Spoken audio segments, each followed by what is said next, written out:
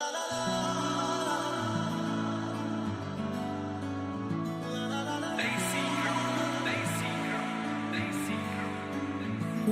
लगे मुझे तेरी बतियां, याद में जगूं तेरी सारी रतियां। ओ सजना ओ सजना ओ सजना ओ सजना। जे कोई शक नहीं करी चेक नहीं बीबा जट दिया चले सरदारी लगे जैक नहीं वड्डे जैक नहीं उत्ते वाले नाल लाई बैठे यारी पक्की साडी अक्के आ पछाण पतलो सर्कल छोड़ा गल बात वड्डी ऐ एक पिछे लगदियां सत्त जीरोआं एडे मोले वाली जट कोल गड्डी ऐ को तेरी तरह से अखियां दिल की लगी बनी दिल लगियां। ओ सजना ओ सजना ओ सजना ओ सजना। नखरे नवाबी और सब यहाँ वाकिफ है आंखें गुलाबी और भाई तेरा आतिफ है कर देंगे पानी और एक्स उसका माचिस है फंसना है मुझे अगर तू करे साजिश है।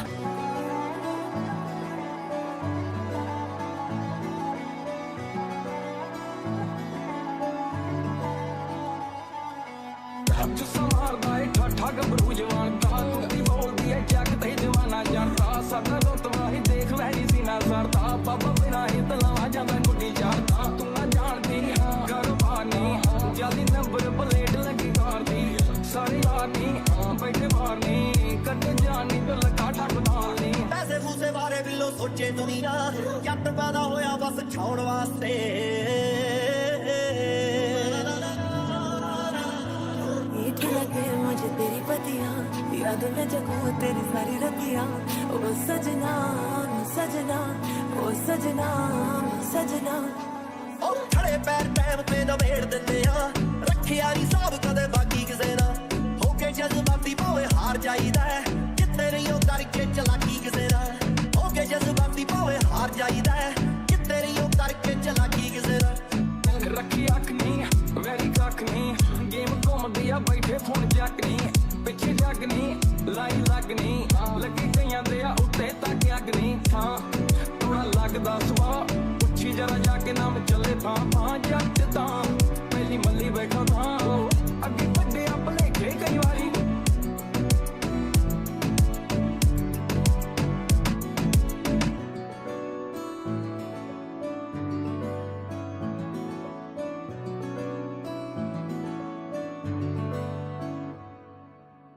What's up? वो बोलते डिवाइन तुझे स्लो पीना पसंद है ठंड वाटर टू वाइन तेरे पीछे जो खड़े वो से ब्लॉक करे शाइन दुनिया शर्माती when you stop and you smile और बाकी मुझे पे छोड़ तू बस हंसते रहे short is like a melody हाँ तू बजते रहे ये पर्सनल है छोड़े नहीं लश्तर है मराठी है मुल्की और बोलती वो स्पष्ट है तेरे बाबा मेरी कम लोट जट्टी है आए साल डीजेआं ते जट गजदा है बाकियां दे नालों साडा फर्क बड़ा के लफेड़े वांगू गीत वजदा है करी जे कोई शक नहीं करी चेक नहीं बीबा जट दिया चले सरदारी लगे जैक नहीं वड्डे जैक नहीं उत्ते वाले नाल लाई बैठा जे कोई शक नहीं करी चेक नहीं बीबा जट दिया चले सरदारी लगे जैक नहीं वड्डे जैक नहीं उत्ते वाले नाल लाई बैठा यारी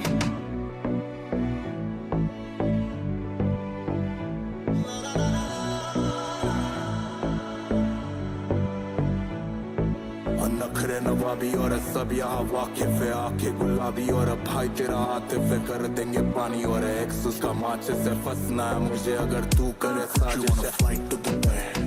Emirates first class, it's your boy. क्या ही चाहिए बताइए man please.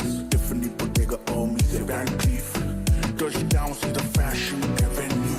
Main sorry G-Wagon brand new. उसे पता मेरे बैंक अकाउंट की फिक्र लगे जैसे किसी म्यूजिक कंपनी का रेवेन्यू. फेस दे उत्ते अग लो अच्छी ना टिकाने सारे रहिंदे आ नी लो एक दो कापी करदे फ्लो ठंडी करते आ दिलों कदी कीती कलाकारी जे कोई शक नहीं करी चेक नहीं बीबा जट दिया चले सरदारी लगे जैक नहीं वड्डे जैक नहीं उत्ते वाले नाल लाई बैठा यारी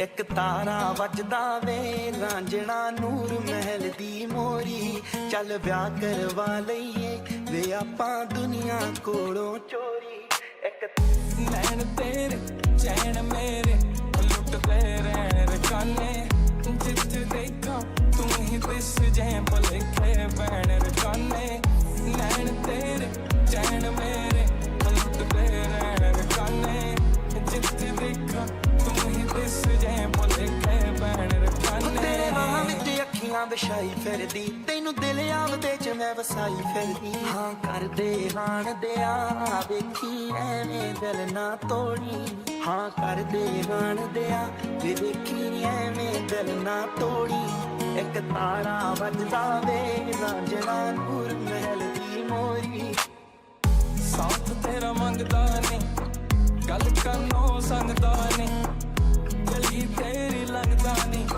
ਝੂਠਾ ਜਿਹਾ ਖੰਗਦਾ ਨਹੀਂ ਗੱਭਰੂ ਤੇਰੇ ਪਿੱਛੇ ਕਰਦਾ ਕਾਰੇ ਨਹੀਂ ਦੇਖੀ ਕਿਤੇ ਲਾਮੀ ਲਾਰੇ ਨਹੀਂ ਜਵਾਨੇ ਚੰਨ ਤੇ ਤਾਰੇ ਨਹੀਂ ਹੁੰਦਾ ਨਾ ਸੈਣ ਰਕਾਨੇ ਮੇਰਾ ਬਸ ਚੱਲਦਾ ਮੈਂ ਤੈਨੂੰ ਦਿਲ ਵਿੱਚ ਰੱਖਾਂ ਲੁਕਾ ਕੇ ਇਹ ਚੰਦਰੇ ਜਗਦੀਆਂ ਨਜ਼ਰਾਂ ਕੋਲੋਂ ਪਿਆਰ ਰੱਖਾਂ ਛੁਪਾ ਕੇ ਲੁਕ ਹੋਵੇਗਾ ਸੱਜਣਾ ਜੇ ਮੈਂ ਹੋਰ ਕਿਸੇ ਦੀ ਹੋਵੇ ਤੂੰ ਰੋਵੇਂਗਾ ਸੱਜਣਾ ਜੇ ਮੈਂ ਹੋਰ ਕਿਸੇ ਦੀ ਹੋਵੇ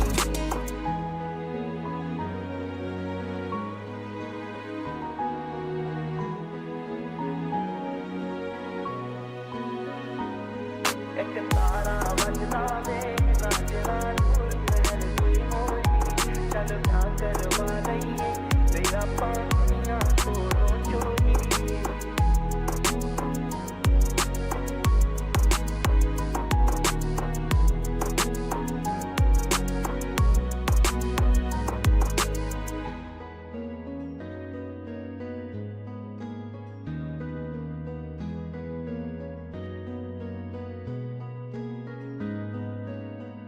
ਨੈਣ ਤੇਰੇ ਚੈਨ ਮੇਰੇ ਲੁੱਟਦੇ ਰਹਿਣ ਰਕਾਨੇ ਜਿੱਥੇ ਦੇਖਾਂ ਤੂੰ ਹੀ ਦਿਸ ਜੇ ਭਲੇਖੇ ਬੈਣ ਰਕਾਨੇ ਨੈਣ ਤੇਰੇ ਚੈਨ ਮੇਰੇ ਲੁੱਟਦੇ ਰਹਿਣ ਰਕਾਨੇ ਜਿੱਥੇ ਦੇਖਾਂ ਤੂੰ ਹੀ ਦਿਸ ਜੇ ਭਲੇਖੇ ਬੈਣ ਰਕਾਨੇ ਸਾਂਭ ਸਾਂਭ ਰੱਖਦੀਆਂ ਜਿਹੜੀ ਗੱਲ ਵਿੱਚ ਪਾ ਗਿਆ ਤੂੰ ਗਾਨੀ ਵੇ ਆਪਦੇ ਬਾਰੇ ਚ ਦੱਸ ਮੁੰਡਿਆਂ ਦੇ ਕੁੜੀ ਹੋਈ ਅਦਵਾਨੀ ਵੇ ਜਾਂ ਮੋਕੇ ਵਾਲਿਆਂ ਦੇ ਲੱਤਾਂ ਵਿੱਚ ਜਾ ਕੇ ਗੱਲਾਂ ਤੋਰੀ ਜਾਂ ਮੋਕੇ ਵਾਲਿਆਂ ਦੇ ਲੱਤਾਂ ਵਿੱਚ ਜਾ ਕੇ ਗੱਲਾਂ ਤੋਰੀ ਅੱਖੀਆਂ ਨਾਲ ਕਹਿ ਗਈਆਂ ਰੂਪ ਕੱਢ ਕੇ ਲੈ ਗਈਆਂ ਤੂੰ ਜ਼ਹਿਨ ਚ ਬਹਿ ਗਈ ਉਹ ਆਫਤ ਬਹਿ ਗਈ ਐ ਬਿੱਲੋ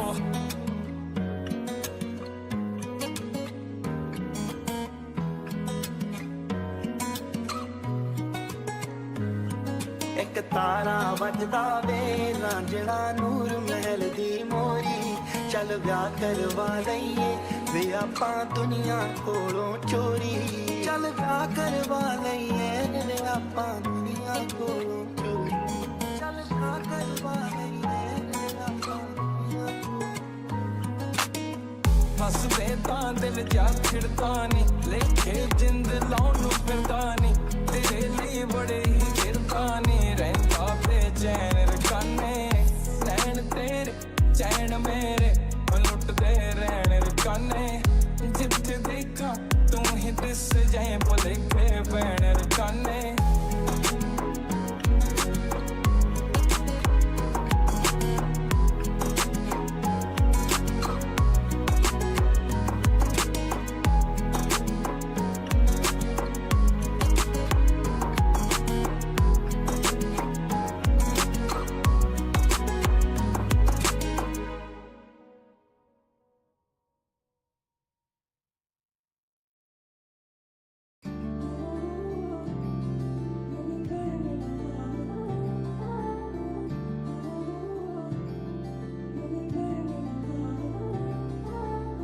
ਅੱਖਾਂ ਤੇ ਪਰਦਾ ਰਹਿੰਦਾ ਉੱਚੀ ਦੀਆਂ ਸ਼ੇਡਾਂ ਦਾ ਥੋੜਾ ਜਿਹਾ ਸ਼ੌਂਕੀ ਅਲੜੇ ਲੋਟੇ ਪਰ ਫੇਡਾਂ ਦਾ ਹੈਰਾ ਗਹਿਰਾ ਨਾ ਜਾਣੀ ਮਾਝੇ ਦਾ ਸ਼ੋਰ ਨੀ ਚੱਲੇ ਗੱਭਰੂ ਦਾ ਨਾਂ ਤੇ ਲਾ ਲਾ ਲਾ ਲਾ ਹੋਊਗੀ ਹਰ ਥਾਂ ਸਾਲੇ ਤੌਰ ਤੇ ਤਾਂ ਦਿੱਤੀ ਅੱਤ ਜੀ ਕਰਾ ਦੇਖ ਨੱਪਣੇ ਨੂੰ ਫਿਰਦੇ ਆ ਤਾਂ ਉਹ ਕਿੱਥੇ ਦਬਦਾ ਇਹ ਥੋੜੀ ਰਿਚੜ ਮਿਲੀ ਦੇ ਵਰਗੀ ਹੋ ਗਈ ਵਰਤ ਨਵਾਂ ਸੁਣਿਆ ਨੀ ਜਦੋਂ ਵੱਡਾ ਨੋਟ ਟੁੱਟਦਾ ਕੋਈ ਬੜਾ ਖੜਕਦਾ ਬਾਦ ਸੁਣਿਆ ਫੁੱਲ ਡਾਲੇ ਰਿਆ ਜੇਬ ਚ ਤੇ ਆਈ ਸੀ ਆਸ਼ਵਾਸ ਚ ਫੁਕਰਾ ਦੀ ਫੈਂਦਾ ਕੋਈ ਸਾਡੀ ਜੀ ਕਲਾਸ ਚ ਲੈਣਾ ਵਿੱਚ ਲੱਗਦੇ ਨੀ ਨਾਮ ਆਉਂਦਾ ਖਾਸ ਚ ਜ਼ਿੰਦਗੀ ਚ ਰਾਜੇ ਹਨੀ ਇੱਕੇ ਆਲੀ ਤਾਸ਼ ਚ ਰੁੱਟੜਿਆ ਧਰਤੀ ਨਾ ਉੱਡੀਏ ਆਕਾਸ਼ ਚ ਫੋਕਸਿਆ ਨੂੰ ਦੇ ਉੱਤੇ ਰੱਖਿਆ ਕੀ ਮਾਸ ਚ ਖੂਨ ਚ ਉਬਾਲ ਜਿਵੇਂ ਆਗਿਆ ਪਟਾਸ਼ ਚ ਫੁੱਲ ਨੀ ਜਿਹੜਾ ਨੀ ਤੂੰ ਰੱਖੇਗੀ ਗਲਾਸ ਚ ਪਾ ਕੇ group photo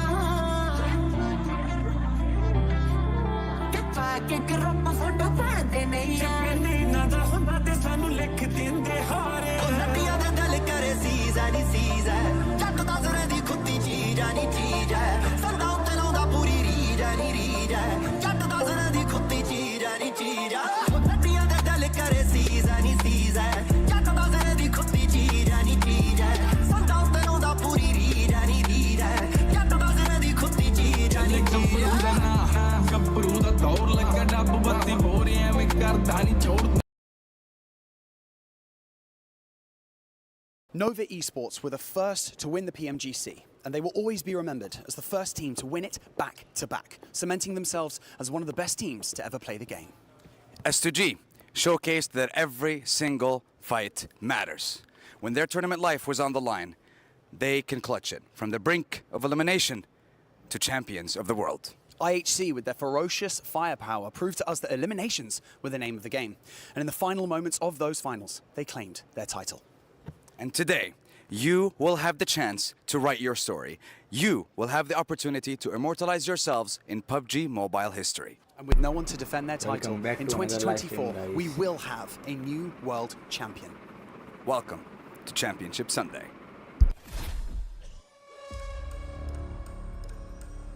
Ladies and gentlemen, at this crucial moment before we begin our final day of competition and crown our PMGC champion, we are also excited to share with all the players some new game plans for PUBG Mobile in 2025. So, check out this video.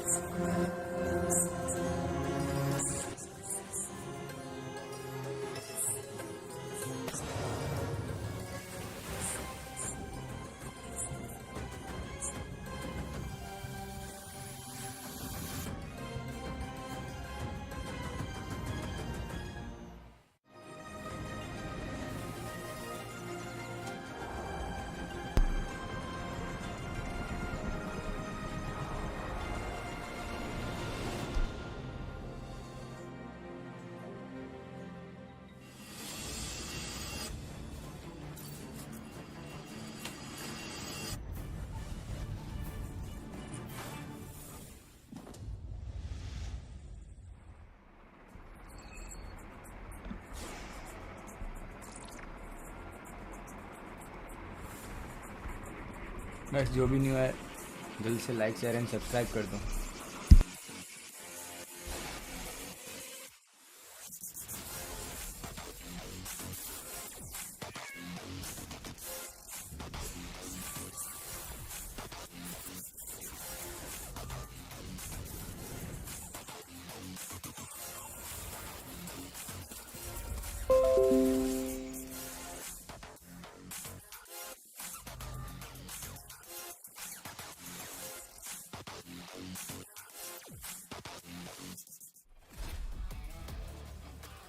Yes, that is right. The 7th anniversary version of PUBG Mobile is coming in March 2025.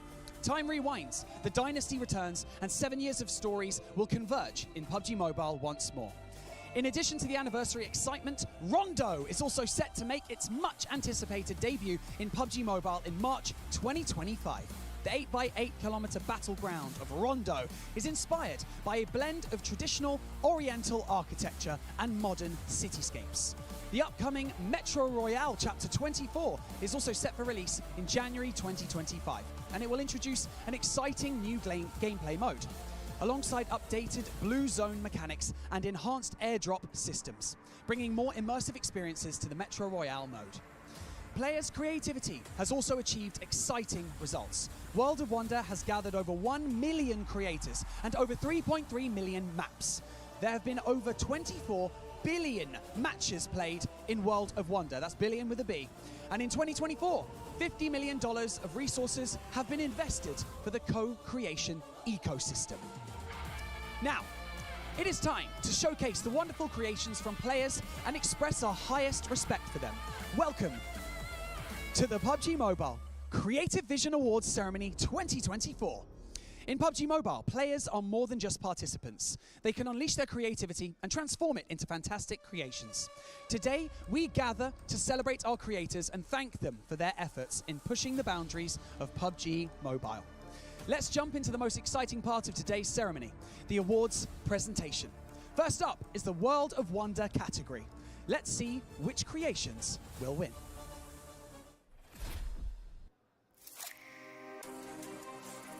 Our first award is for the best theme design. The award-winning creations interprets different themes with brilliant creativity. Each creation offers enjoyable experiences which are truly refreshing and impressive. Congratulations to all of our winners.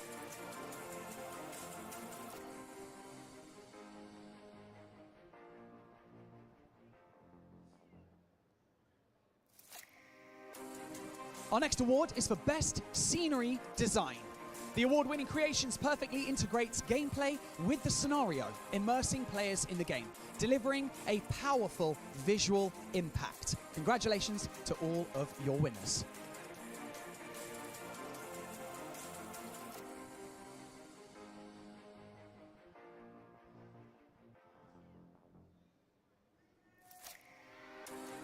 Our next award is for best stage design. These award-winning creations achieve a fun and challenging experience through ingenious stage design, immersing all of our players completely.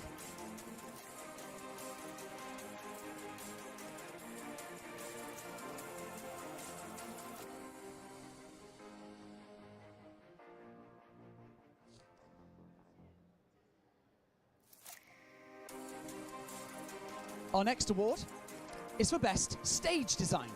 These award-winning creations achieve a fun and challenging experience through ingenious stage design, immersing all of the players. Congratulations.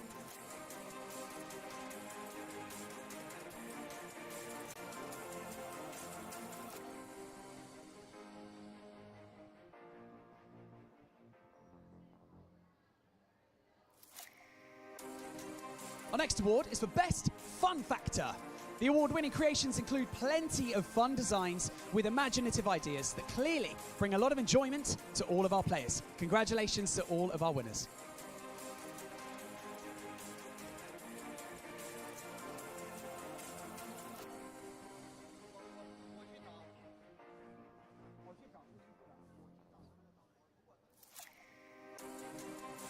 Next up, we have our most popular award.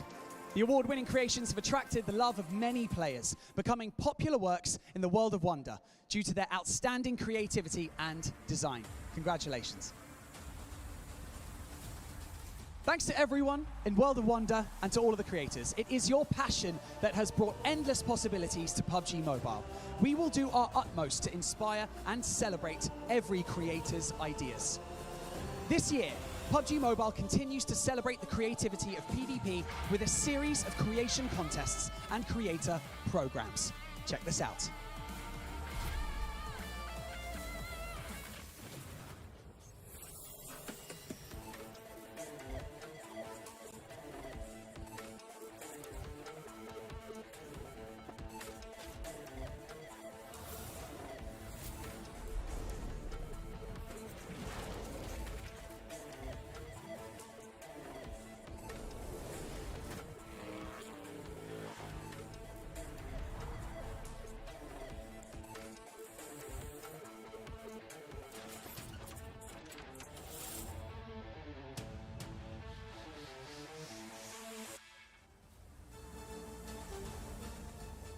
Ladies and gentlemen, PDP saw over 270,000 entries in 2024, submitted by more than 250,000 creators from across the globe, with over 4.5 million votes in PDP events to select contest winners.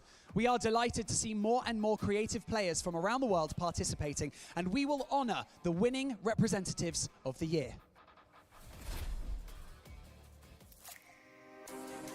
The first award to present is for Annual Incorporated Design. These designs blend seamlessly with the overall creation while being compelling to players and have become skins in the game, receiving a lot of attention and praise. Great job.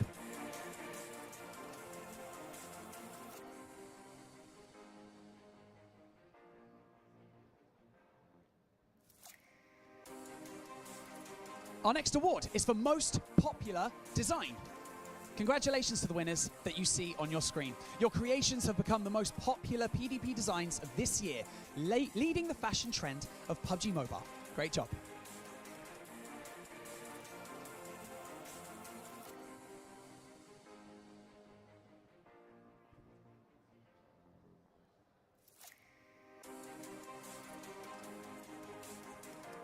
Next up is our Best Fan Art Award. Delicate style and beautiful compositions brought more sense of stories to the world of PUBG Mobile. So thank you so much to everyone for all of your hard work.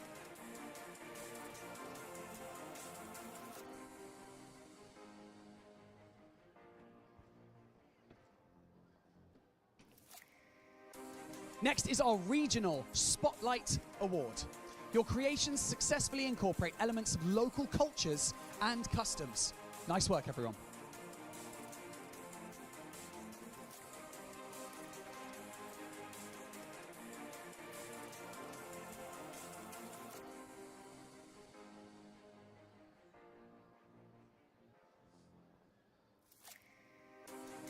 Next is our Best Rookie Award. Cheers to all of the winners. Your creations bring new creative energy to PDP. So congratulations.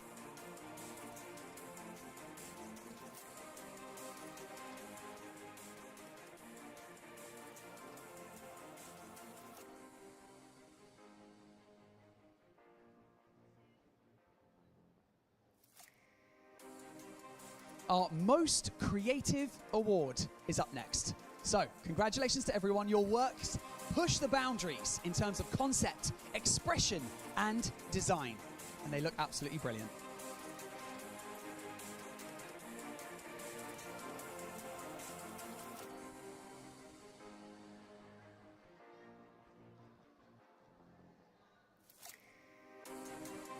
Next up is our Best Outfit Design Award. These outfits designs demonstrate the player's insight into culture and fashion and are designed in a delicate and avant-garde way, which is innovative and practical, while also being visually striking. A phenomenal job from everyone involved.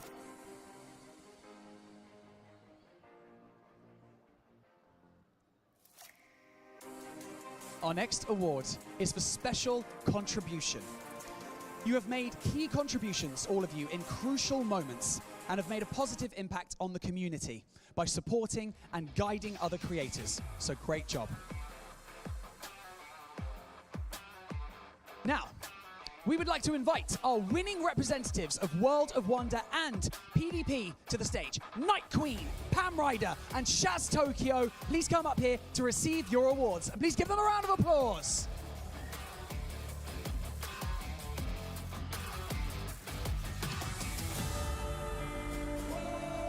And here to present their awards, please welcome to the stage Xiang Huanchui, Head of PUBG Mobile Publishing at Crafton, and Herman Zhao, General Manager of PUBG Mobile Publishing and Global Esports, and Head of Emerging Markets Publishing at Tencent Games.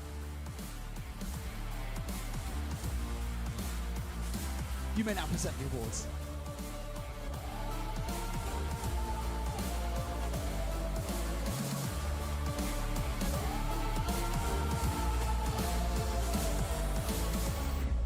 Please now step forward. We'll take some lovely photos of you. Please step forward. Thank you very much. We sincerely thank all of the World of Wonder and PDP creators, although you could not be here in person, your boundless creativity has enriched PUBG Mobile with a variety of designs and a spirited creativity of energy. We appreciate having all of you here with us, and thank you so much to our winning representatives, Seung Kwan Choi and Herman, for joining us here on the stage. Thank you so much, everyone. Thank you, thank you, thank you.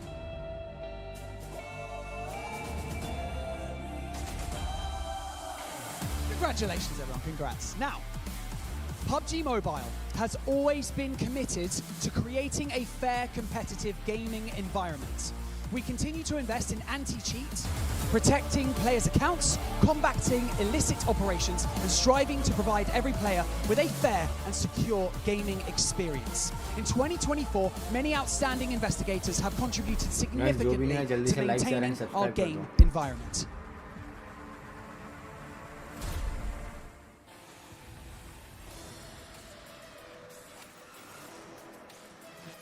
Now, today, we will honor the top 50 outstanding investigators of 2024, expressing our gratitude to them for their tremendous contributions. As they cannot be here in person with us today, we have a very special commemorative rewards for them later. Each and every investigator has contributed significantly to the game environment. So let's give them a warm round of applause to all of the passionate and responsible investigators as we express our sincere gratitude. Once again, thank you so much to all of you. And now, it is time for Championship Sunday to begin. So let's head over to the desk and get these underway.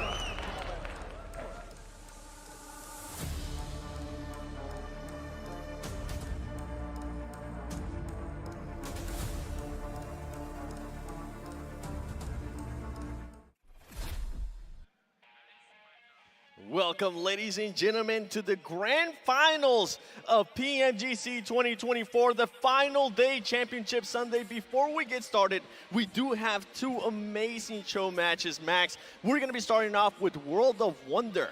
Yeah, World of Wonder is going to be great. We have so many different modes, and since update 3.5, actually, we have a new addition to World of Wonders. You actually have destroyable terrain, which is going to be changing the whole dynamic of your maps here, and it is going to be a part of this 4v4 map with a sniper. It's going to be a great time, and we have some big names, by the way, playing this show match. Talking about big names, I mean, we can see one right off the bat, too, with Rosemary. They're going to be having the AMR. And the ARM? And the ARM?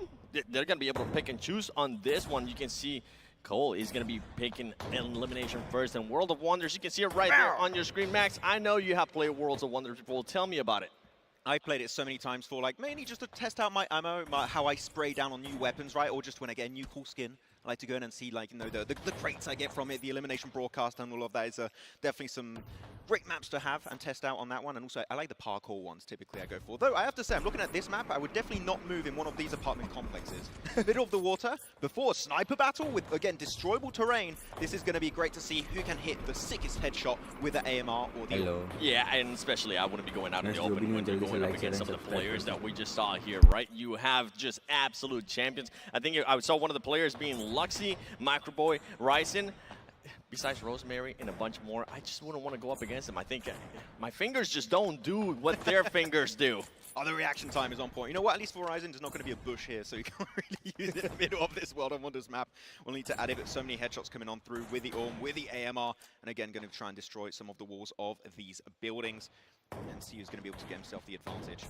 And for everybody currently watching, make sure you guys log in into PUBG Mobile. Click on the World of Wonder mode. Choose your favorite map and search based on your preference. There's always a map that will meet your needs and provide you with an exciting and surprising game experience. And I mean, you were talking earlier about parkour, but you know what? Let's focus a little bit more here on what's going on in regards to these shots, because Rosemary having to lay down there, trying not to get shot. He's being a little bit risky there. He needs to end up किसका comeback होने वाला है guys? Stay there for too long, you're gonna end up getting popped, Rosemary. Yeah, and look, I mean, here you just saw the wall explode. If they have too much cover, just destroy the cover. That's something brand new can do in World of Wonders in update 3.5.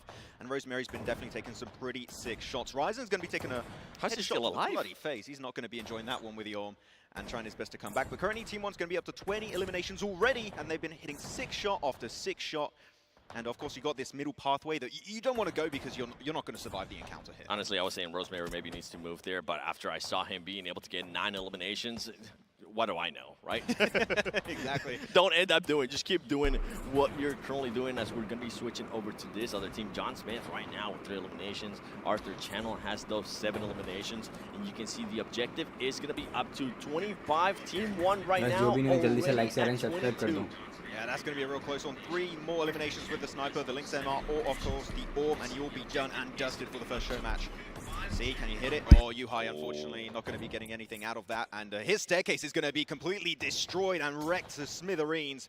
Not going to have any cover anymore. Now they have to go lower and lower, man. There's nothing remaining of these apartment complexes. Team 4 is making a bit of a comeback, though. Look at this score. 20. Oh, I was about to say 23 to 22. 2 eliminations were able to get done in just a matter of seconds, and Saber-Tooth Tiger ends up winning that first show match. Rosemary for MVP.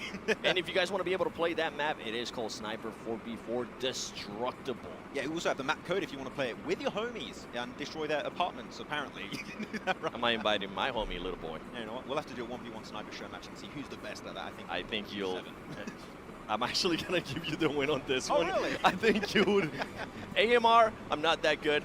Though, maybe? Wait, Rosemary had 11 eliminations right there. He was popping off in that game. But here we go for the Ice Maya Frontier show match now. This is going to be the lineup we're going to be having. Some familiar names, as we saw already on the first show match in World of Wonders. Any names that stand out to you specifically here, maybe, Seth? Some that I mentioned earlier. Luxy. Rosemary. And I know you want to talk about this dragon. Oh my god, man, this guy is rough to take down. The Frostborn dragon. We actually took it down yesterday with Jason. It is literally, I've said it many times on this broadcast and the pre-shows. This is by far, in my opinion, the best update we've had game mode-wise in PUBG Mobile, bringing it over to Erangel. And of course, when you go into this, you've got 2 main locations we can see on the map here, Seven. It is going to be Frostheim that spawns over on the quarry area and of course over to the mill to power area.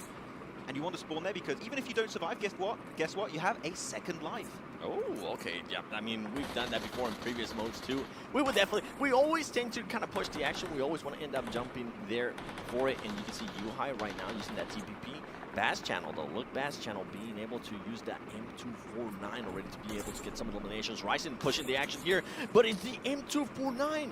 None other than, look, Bass Channel being able to, even with just 5 HP, he was able to clutch it. Yeah, you of course have a few items you can find around the map here you want to go for and try and secure for yourself, especially the Frost Soul Spear and Frost Soul Warhammer. In my opinion, the Spear in particular, Seven, absolutely incredible weapon. It allows you to just jump high in the sky and you can land pretty much anywhere you want in a certain radius around you and create this entire just frost zone that slows down enemies and also creates a good amount of cover of ice on impact, so you've got a really good defensive position. That item, I'm not going to lie, I abuse it as hell. It is way too good, especially to get on rooftops.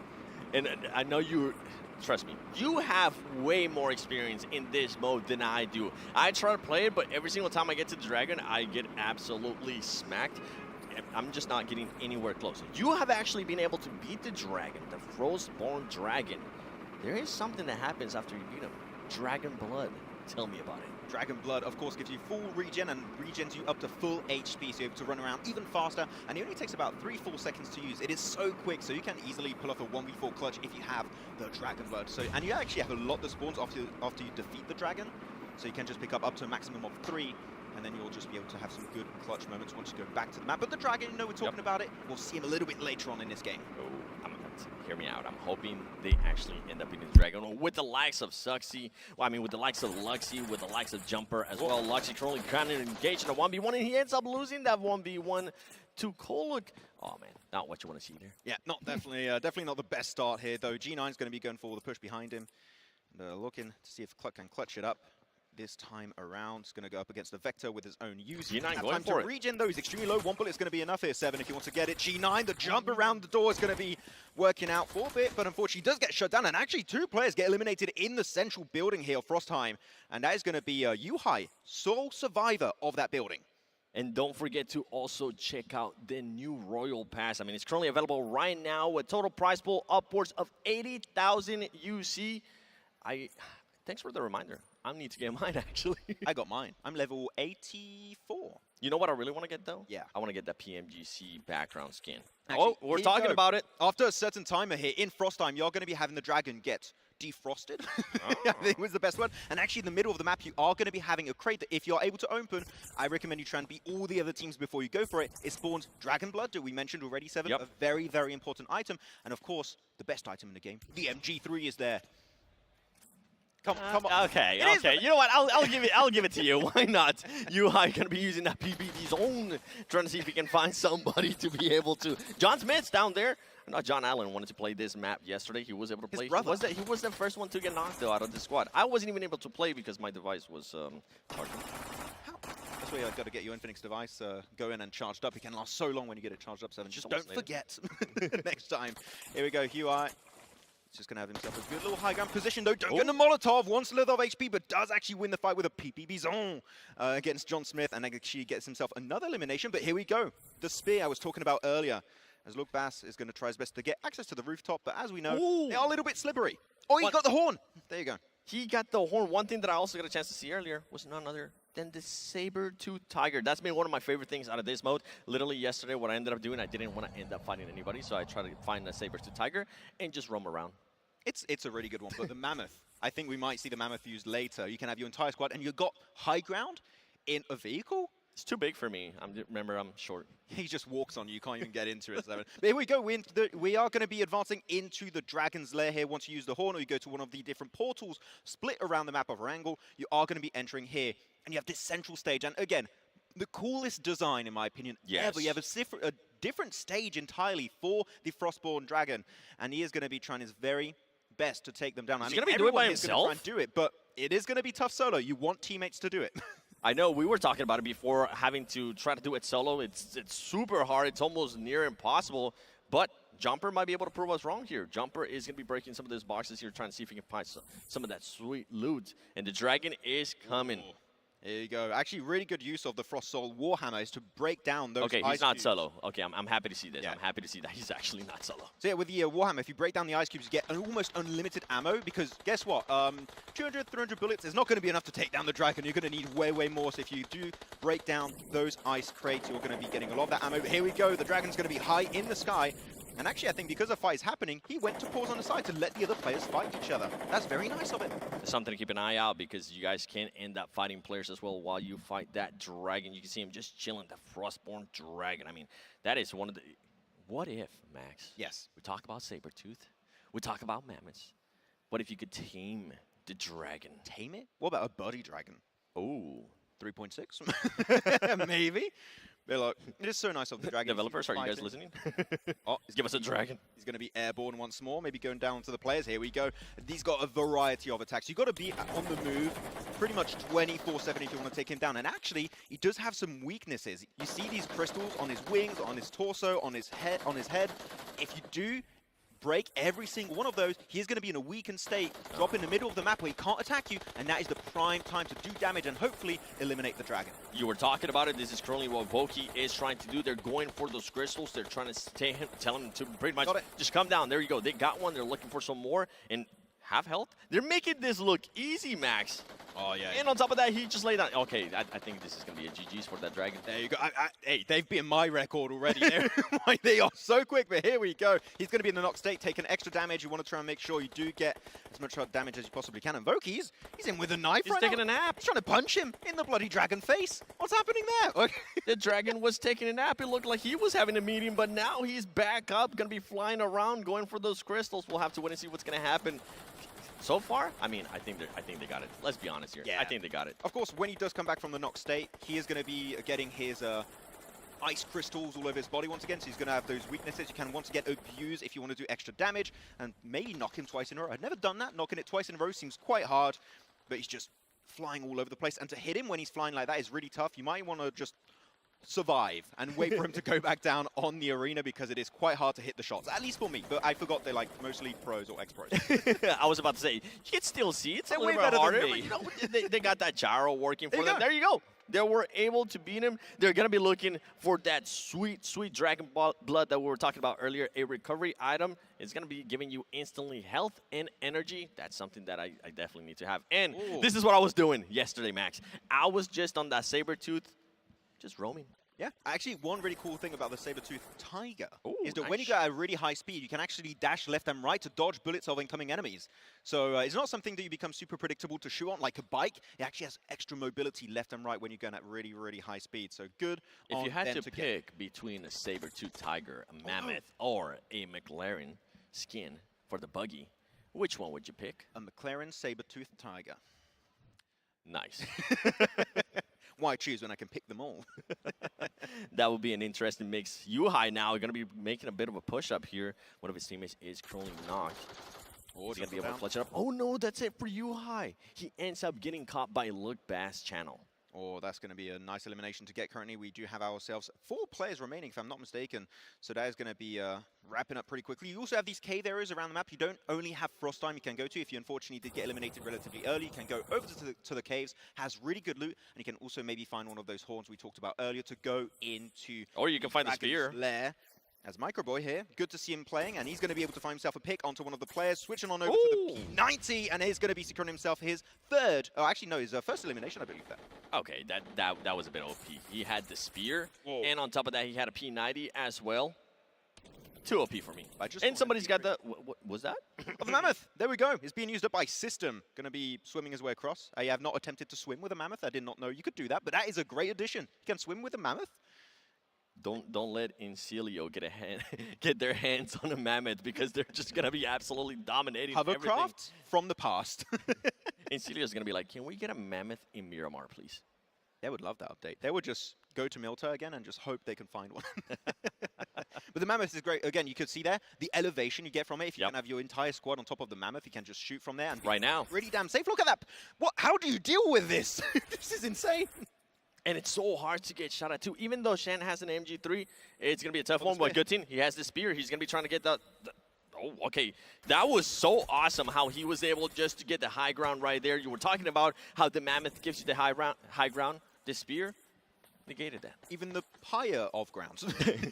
How high can you go? With a spear?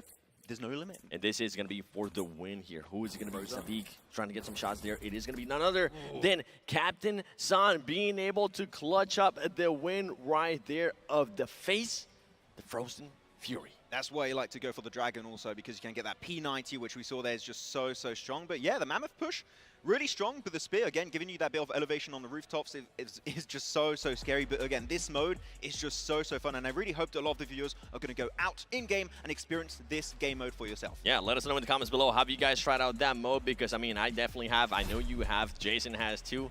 You guys carry me. I mean, we carried Neptune pretty hard yesterday when she got knocked in the very first game that we played. But you know what? You and Max, or Max and I, we took it down. We got our MG3s. We're kind of good like that. We kind of got a limit. Actually, we kind of, you know, died shortly thereafter, but at least we got to touch the MG3. Yeah, hey, I think we got 2 MG3s, but no one plays except for me. I played it. Did you use it? I just died really quickly. Oh, okay, I didn't see him use I used the MG3 and the AWM. And then, you know, you told Neptune to go get the car, and then she ditched us, and then we got knocked and died. So, you know, you should check it out. It is actually insanely fun, and I will say the Mammoth, that is scary. Oh my god. Especially I got ran over by it. Too, I'm with you. I didn't even try to make it swim. The fact that it can swim, I was like, swim? wait, what? I need to read my history books, son. Well, I do like, you know what, you were talking about, like, what skin would you like to see? Or what would you like, you know, the McLaren buggy skin? Would you like to see Saber-Tooth Tiger with the Mammoth? What about a Mammoth hovercraft skin? That's OP. Incilio, that's what I'm talking about. Shout out to Incilio for becoming the PMGC Grand Champion. That'd be crazy to think of checking out. Oh, we got some cosplayers here. We got Metro. Is that a Metro outfit? As friends? I tell you one person right now that's looking at that Metro Royale outfit, it's going to be Dab's play. He's going to be like, Midnight I Raven. need that now. You got the Enigma set, you got the Midnight Raven as well in there. And we got the audience filling out as well as we're about to head into our final day of play. I cannot believe it's finally here. The entire year, every single player out there, every single team has been waiting for this moment. It comes down to just one day, 6 matches to play to see if you can lift that trophy, or if unfortunately, you're not. Jason, Max, don't ask we me. have been saying that, no. We've been saying something throughout this whole year, starting at PMWC, how this year felt like it was the most unpredictable year out of everything. Right? And I think it might have been Calaris that said that. But I feel like it's definitely one of those years, and we'll get a chance to talk about that a little bit more later on. Yeah, as you guys just saw with the show match here, the Ice Spider Frontier Frostborn Dragon has been awakened, though it was put back to sleep, as we just saw before this. But we have a code you guys can use to get 30 extra Frostborn Dragon skills with PMGC Dragon, but there's only 500,000 of these available, so make sure you guys pick this up right now. And then continue to watch PMGC, continue to watch who's going to be the one here and flare up at the very. They might want to redeem those codes quick. Yeah, only 500k. I feel like, you know, we already got a couple of them. I redeemed mine on day one. Yeah. I was not taking. You redeemed it on rehearsal day when we saw what the code was. I actually no, I did on day one. I was trying to be nice. I was like, I'll wait for everyone to have their chance, but I got mine. Yeah. I might have or might have not redeemed mine in multiple accounts. on all your alt accounts? Hey, my alt, I got a Smurf. He's got you know what? Smurfs. Respect. Gotcha, baby. He's got to make himself feel better by taking out bots. You gotta get those highlights one way or another. Can't beat the dragon, you can beat the code though. Watch the highlights, the 7WG on Instagram. Had to get one. Great intro. Come on. Yeah, I mean, thank you. you really want to see any highlights, you want to go to Pandemonium_News, if I'm not mistaken. Hey. Just saying. But gentlemen, as we're getting close to heading into this final day, I would not want to be one of these players. I mean, honestly, with Red and Karyabra being first place at the moment, no one out there, as I feel like we said this so many times, no one would have expected them to be first place considering they're bringing in Sara. And they can't really क्या लगता है guys कौन जीतने वाला है finals? I mean, after the leak stage, like I could definitely see them being in top 5 या position, फिर right? और After कोई all team the comeback changes कर of देगी. Crazy cannot play, Yep. did something with his arm, and then of course Kim is not able to make it here. Frostborn Dragon Did something. really He punished just him. did something with his arm. He got to him way too quickly, but we did not have high expectations for them to Yeah. this well. Do well definitely was a possibility, but like first place at the end of day 2, like what an incredible step up on this team that again, a lot of people I don't think were really heavily looking at because of those changes. And the thing is that they started off slow, right? So we started cutting them out, and then something switched within that team. And you could see it too when they started off slow. Sara was like, you could see the frustration that he was starting to get just from. But they figure it out. The thing is that they figure it out, and from the conversation that I just had with Silas earlier in the day, I was like, how are you feeling today? He was the most cool, calm, and collected person that I've ever seen. I was like, oh, that's right. My bad. I forgot you have already won this one. He's done this before. But I feel like when you're at the top of the table going into the final day, I feel like you have more pressure than almost any other team out there, because it's like, for sure. Do we change our style to just maintain our place, or do we continue to try to be aggressive, look for more eliminations? Do we play as if we're not in first place to make sure we keep can your hold style. the lead? I mean, we know what happened to Alpha 7 last year. Alpha 7. So the thing is, when you're at the top, there's definitely going to be a lot of pressure there. It's gonna hurt quite a bit. Well, no. The thing, no. How dare you?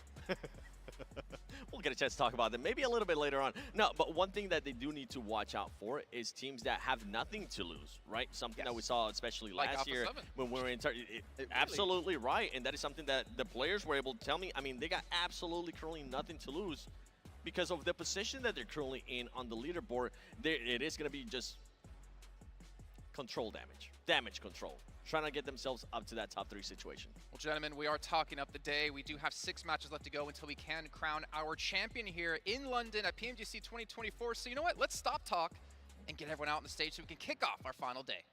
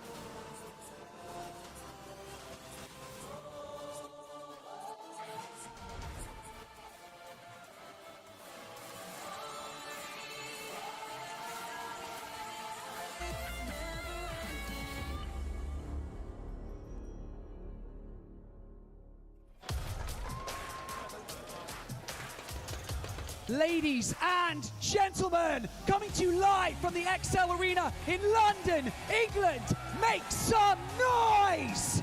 It is time to welcome your PUBG Mobile Global Championship Grand Finalists to the main stage, kicking things off with a team with top three finishes so far. But can they get their first chicken dinner? It is the Vicious!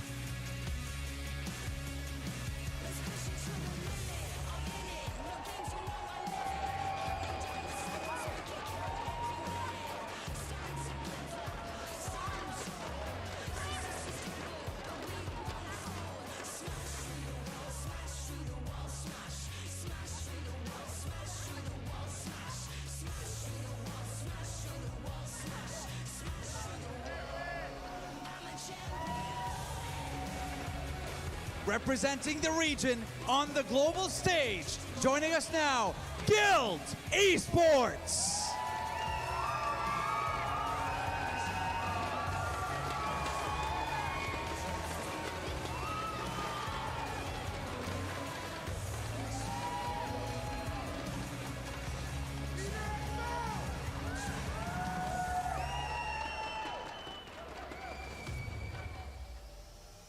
Walking into Championship Sunday in second place, but can they claim the top spot by the end of the day? It is DRX!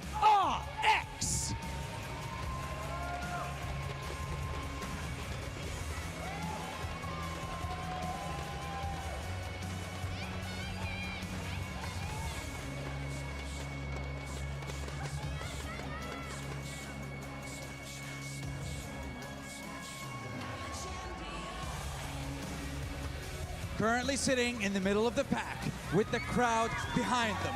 Can they climb the ranks in our final day? Make some noise! It's TJB Esports!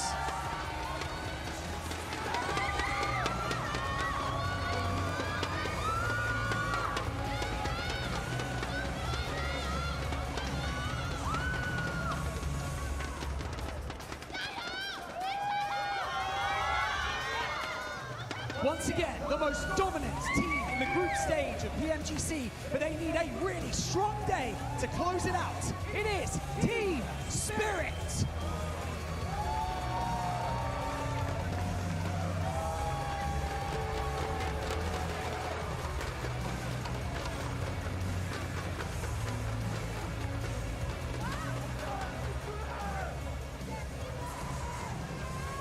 Jumping from 14th to 6th in day 2 with 64 points. Can they pull it off one more time? It is Influence Rage!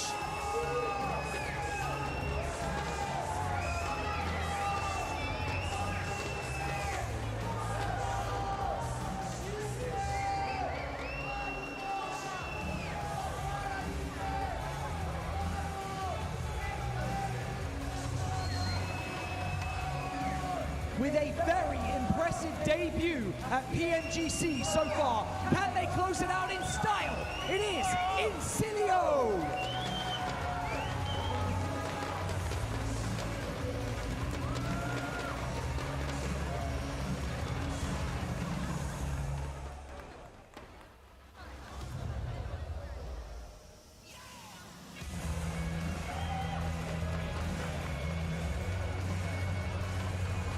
Currently in second and on the hunt for that top spot.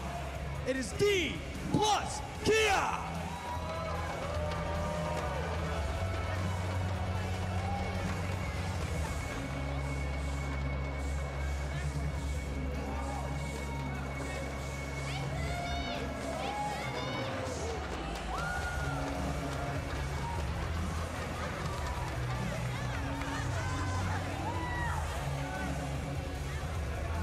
Nothing is out of reach, but today has to be a near perfect performance. Put your hands together for Na'Vi!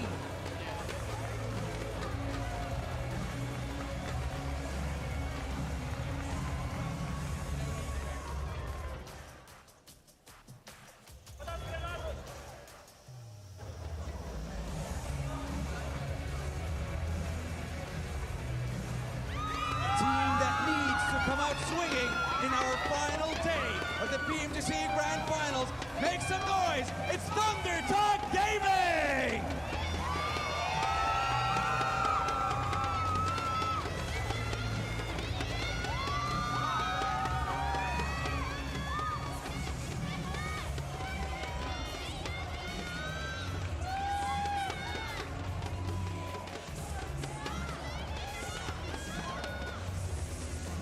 Leading the charge after day one and currently sitting in 5th place with an extremely close point spread.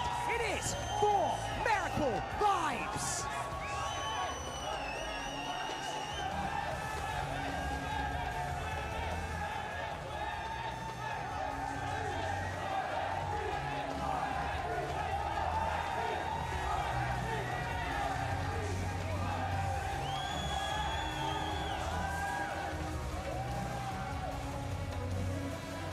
Qualifying into the Grand Finals in the last chance qualifiers with over 90 points. Can they pull it off one more time? It's Falcons Force!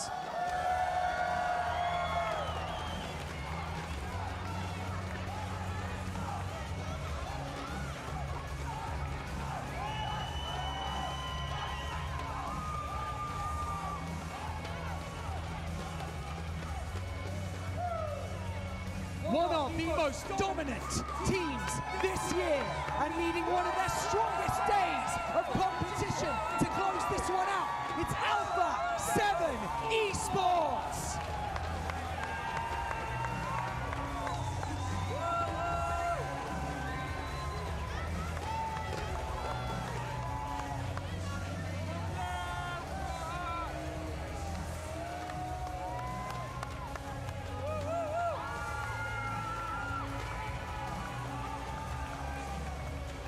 Looking to make history for their region, attempting to bring the first global championship. Make some noise, it's Nigma Galaxy!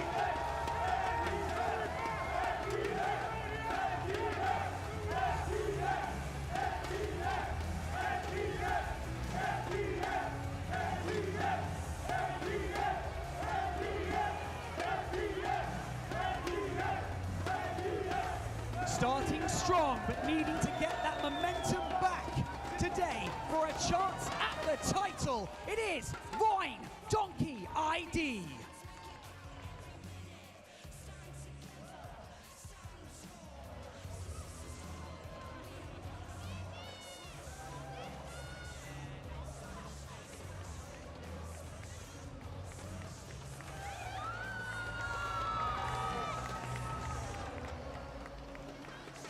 Leading the pack, but only just.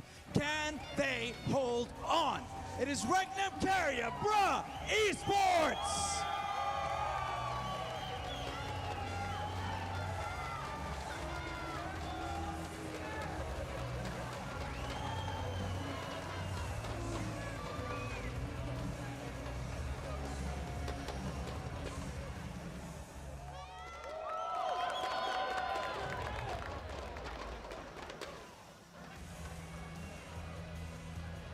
Ladies and gentlemen, our teams are prepped and ready, and it is now time for the final push.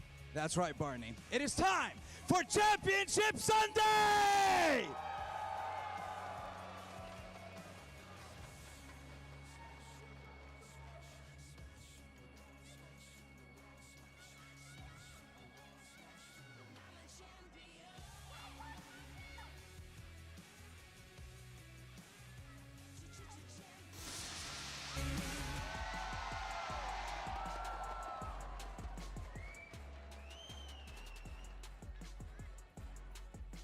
First match of our final 6 matches of the year. All these teams fighting tooth and nail this entire year long to get themselves that chance to pick up the trophy. And right now, Regnum Carrier, bruh, are just 6 matches away from being able to do so. For most of them, their very first time. For Silas, Time number 2. Yeah, Nova Esports twice in a row, S2G, IHC. Finally today we are going to be crowning an entirely new team here to be your PMGC 2024 champions. But of course you've got a few names that can maybe do it again, like Silas, and that would be a huge achievement for him in particular if he can make it happen a second time with an entirely different team. Oh man, I mean, that was also a testament to how good of a player he is, right? Helping build this roster up, get him to the point to participate in PMGC, and then to do it with an emergency sub coming in with Sarah. That'd be a perfect story. That'll be... Sarah, want to win PMGC? Can we get a documentary about that? Because I mean, he won PMGO, insane. Second place at PMWC, first place at PMGC for Sarah. That'd be a hell of a year for him. Not a bad year. Pretty decent year. Not bad at all. But obviously a lot of other teams out here fighting for that chance. I mean, we're talking about RCB, but we could have South Korea taking themselves the trophy for the first time. That one is so close. I mean, we saw what D+ was able to do yesterday. I gotta get started with D+ because the big question mark for me for that team, you know what? No, what's the question mark? The big question mark for that team was what they were going to be able to do in Erangel. Because they won, the Erangel performances was just not there. The Miramar, we knew that they were going to be able to perform. Yesterday, though, I mean, we saw what they were able to do in Erangel. Even though they did start off slow, the last Erangel 4th place finish with 6 eliminations, and on the previous matches, too, they were still able to get some eliminations. That is at least some improvement from the awful performances that was done the first day. Definitely a big step up from them. Yeah, I mean, the question is, would you rather be in a lobby facing these 16 teams, or would you rather be facing the Ice Mare Frontier Frostborn Dragon right now? The Dragon, easily. Yeah, hands down. There's probably a better chance that I would actually be able to take the Dragon down than they don't have a crystal weakness that's like super obvious. Maybe headshot, Very I guess. true. Well, that is a critical weakness for pretty much everything out there. But you guys can use the code PMGC Dragon. Guys, जो भी नहीं है जल्दी से like, share and subscribe कर दो. Get yourself 30 Iceborn or Frostborn Dragon scales to help you with the event. We already got to see it in the show match earlier on today, and if you guys haven't checked this out, make sure you do so after PMGC. Not right now, because we're going to be heading to our first match very shortly here. But gentlemen, this is going to be a tough time for a lot of these teams out here, but maybe they should have taken a visit. Oh no, we're going to take a look at the teams. Visit to look at the teams. Because, I mean, right now, one of the teams that we really didn't get a chance to talk about much, and we've been talking about them just a tiny bit, Incilio.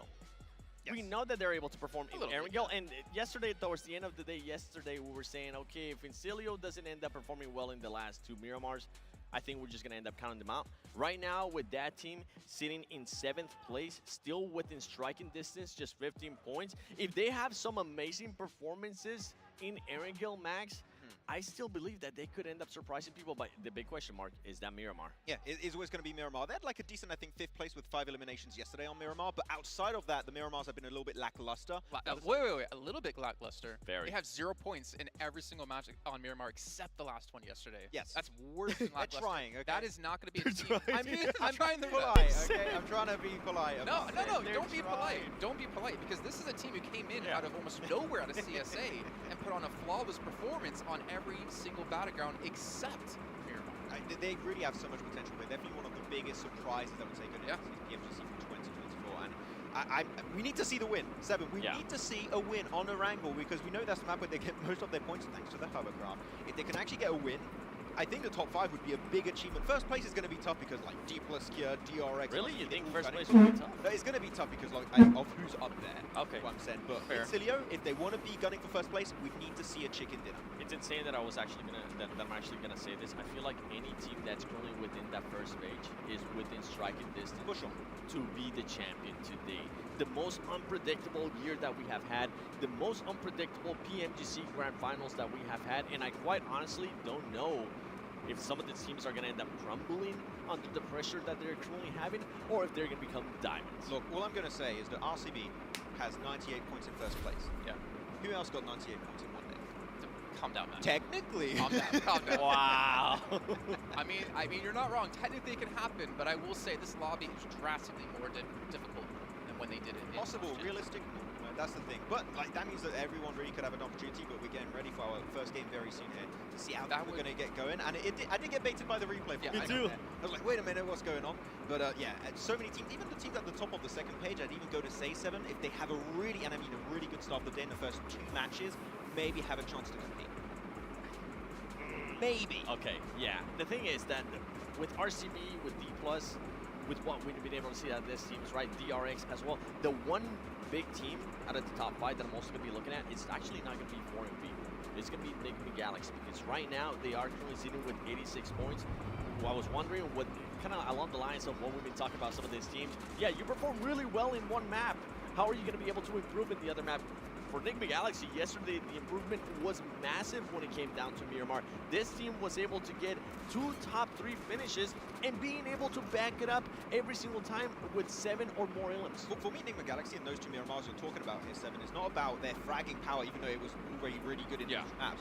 It was the terrain knowledge alone. They were getting so many good little dips to play around, not even compounds, just like dips. They knew were really strong, and they were just holding off so many teams around them to secure those finishing games. Of course, no wins coming out of those, but they still get themselves podium finishes and 4th place, which is what you want if you want to stay relevant at the top.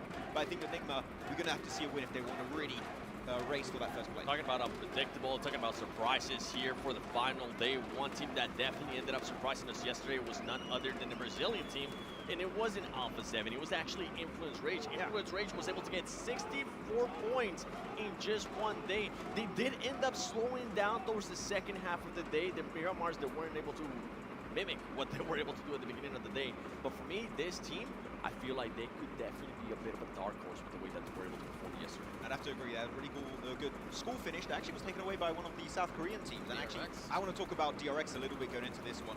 I think that South Korea, we said it this year, right, is definitely becoming a major threat. We saw it happening, especially during the league stage.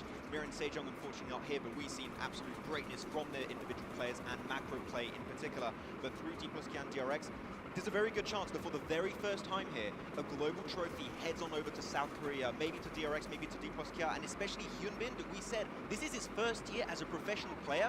Imagine making it to PMWC, then go to PMGC Grand Finals and winning the whole thing in your first competitive year. Now that would be an insane story to kick off your career in PUBG Mobile Esports. Something that I did enjoy out of DRX yesterday, the big switch up that they were able to do. This team, I mean, it came down to the eliminations. Can they end up getting more eliminations?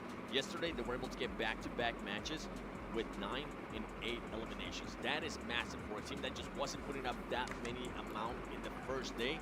Can they continue to do that today? The big question mark for me, for the South Korean teams, to be completely honest, is are they going to end up choking? Because we have seen them choke over and over again in the last day. It has become a pattern, and I feel like, especially for D+, which is a team that I'm really behind today, I feel like this is the time to just stop that pattern that we have seen out of them the whole year. It's kind of nice because you're supporting D+K for this one. I'm actually going for DRX because I think they get a little bit more variety in their gameplay on different battlegrounds. They've done good on Wrangle, they've done good on Miramar in the second day more specifically, and I think that because of that, if they maintain that kind of consistency today, it's a very good chance they can overtake D+, and even maybe Regnum Karibra. I mean, you're talking about DRX, you're talking about consistency. They had in the last 4 matches a 1st place, 2 3rd places, and a 4th place with some decent eliminations in every single one of those matches. If they can mimic that consistency today, they're going to be lifting that trophy no matter what. Yeah, I really believe there's a really big chance it could be happening. But again, the year of uncertainty. We don't know who's going to be taking it, right? Some of the smaller names below them could be taking it, like Influence Rage. We had Alpha 7 in the lobby. You talked about it, right?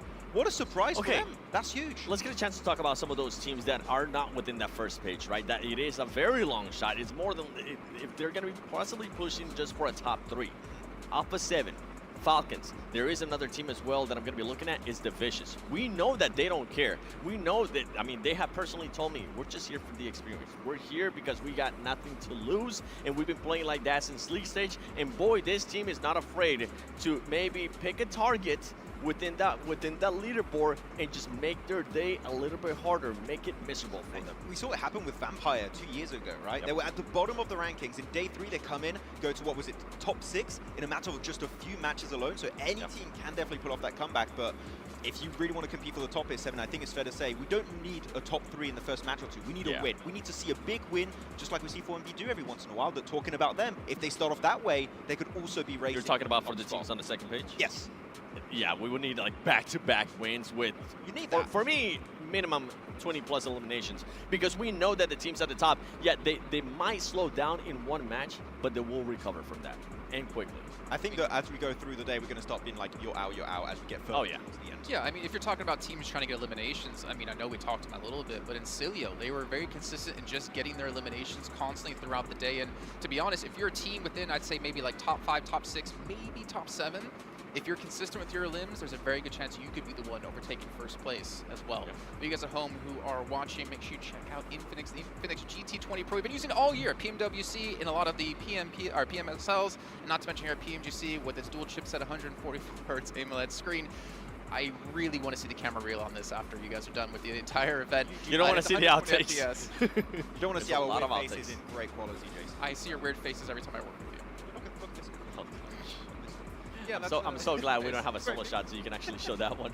Well, we can post it over on Instagram or something like that, right? But also, And with your Infinix GT20 Pro, you can head over to Kadia's Gaming and Esports District. And it's not just for esports, it's dedicated to all communities, all games, and all fans from all walks of life. So make sure you guys check that out over in the next year, when we are getting closer to this first match. Now, I don't want to ask you who's going to win, because honestly, that is the most difficult question you can ask anyone out here, especially going into PMGC, but even into the final day. But I want to hear your potential, like, realistic dark horse. Who could show up today and be that team to surprise? Oof. I have to say, and you can see our predictions here, South Korea, I'm looking at them, but 4MV, again, are they considered dark horse in your, I mean, I guess we should, because they were not supposed to be here, right? So I'm like, the whole idea of they initially did not even qualify for the grand finals, and they put up a great performance. I think we've seen many improvements, especially early macro-wise from the team. Like, Dog not going out super early in these matches is definitely becoming a major threat here. I think going from not qualifying to winning the whole thing would be an interesting story. Yeah, I think for me, for MB as well. You mentioned it. With the way that they've been able to manage certain things, it just comes down to if they can control those splits, especially if they're center of the circle. Well, you know what, ladies and gentlemen, it's time to stop talk and start game. We're going to head over to our commentators to drop us into our first match. John on the blank, what about you guys? Who are some dark horses you're looking at today? I mean, I have to kind of echo what Deska said there, but I also am hoping that we're going to see potentially TJB stand up and come back into the mix of things as well, push all the way to the top of the tables. The Chinese teams. We got some influence rage. Let me move. Influence rage, baby. That's one.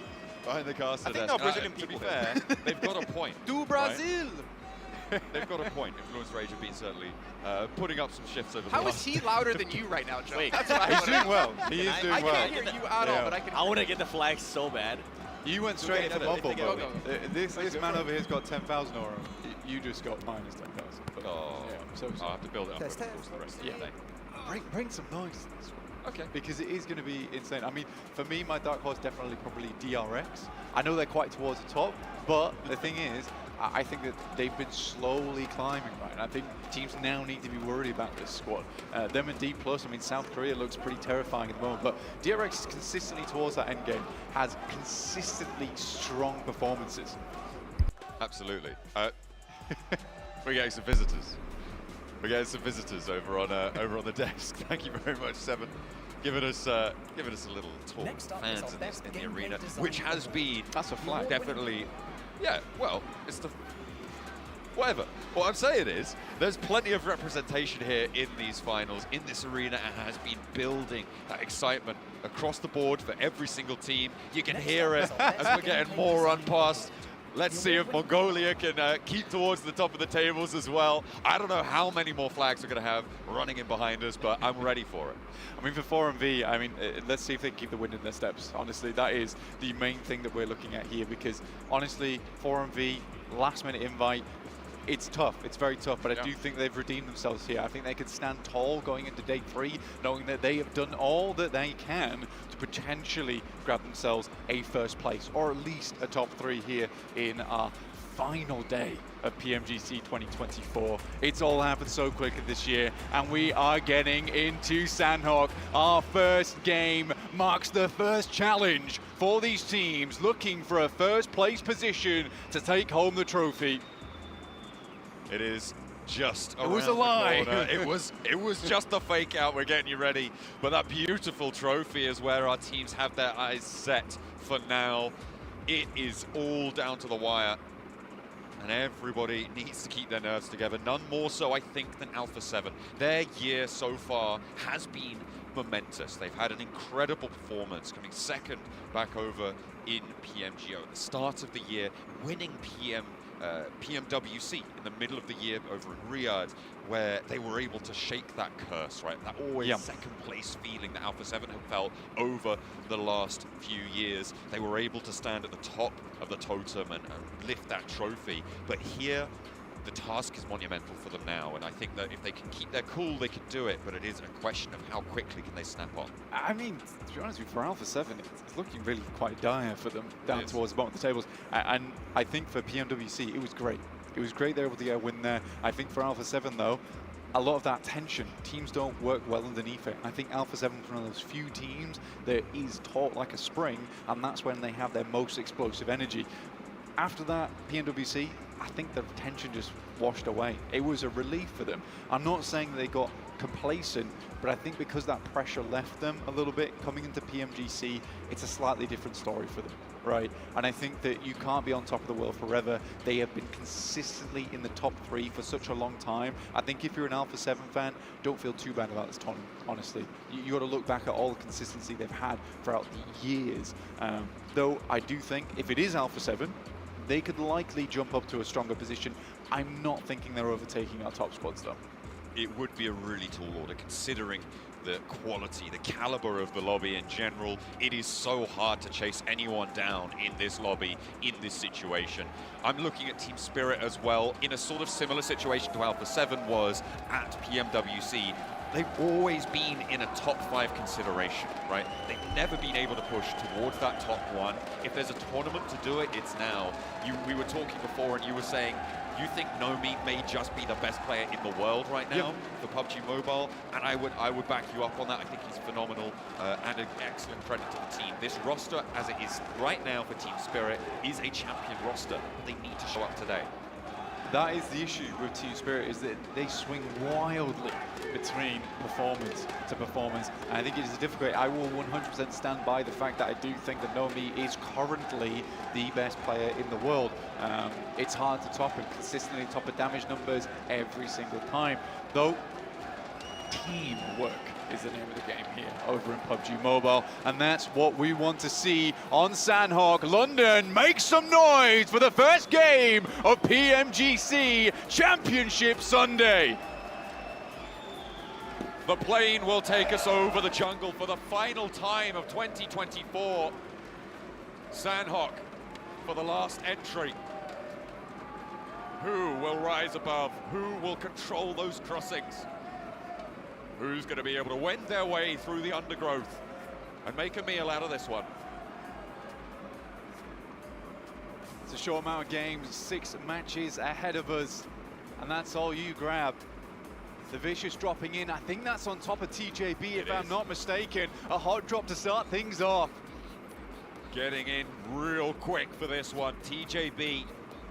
With 1 player on 2 in this building, you can see the rest of TJB looking to try and regroup. The rest of the Vicious, I think they're a little bit further away. So right now, inside of this south side Camp Charlie, it is a 2v4 in the favor of TJB, but the Vicious are going to be looting. They're going to be trying to hold this fight at arm's distance until the rest of the team can move up to the hills that surround it. TJB need to be careful here. TJB, they had a run out yesterday, now looking to push it a little bit further. Let's get us off the map. Let's look at this fight right now, because it is very important for both teams. It's a great starting point for them. The Vicious in 60 points, TJB tied. Who will go ahead? That is the real question here for both squads. TJB, Longs, as well as Triple S, the triple threat down below. Guys, जो भी नहीं जल्दी से like, share and subscribe कर दो. Grab a shot over towards them. Awkward sight lines for both teams currently. See those hills on the south edge of this one, though, under control by Renozin. Nearly gets the frag, but not quite able to go the full Monty there and get the knock that they were looking for. It is still just back and forth, but the knock over towards Longs is pretty nasty. Isolated as well. The Vicious have put themselves in the advantage here. They don't have to worry about players spotting them on the high ground, but Triple S steps up, stands tall for TJB, keeps them in the running on the match. Reyes has been spotted, and the Vicious lose 1. Fully flushed away. Can they find an answer? Adrenaline shot straight to the heart, 676 there, and to the heart of the team, because they'll need it going forward. Keep themselves alive. Triple S is down though, and the Vicious starts to dismantle. Over towards TJB. 3 players looking to move through on Camp Charlie, south side. The first game today for TJB to try and keep this one going. push out of that 10th place where they sit right now. Around the corner, David goes low, but the trade is there from Viminor, and 676 is the next to fall. 2 players eliminated, 1 player knocked. Longs is still there on the high ground, and Flower just trying to get away from it. Flower wilts away from this one. Not possible to go any further into that engagement. For the Vicious, they take the first dub there. 2 elims to them. They lost 1 player for it, but I think they'll be pretty happy with that result. 4MV on your screens, already finding some good knocks over towards Na'Vi. 5th place team, straight up into 3rd with that 1 elim. Shows you how close these tables are, and every single point will matter. Point denials will matter as well, Blank, as we get in towards the late stages. Every single inch you can extract from these matches is crucial, as Refus finds another step towards the top of the tables, adding to their tally. Another knock for 4MV, which is most likely going to be flushed here. Can only be happier. Na'Vi rocks straight up into another trap. It's D+. Fabian finds the first shot. It is disgusting. And Na'Vi down to 1. Fabian with a reload. Immediately around the corner. Might be looking to drop the nade. But 6 is up front of personal. But Fabian doesn't waver an inch. He's got Nolbu coming in for the backup, but he sends him away. He says, I've got this handled. I'm fine on the inside. And Fabian racks up 2 for South Korea. Now only 4 points behind RCB. RCB currently up towards Cow side of things. They've got a little while before they do get stuck into the fighting down towards that south side though. It's a long rotate for them. Circle did head over towards the east around the Kawi and Kampong. Team Spirit still making that rotate. D+ once again looking for even more eliminations. Good tag on the vehicle, but Enigma Galaxy do get away. Avalo safe for a little moment longer, but they're moving up towards 4MVs. Draw a little bit short this compound here, just to the south of 4MV's hold. To circle out towards that quarry location. We're looking at teams look to condense there. Refus is lighting it up as well. Navalo was low before, but he still has a little bit of cover. Those buildings were not under control for 4MV, and I think this is discipline from Enigma Galaxy. Not to go too far. They know they haven't scouted enough to be able to push forwards to that north side, but they do now have the info that 4MV hold that compound on their north edge. Concilio over towards that north side though. 4MV learnt their lesson from yesterday, which is nice to see actually. Considering they pushed far up towards that north side of Pine 9 and Cilio catches them off guard. Today, 4MV says, we do not want any of that smoke. They move down towards that southeast side, which is the smart decision. It's the correct decision.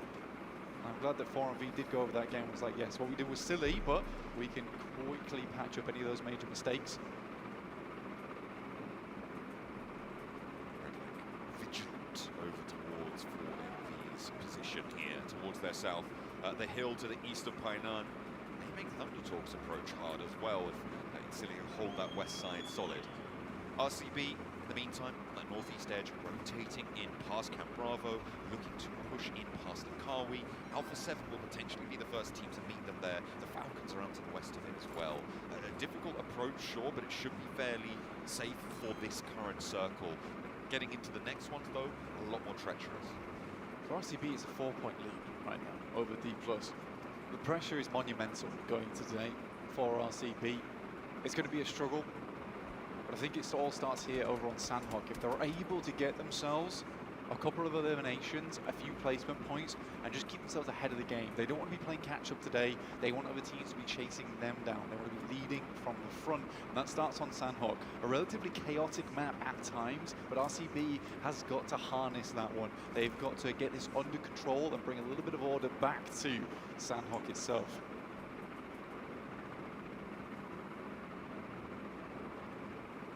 Plus Kia have been pretty influential in bringing some on this south side as well. They're holding this wide 2-1-1 split right now around the cave, slowing down everything on the south edge. They're potentially reading into the idea that, well, those river crossings, they're going to be pretty chock-a-block right now. They're going to be busy.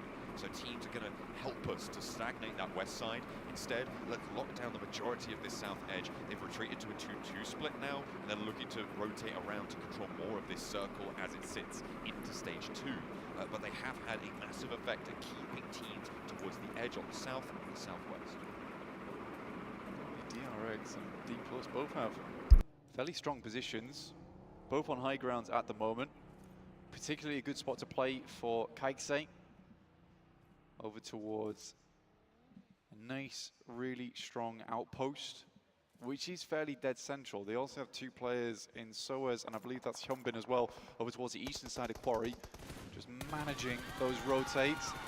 Thunder Talk, though, opening up with a barrage over towards Voin Donkey. First knock goes over to Xing. That's potentially resable here, depending on how fast Thunder Talk move into this fight. This isn't in the circle, Blank, and within 20 seconds, it will start to move across them. It's only stage 2, sure, but that will be a massive amount of pressure to put on this fight. Potato is getting rezzed as we speak, though, and he is back to his feet. Fall back, get some healing done. Try and re-engage on your terms. Voin Donkey ID, they leave Razak in the building with the shotgun, playing behind the window. Nade in hand, they want to bait them in. Incilio have high ground oversight to third party this as well, Blank, remember. That makes Thunder Talk's approach a little bit more messy. And falling back yet again, giving ground. Voin Donkey ID, I think, may want to try and get out the backside of this one, but Potato goes down again to a nade, and Thunder Talk keep up the pace. Thunder Talk keep pressing Voin Donkey, and all he can do is slightly move backwards with Hawaii not going down there, but a good Molotov from Zeta will pick up 1.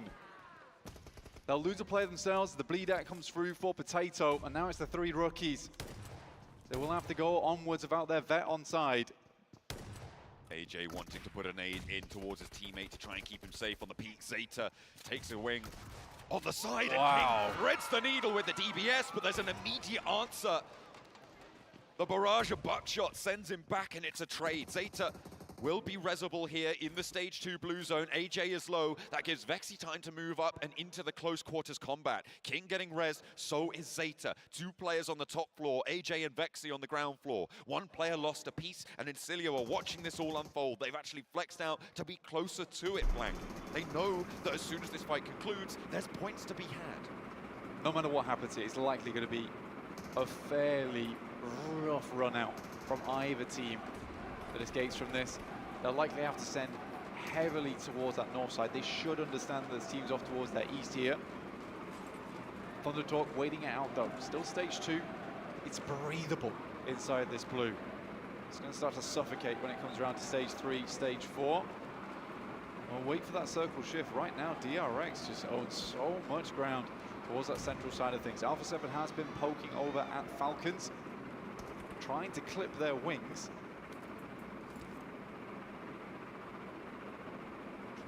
Little bit of the center of the circle.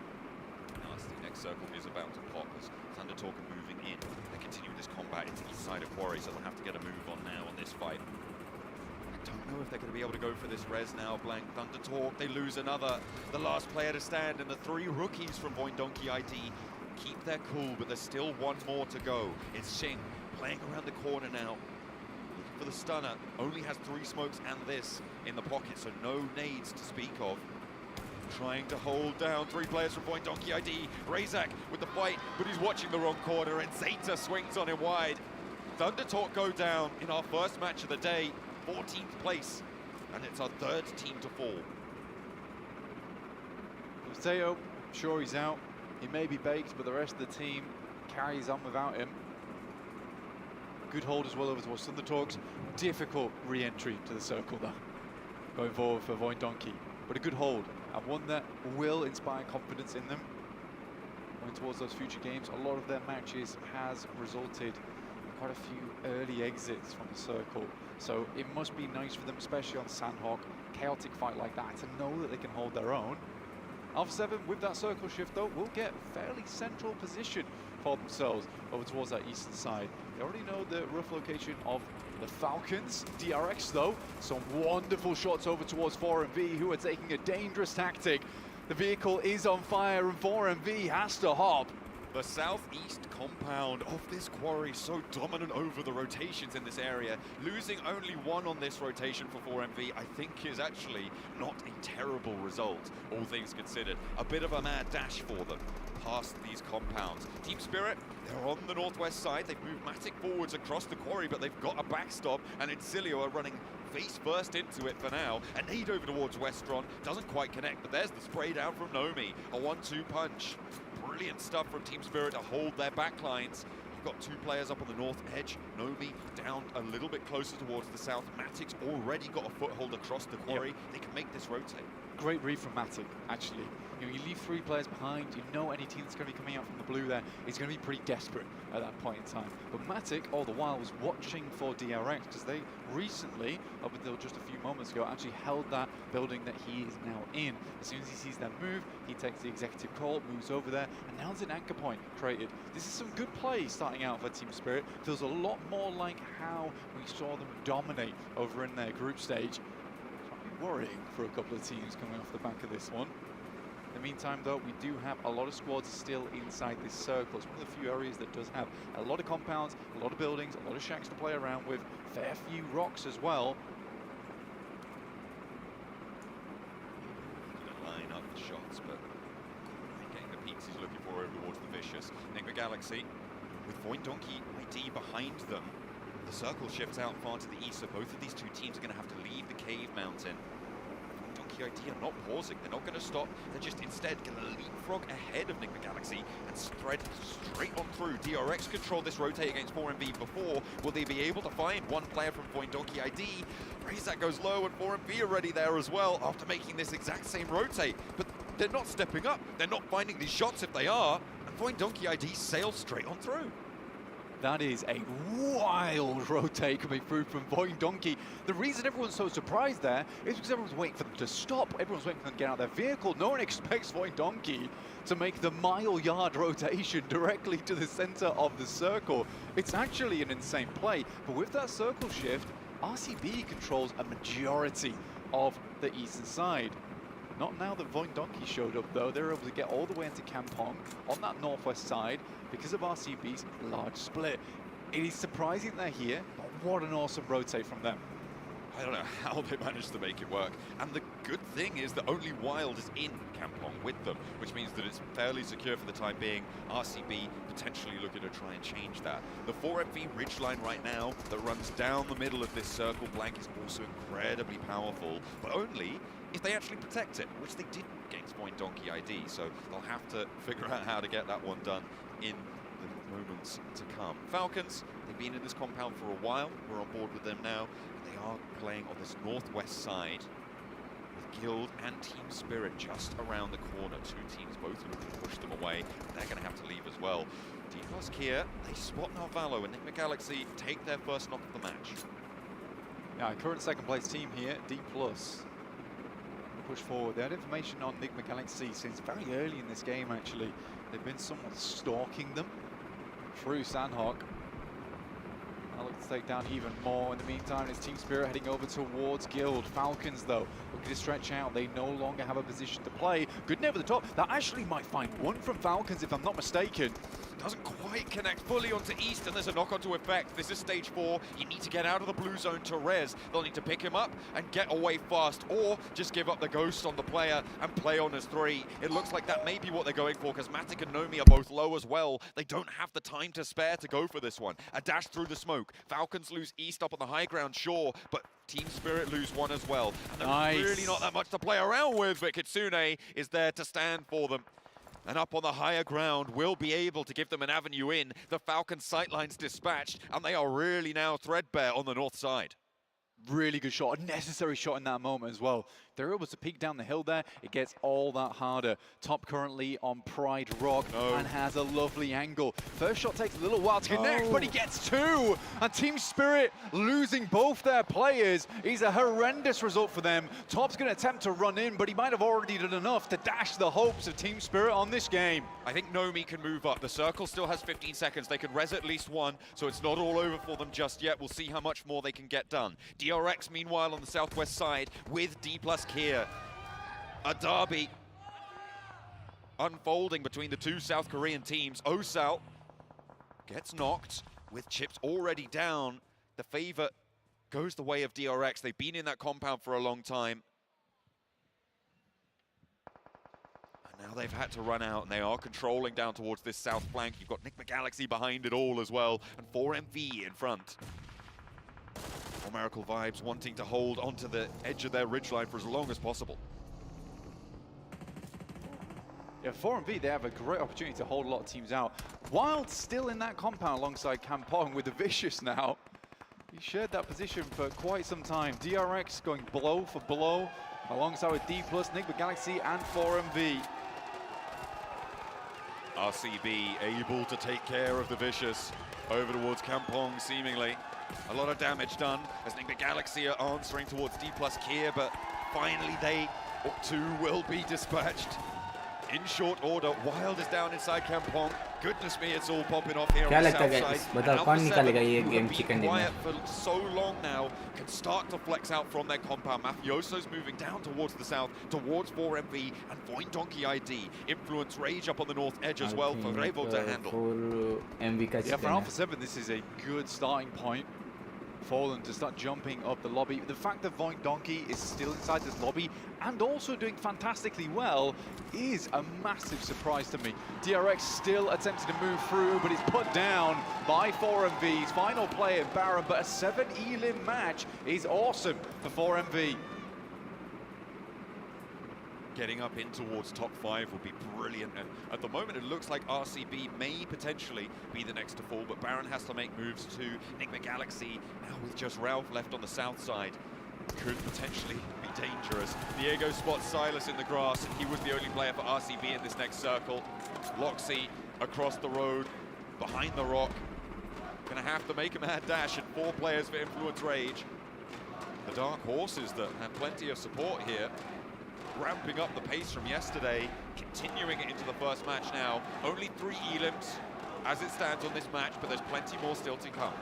Yeah, they've had multiple second place finishes yesterday. They were very consistent overall and shot up with plenty of points. Now Loxy, last here, finds Diego, immediately goes for a heal. Influence Rage should know of his position. He's just stacking points on this one. That's a lovely nade up towards the backside. Lover's in with a unbelievable arm on him. Laura's in, lobs it in with the skyball over to Loxy. Takes him out on that north edge. 3 players though for Influence Rage. The fact that there was an elimination gained there for RCB could as well be incredibly important.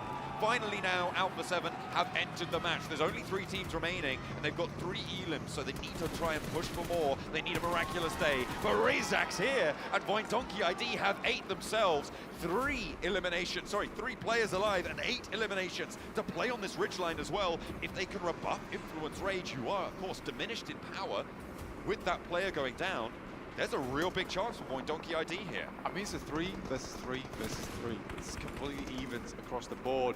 The difference is Voin Donkey ID's got a lot of space to play with here going forward. And can force both Alpha 7 and Influence Rage have to take fights with one another. Influence Rage, though, understands this. We'll move further over towards our eastern side. Voin Donkey ID, though, getting scarily close. Voin Donkey का chicken है, Voin Donkey, guys. जीत के ले लो. Playing together here, Influence Rage. Trying to move over that ridgeline, isolate the fight. Zeta wading on in towards Alpha 7 and goes down. Carrillo with the SK-12 puts him in his place. A little bit too bold there. It's actually the nade from Razak to take him out of the mix. The Molotov, and Razak's here with the shotgun around the side. And Alpha 7 get demolished. Brazil lose 1, but they still got another horse in this race. Voin Donkey, razor sharp and razor on that front line. Now Influence Rage look to move forward. Can Voin Donkey ID hold on? After a miracle charge to the other side of the map, Influence Rage looks to put them down. Vexy on the front line, 2 players to go into it. 8 elims for Razak already. And they need 3 more. Vexy, he's a long-range specialist, but put him in the boiler. And let's see what he's got. 3 players close by, Law the first to face. Razak standing up. Gets taken down, and it's a 1v3. First is taken out. Vexy has health. No way. Spotted through the smoke, sprayed low. Little boy on the back line, dead center on the circle as Vexy approaches the rock. Little boy making the dash to try and back it up. DBS in hand. They're playing one side of the rock. Vexy gets clipped here, low HP, and he will need these shots to find, but it will not come through. Influence Rage right over the ridgeline, and Voin Donkey ID plays second. What a game from them. The commit to the angle as well was insane, but it is Influence Rage. The expectations were big. Let's talk to the analysts over on the desk and see what they thought about that game. Ladies and gentlemen, do Brazil being able to get their first win of the final day of PMGC. We were talking about a dark horse, we were mentioning Influence Rage. This is how you want to start. That's a massive chicken dinner from them. They were relatively silent in the early game too, just waiting on the road trifecta, and they strike at the perfect time here to try and secure themselves that chicken dinner. But so many cool players, like Voin, Razor? Yeah. What just happened? Oh, wait, Diego, he's smiling. He For the can first do time. He's He can. smiling? Yeah, like you're saying, Voin Donkey, I mean, we got to talk to Defi, and he got to actually duct tape your mouth shut and tie you up. And it worked out pretty well here as they had a phenomenal performance in Max. I know you and Seven wanted to dive into what they did to get themselves into that late game. Yeah. First of all, we got to get started with Voin Donkey versus Thunder Talk. It was Razak that allowed the team to kind of have a bit of a buffer. Vexy was able to push up because they were at a huge disadvantage.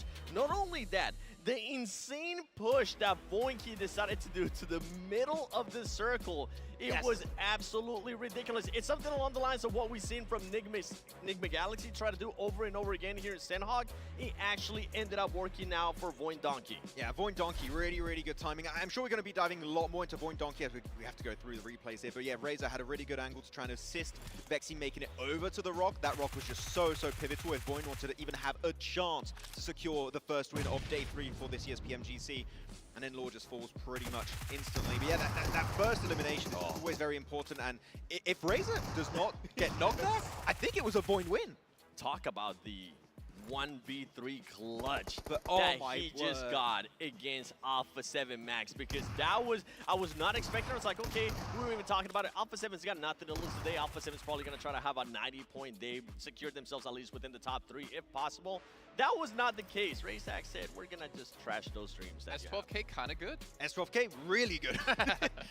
You kind of get why Alpha 7 sent it up there, right? Because they want to send it not on the center of the circle. Otherwise, guess what? You're going to get pincered between both Voin Donkey ID and, of course, the other side of Influence Rage. So they try and just go and wrap southwest into the side of Razor, of Voin Donkey ID. But they all push 7 in the exact same area, right behind the rock, one by one. And guess what? It's perfect to deal with that kind of scenario. A DBS, or in this case, an S12K that just did the job in 5 seconds. If even that, man. I mean, he just mowed them down. And obviously, Voin Donkey, they need to have a pretty big day if they want to be a team that could contest getting themselves a first place finish and bringing the trophy home back over to Southeast Asia. And that also brings me to my point here. If you were to say a team to take it home to Brazil, I don't think Influence Rage would have been on the tip of your tongue. It would have been Alpha 7. But right now, if Influence Rage can mimic the performance like they did yesterday, which they're starting to do so far off the bat, it could be them lifting the trophy, taking it to Brazil for the first time ever.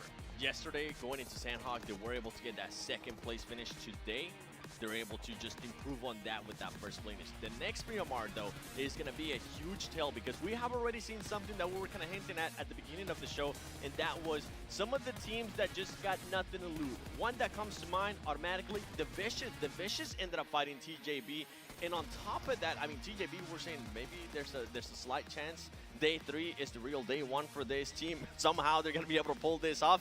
The Vicious said, no, we're not going to let that happen. We're just going to stop you in your tracks. I think that you and Jason, right, Seven, were talking a little bit earlier about how Vicious has nothing to lose realistically, to some extent, right, going into this. So they're just going to see a team, they're going to send it. They've done it a lot in the past, but now they're even more somewhat desperate to make those plays happen, because why the hell not? And it actually kind of worked out. It was a back and forth between them and JB. It's what makes them so dangerous, is the fact that, like, they didn't expect to be here. They didn't expect to get to the grand finals. And right now, they're still doing relatively well, that they could put a stop to a lot of dreams here out of the other team. I mean, not even just them, right? A lot of the teams at the bottom are going to start to get very desperate and become a major threat. Like Alpha 7, sure, they don't win and they get clutched up by Razor, but their transition from where they dropped to after that, going in the northern side of that dip on the road, that compound to eliminate then Team Spirit and Falcons, that was a very, very important play for them until Razor happened, and that's not a good thing. I mean, regardless of what has happened in the first 2 days with Alpha 7, you see them being able to put up 4 eliminations. If you're one of those teams currently hunting down that championship first place, yes, stuff like that can definitely stop you. I mean, you look at Alpha 7, right? And on a normal day, it would be like 9 points. That's pretty good for a Senok. That's pretty good points if you want to get yourself towards the top, if you're already at the top. But the problem is they're so far down that they need to have even more explosive games than this. That's a good start. I'm not going to fully count them out just yet, but they have a lot of stepping up to do, just like another team out there, 7. Yeah, 4MB in Sandhog. We were talking about at the beginning of the day as well with 4MB. What is this team going to be able to do when they get all their players towards the center of the circle? Max, once again, they do end up losing one player. It was just 3 players, but they were still able to save the game with 7 eliminations. Yeah, I mean, you saw 4MV. They were almost trying to gatekeep multiple teams. It was DRX, Enigma Galaxy, and D+, but that's when Voindonkey decided to go for the push onto them to punish them. Yeah, exactly what I wanted to talk about. 4MV had a really good game plan here to try and gatekeep all of those southern teams, but Voin understood, wait, there's a team holding down all of those southern squads. You could just leapfrog them and pick up all of the eliminations very naturally. Even Alpha 7 could not deal with such a good rotation from them. So Voin, the macro, absolutely on point. Stellar performance already in this first game. Now being in the top 8 there for Voindonkey as well. For 4MV, we know there's a lot of fans here in the arena for them. Currently being able to push up in 3rd place. You were talking about a dark horse. That is the way that you want to position yourself at the beginning of the day. You can even see the Vicious moving up here as well into 10th place. We did see Voindonkey in 8th place, 23 points out from 1st, which is very doable. That technically could be one match for them if they have a big win to overtake 7 other teams to put themselves in 1st. Yeah, Team Spirit, though, they actually, for the very first time, I believe, dropped down to the 2nd page for these grand finals. And they had an amazing first day, right? An amazing first day. They got 2 chicken dinners in 3 matches alone, and that was a really good step up. But being on 2nd page with 2 wins, we need to see some presence from Team Spirit, because here their push northwest was not a bad entry point, but when you're dealing with Falcons, you're dealing with Alpha 7 at the same time, you maybe want to be a bit more proactive to make sure you're not being held off by all those insanely good teams. That's so crazy. Teams like Falcons, teams like Alpha 7, Team Spirit too, currently in 2nd page, and we're talking about how they're going to end up hindering some of the other teams that are towards the top. It's just mind-blowing to me. It kind of goes down with what we've been saying. It's just, you don't know what's going to happen here on the final day. It's the new generation. Teams like that need to move mountains, and speaking of mountains, we had the Mountain here actually as the face of the Arctic Conqueror Guild set, as he was here yesterday, lifting up 7 and throwing him across the hall. It was fantastic to see. I just wish he threw you down the stairs. That would have been even funnier. Whoa! You guys can pick it up over in game right now. And there is also a weightlifting challenge currently happening here still at the Excel Arena for you guys to participate in. He had his own weightlifting challenge, but it wasn't much. It was like lifting a feather. That's what you should have asked him. Was it like lifting a feather when he picked you up? Like, I was something scared. even there. Yeah. I was scared. I was like, wee! It was actually hilarious. If you didn't see it, go back and watch it from yesterday. Not to mention, I think you have a video for it that you might upload on the 7WG over on Instagram. As well as a big shout out here to Kidia. The entire district is designed to make you feel like you're in a real life game. And every detail about it is about play and, of course, entertainment as well. And speaking of play and entertainment, the best way for us to play is to keep our hands warm with our Koopa UT2s Gamer Pros with its 5,000 milliamp battery and 4 different adjustable heating levels. These things are amazing. I'm surprised we haven't seen these before, because they can keep your hands nice and warm. They're actually your matches. really good. They're great. Or while you're really me, awesome. I can use them while I'm knocked and I've been eliminated, waiting for you to revive me. Yeah, in the Ice Dragon lair. Just recall me. Just waiting over there. It's a bit chilly in the mode. It is a bit chilly. Yeah. And also, it's a good fidget toy. I'm playing around with it when I'm watching the games. It's magnetized. It's great. Well, so there's a topic I want us to discuss here really quickly that we did talk about while watching the last match. And I think it'd be really cool to actually talk to some of the teams about this. When you go to the last day of an event, there are teams out there on the leaderboard that can play drastically different. And the question for me is to you two is, how hard do you think it is for these top teams, and how do they go into final days like this knowing that teams are going to play quite different, considering they have nothing to lose because they have no chance of getting first place? I can definitely tell you that just from being in league stage in Malaysia, talking with a lot of the players, they were saying that they do expect a lot of teams, especially once you get the halfway mark done of the final day, they're going to end up playing differently. If you're one of those teams towards the bottom, they got absolutely nothing to lose. Yes, there is still prize pool on the line, but for the most part, they're going to be trying to go for those highlight plays, for the add it to your reel, right? And right now, I mean, if you're like the Vicious, if you're trying to stop one of those top teams, which I honestly, I know I keep bringing them up, but it's because I've seen what they have been able to do already so far this PMGC in league stage. They were taking the fight to Bigatron, usually when other teams are scared to take fights to any of the big teams. Yeah, I mean, right now, pressure's a big also factor to keep in mind for the top teams, right? You have the teams at the bottom that are maybe going to become a bit more of a threat, but the top teams, it's about dealing with that pressure. And I talked with Defi earlier, and you could even see it here on the camera, that he's just trying to get his team as relaxed as they humanly can be. And thanks to that, you can pull off clutches like Razor just did versus Alpha 7. The mindset is so important at this level of play, because if you don't take care of it properly, you might just crumble under that pressure. Going into the first Erangel, one team that I have to look at, I called them out yesterday. I want to see a bit of an improvement. I don't want to wait until the last Erangel. It's going to be none other than D+ Kia. I mentioned how they were able to improve on their Erangels, but it came down until the last one. That cannot happen this time. This time they need to improve right from the get-go. All right, well, it is going to be our first of 3 Erangels of the day, of the final day here at PMGC 2024. Let's throw it back to our commentators to drop us on in. We don't want to wait any longer. John and Blink, take it away. Absolutely not. We're not going to wait one moment more. The plane is setting off over the grassy pastures. We've got 3 of them left here at the 2024 PMGC, so let's get things kicked off for it. Southside plane path from Sosnovka Military Base up towards Stalba. It's going to be plenty fine, plenty of vehicle drops available. Shouldn't see too many hot drops, although we've seen stranger things happen so far. You wouldn't want to see hot drops, but there might be. There might just be. Sosnovka, we're dropping in to start things off. 4MV getting out nice and early. Falcons also dropping fairly over towards Novorevnoye here. You got Voin Donkeys heading out over towards Primorsk. Team Spirit over towards Farm. Interesting match, that last one. Obviously, Voin Donkey ID with one of the most unbelievable rotations that we've seen so far in PMGC 2024. And again, I'm pretty sure the reason they didn't get taken out is because everyone assumed that they were going to stop somewhere, and they just didn't. Went straight through to Kampong. Very well-timed rotate as well, just as stage 4 hit, so they knew exactly where they could go. It was fortunate that Kampong was still in, but they took control of that very handedly. I think if 4MV had not lost a player on their rotate there as well, that may have been a little bit more difficult to make that Voin Donkey dash and make it all the way through. If they'd had 4 players, they may have been a little bit more confident in their hold, ready for peaking, that sort of thing, willing to go for a little bit more of a trade. But was not to be the case. Unfortunately, DRX saw to that. Circle for our first entry on Erangel today. Heads out towards the Gatka fields, keeps a little bit of George Pole in.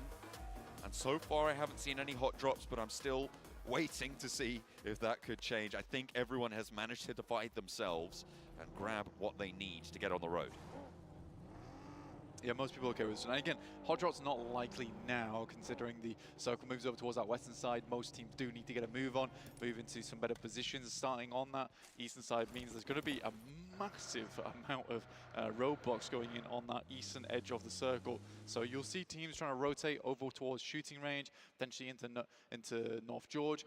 Alpha 7 don't really have too much chance of making that happen, though. That is their original drop spot. They do head over towards Lipovka here, and they're one of the guys, जो भी नहीं हो जल्दी से like, share and subscribe कर दो यार. Though that last game they were able to get a few more 50 subscriber करवा दो. अबे बढ़ ही नहीं रहा है subscriber. क्या scene? No, and they have remained there for quite a while. Hello. DRX just get the lay of the land. They're overseeing what they would like to be their domain. We had 2 teams push over the 100-point barrier in that last match blank, with Influence Rage in second place, 101, schooling the rest of the lobby on the game. And RCB, 105. They were pretty close to the mark, and we'll see plenty more teams make that jump in these next few matches, not least of which is possible for DRX to do so. They are on 5th place with 92 points. Slow to descend, and they actually eat into their looting time a little bit, but they are already slap bang in the middle of the circle, so they can afford to go for something like this. I wonder if Enigma Galaxy are hunting them down, though, because right now, we've got Ralph, we've got Redox from Enigma Galaxy, who are basically underneath those drop spots from DRX. Yeah, they're after them. They are absolutely after them. And they will find Yumbin, actually. That is so unfortunate, catching him out in the open. Great spot from whoever was on that team. From Enigma Galaxy was able to see them up in the air and keeping their wits about them, because a lot of times people just don't look up in this game. I mean, you expect people to be getting down towards those vehicles, target fast drops, but DRX try and go for a long glide. It doesn't pay out here, although 3 of them did manage to make landfall. You do have these scenarios, and I think Ralph is still on the hunt. They know that they're going to be under-looted, so if you've got a couple of a bit of armor on board, if you've got a nade, a weapon or 2, you can go for these pursuits for maybe the next 30 seconds until that team will have acquired a similar level of loot, and you will have an advantage in those engagements. I think at this point, Enigma Galaxy need to figure out where they're going to go into the circle, stop that pursuit. They have sort of burned down that clock, but they've got a point out of it, and they've taken a player away from a team that is central on the circle. That is going to give them a lot more freedom. Yeah, DRX sends away from Gatka. There's no point going there anymore. Like you say, they have info. So I think likely where DRX would have played is on a split over towards the compounds on the north and Gatka, and then trying to maintain control over towards that position. Now that Enigma Galaxy knows they're there and a 3, that's a natural rotation path for Enigma Galaxy into the future. So for DRX, they have to send north here. Unfortunate, they won't have as strong of a position, but stage 2 could still cut them in. It's 3 players, it is not over yet. But at 92 points, it's so close to so many teams towards that top side. Losing those players now is difficult. In comes Team Spirit, though, over towards Enigma Galaxy. It is just Ralph in here, though, and a nade from Nomi immediately dispatches this compound from their control. Enigma Galaxy just don't have that outpost anymore. They started off the game well. They didn't regroup in time to combat the teams pushing in from that east side with an east plane path, a west circle. Some teams are going to move fast. Enigma Galaxy were not prepared for it. No, again, I think you have to immediately regroup after that initial knock-and flush, so it somewhat doesn't pay out for them. Again, this is PMGC. Teams are going to rotate quickly. Teams will know the deal. Falcons, inside of their hovercraft, locate one player from Thunder Talk Gaming. We'll be chasing him down. There's not much you can do about this. This is just Predator versus Prey at the moment. Falcons will have Icy divert, though, as King tries to get back to the castle here.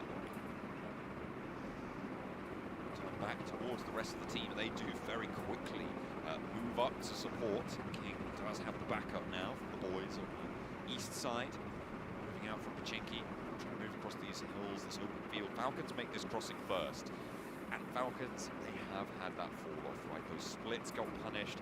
They've looked maybe a little bit more disciplined over the last few games, but even so, their time is fading. Their opportunity window is closing. Teams at the bottom of the table, the sands are running dry. Yeah, there is a parallel to be had between the Falcons and Alpha 7. Just 1 point away from one another. And it used to be that 1 point differential would be the difference between 3rd and 2nd place. Now, guys, बताओ किधर zone बनेगा next वाला? Which is an irony that is not lost on us here. And but I think क्या लगता है कौन सी team chicken निकालेगी बताओ? I think both these teams, their difficulty comes in the fact that the moment is the inconsistency, because they can be one of the best teams, if not the best team, inside of this lobby on certain maps and on certain days. But at the moment, these 3 days have just not gone well for them. But they're no slouches either. I mean, where they currently are at 52 and 51 points, that's respectable here at PMGC. Though catching up to RCB at 105, Influence Rage on 101 seems to be an impossible task. Such a monumental task, you're right. It's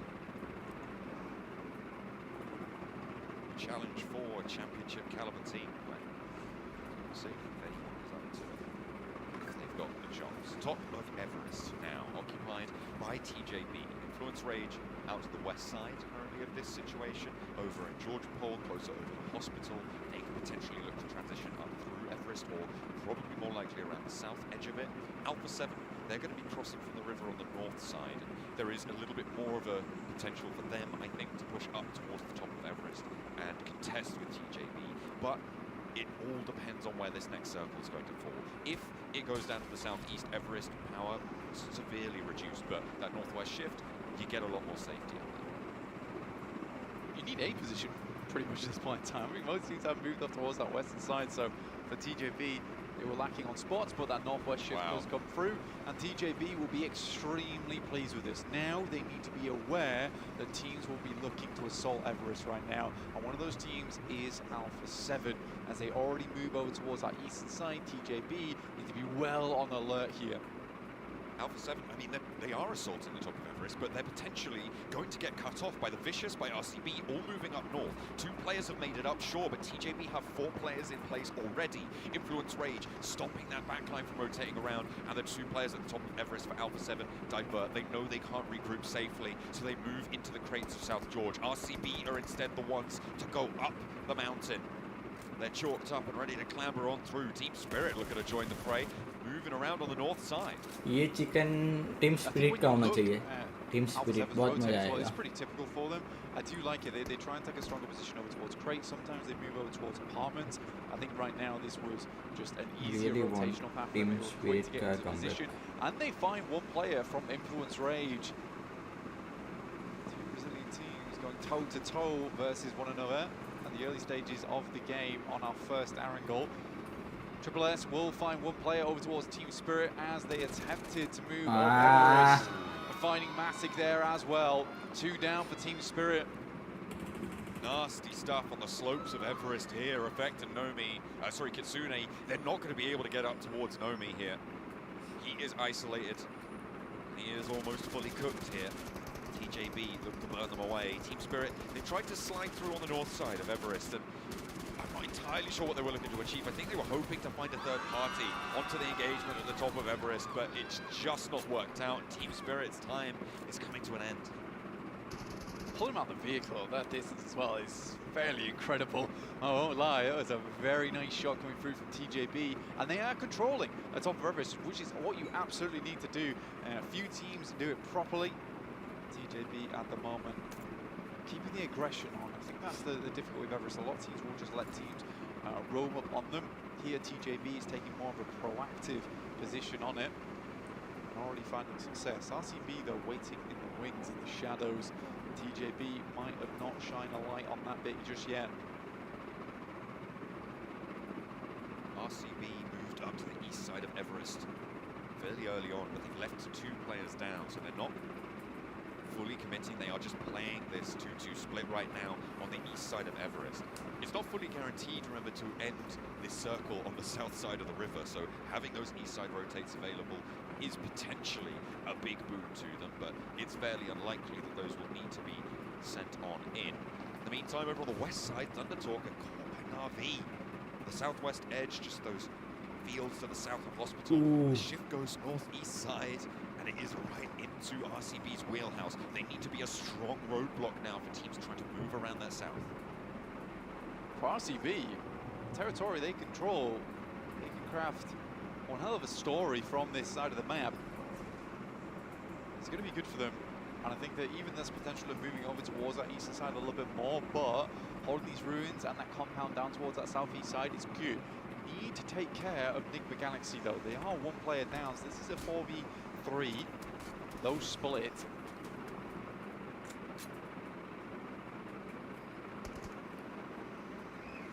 Galaxy making the dash up towards the Wizard Tower that sits to the south of that bridge. A decent chunk of control for them there, or rather, probably more likely a little bit of safety, but maybe not so much as Narvalo has to make the dart in towards the shack. The Vicious playing on the buildings there in their way, but they've now secured themselves. The Vicious will not go for the rollout. I'm looking at D plus Kia right now and thinking about where they could opt to go for. They may just opt to stop in ruins, hold that southeast side, but it's likely they're going to try and open up a future path, and that's what Fabian is looking to do right now, playing scouting up north. Yeah, holding the trenches here for D+, not a bad idea for them. Don't really want to fully commit over towards ruins just yet, but Fabian will happily take up Castle as that high ground scouting spot. It's good from D+. This is likely a play that ensures their stage 3 success. RCB unwilling to move, considering that central position they have. Silas, though, doing Silas things. Playing on his own over towards Everest. It's a dangerous spot to play, but a necessary position for that forward information for the rest of the team. Excuse me. Almost a claymore here. Prevents teams from moving forward onto RCB, but the amount of teams over on this western side, you really are looking at the moment over towards Nigma Galaxy, D+, RCB, and TJB. Strong chances into the end game. Oh, 4MV, they're getting lit up right now by TJB and Alpha 7. Alpha 7 from the south side of the crates, the top of Everest still under control. The Falcons are getting rolled down by Na'Vi in the meantime on the south edge. 4MV just trying to hide behind their McLaren. Get between the tyres and see if you can stay safe for just a moment longer. Not much else that 4MV can do here. Well, The spots are limited right now. 4MV tries to take one of the few positions open to them. It is further off to the east, and again, a lot of teams will be going down shortly on this western side. Voin Donkey, the first to fall prey to that as they move over towards DRX. We've seen what they can do with 3 before, though. Razak takes down Soaz from DRX. Will fall down entirely. Slowly slipping. Circle. Shunts in towards the north side of Everest, away from the crates. That west side is going to get messy. I mean, for the Vicious, they just get handed one hell of a game here. It's a really nice position. Same can be said for Enigma Galaxy.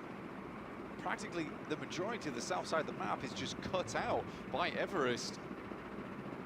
Likely a lot of teams will be under the bridge here. Squads over towards our southwest side will be playing that toll. It's a really difficult choice to make because of where the previous circle sat. It did encircle the foothills of Everest, which means that you can't go for a wide wrap around the south edge of Everest without dipping into the blue. And at stage 4, that's dangerous when you know you're going to be crashing straight into another team. Coming out of that blue zone, you will already be damaged. So because of these last 2 circles, it finds itself a little bit sticky on that western edge. TJB, they've been holding the top of Everest for a while now, but Na'Vi are looking to change that here. Flip. बस जो भी नहीं है जल्दी से like share and subscribe कर दो and बताओ कौन निकालने वाला है ये चिकन मुझे लग रहा है TJB का चिकन है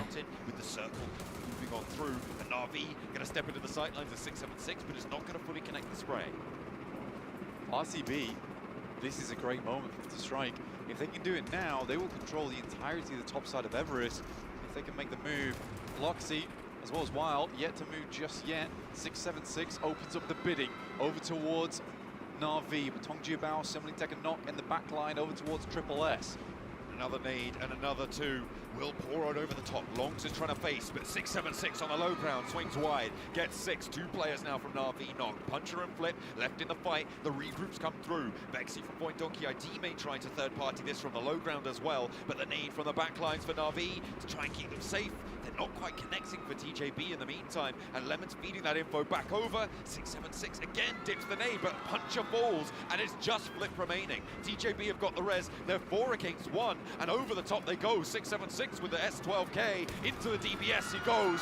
The challenge is good. TJB keep hold of the top of Everest. 6 going down first, and it truly is a case. The 786 there on the top of the mountain.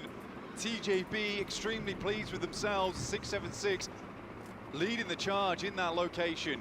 RCB though, I enjoyed their passive approach as they actually spotted Incilio moving past, so to go for that third party likely would have boxed them in, but for TJB to make hold like that, wonderful news for them. Na'Vi INF to walk away feeling और RCB दोनों अभी alive है यार. TJB very successful on the hold there. Yeah, for the Vicious, this is such a good game for them to get a whole bunch of points, or at least just sit around and basically win the game out from that spot. That's the circle. Hard shifts down towards the south here. 4 and V hanging on by a thread down towards the north side of Everest. Difficult location to play, and I think that will actually be another player dropping for them. Reefus did get flushed away there. I think that was taken by Incilio or RCB, or it wasn't. Vexy did get the knock for Point Donkey ID either way, so it's just Doc left remaining. TJB, they've got 10 eliminations on this match blank, but they have a move to make now. Off of the top of Everest, they've got points from this game. How much more value can they get? Because they do need every single point they can get their hands on.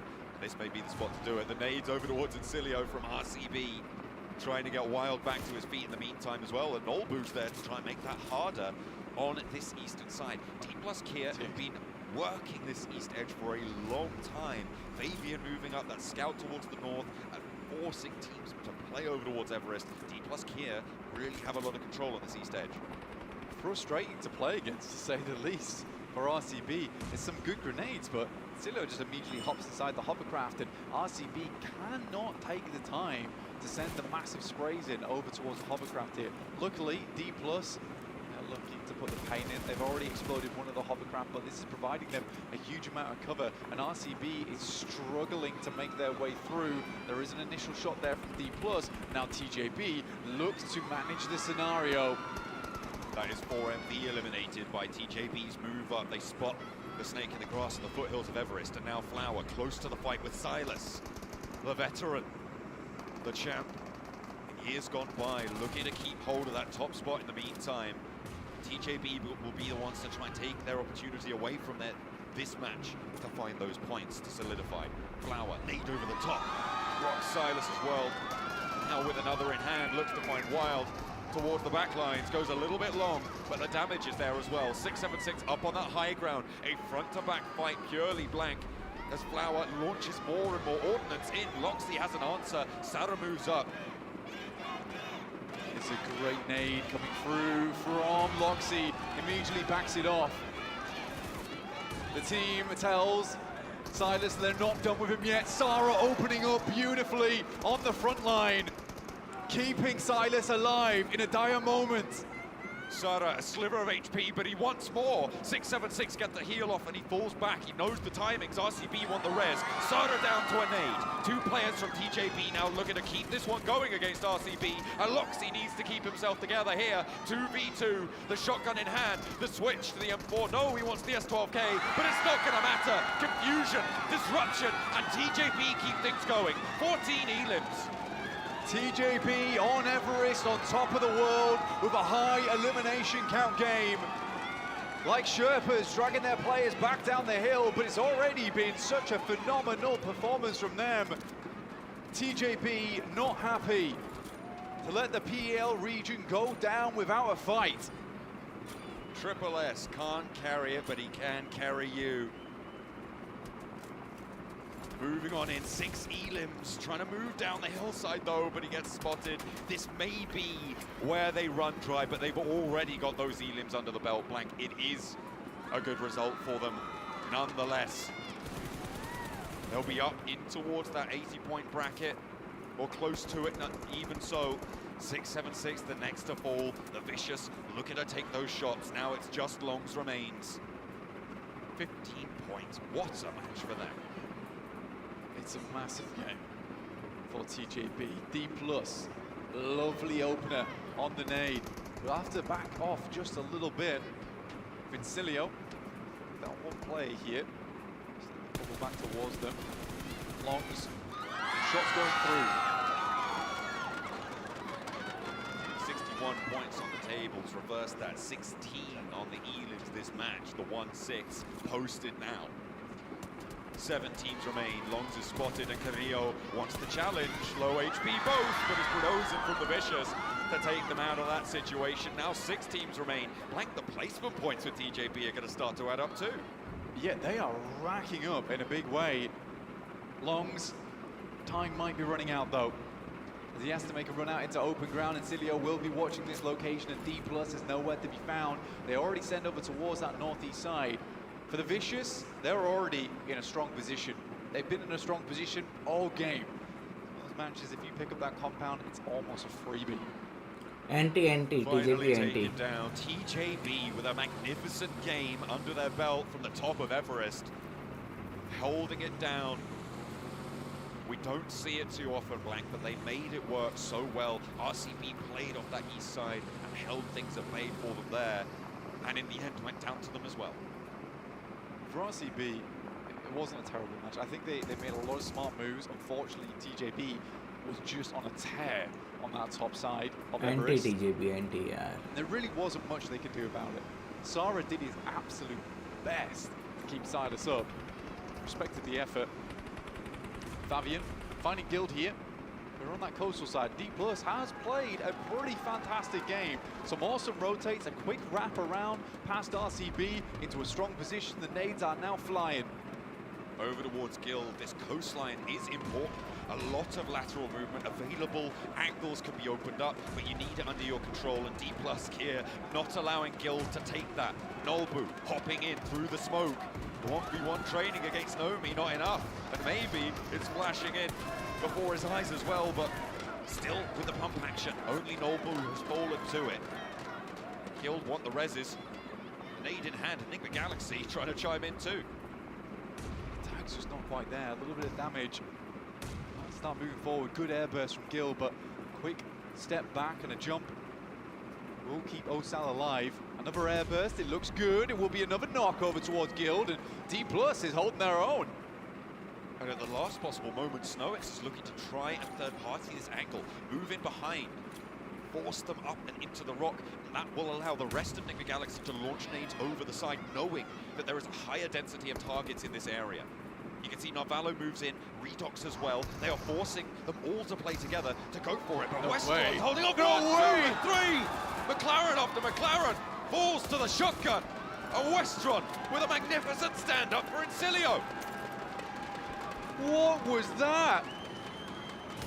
Westron does just send them spinning. They have no idea where that compass is pointing at this point because they have just been spun out in the McLaren. Abe DK. Incredible moves. Anti. Off a free game. They go home empty-handed. They forget to pick up on the deal. How on earth do you find that? Westron. He's in the tower. He's into the circle and he's in the tower. Diminor wants revenge, but denied that opportunity. Enigma Galaxy in such an important position here on the tables, Blank. This is their chance to push up, but Incilio as well are behind them and looking to try and open up that conversation too. This flex out from Enigma Galaxy, I liked it, but it's completely blown out the water by Westron. Enigma Galaxy push round, like you said, it's a fantastic push from them. They cut out D+, they weren't expecting it. It's a great push out, unlike the one we just saw, unfortunately. Of an 8 will take down EXO. Aza, the laser, in that front line. Magnificent backline nade, spots the player in the smoke, and Enigma Galaxy rack up 10 elims now, Blank. They've got 3 players alive against 2 solos. This should be a chicken dinner and a chance for them to give RCB a run for their money from the EMEA region. It looks like we've got 2 horses in the race. Now, Enigma Galaxy have to finish off 2 teams. Call it that, but it's 2 solos. The Vicious, after a very, very brutal push over towards Incilio, suddenly feeling very silly themselves. Just 1 player remaining. Enigma Galaxy to stamp their mark on this game. From the Riverside, next circle hasn't popped yet. If it pushes south, there is a chance that things could go pear-shaped for them. There is an opportunity for a 1v3. We know Westron can do it. Diminor, though, has complete oversight onto Westron's position. The circle does push, I think, just away from Westron's build. Sorry, not from Diminor's building. I recenter myself over onto this circle. Vicious may have to leave. Diminor is likely going to have to push right to the edge of this compound. Westron, on the other hand, I do not think he can stay. We're heading into stage 9. This will just close in, but it's open ground for Enigma Galaxy. A terrifying prospect, but both Vicious and Incilio will have to leave first. Enigma Galaxy do have this slight slope to work with to attempt to pick up a chicken dinner here in our second match of the day. A team vying for a first place. And the circle starts to close into stage 8. 5 players remain. Rocks in the open field, the only cover beyond the roadside ridgeline. Redox moving out wide, trying to play every angle available to him before the blue zone consumes it. Knows his pace. Westron can't step out, and I think that they know that. They have so much freedom here to spread wide and establish a baseline of fire to allow themselves to push forwards. Narvalo finally pushed off the rock. And this is discipline from Enigma Galaxy. Yeah, good setup. Aware of a lot of angles, but what they are doing at the moment is opening themselves up to 1v1s. There is potential of reses on their sides and trades. But it does become a little BC को knock कर दे और knock finish कर दे ये. Two pretty dastardly positions. But Enigma Galaxy will not be forced out from this spot just yet. Neither will Westron. I mean, he's moved onto the inside, right? And he's going to have to hop out the window. That's dangerous. Diminor drops down into the sightlines of SnowX, and that's an easy pickup. No 1v1 to be spotted. They know Westron's in the tower. Redox can move across the road. Hop out if you dare, but I don't think he's even going to get that far. And it is 12 elims for Enigma Galaxy. Celebration deserved. A nice wraparound to the Riverside earns them 10 placements and plenty more besides.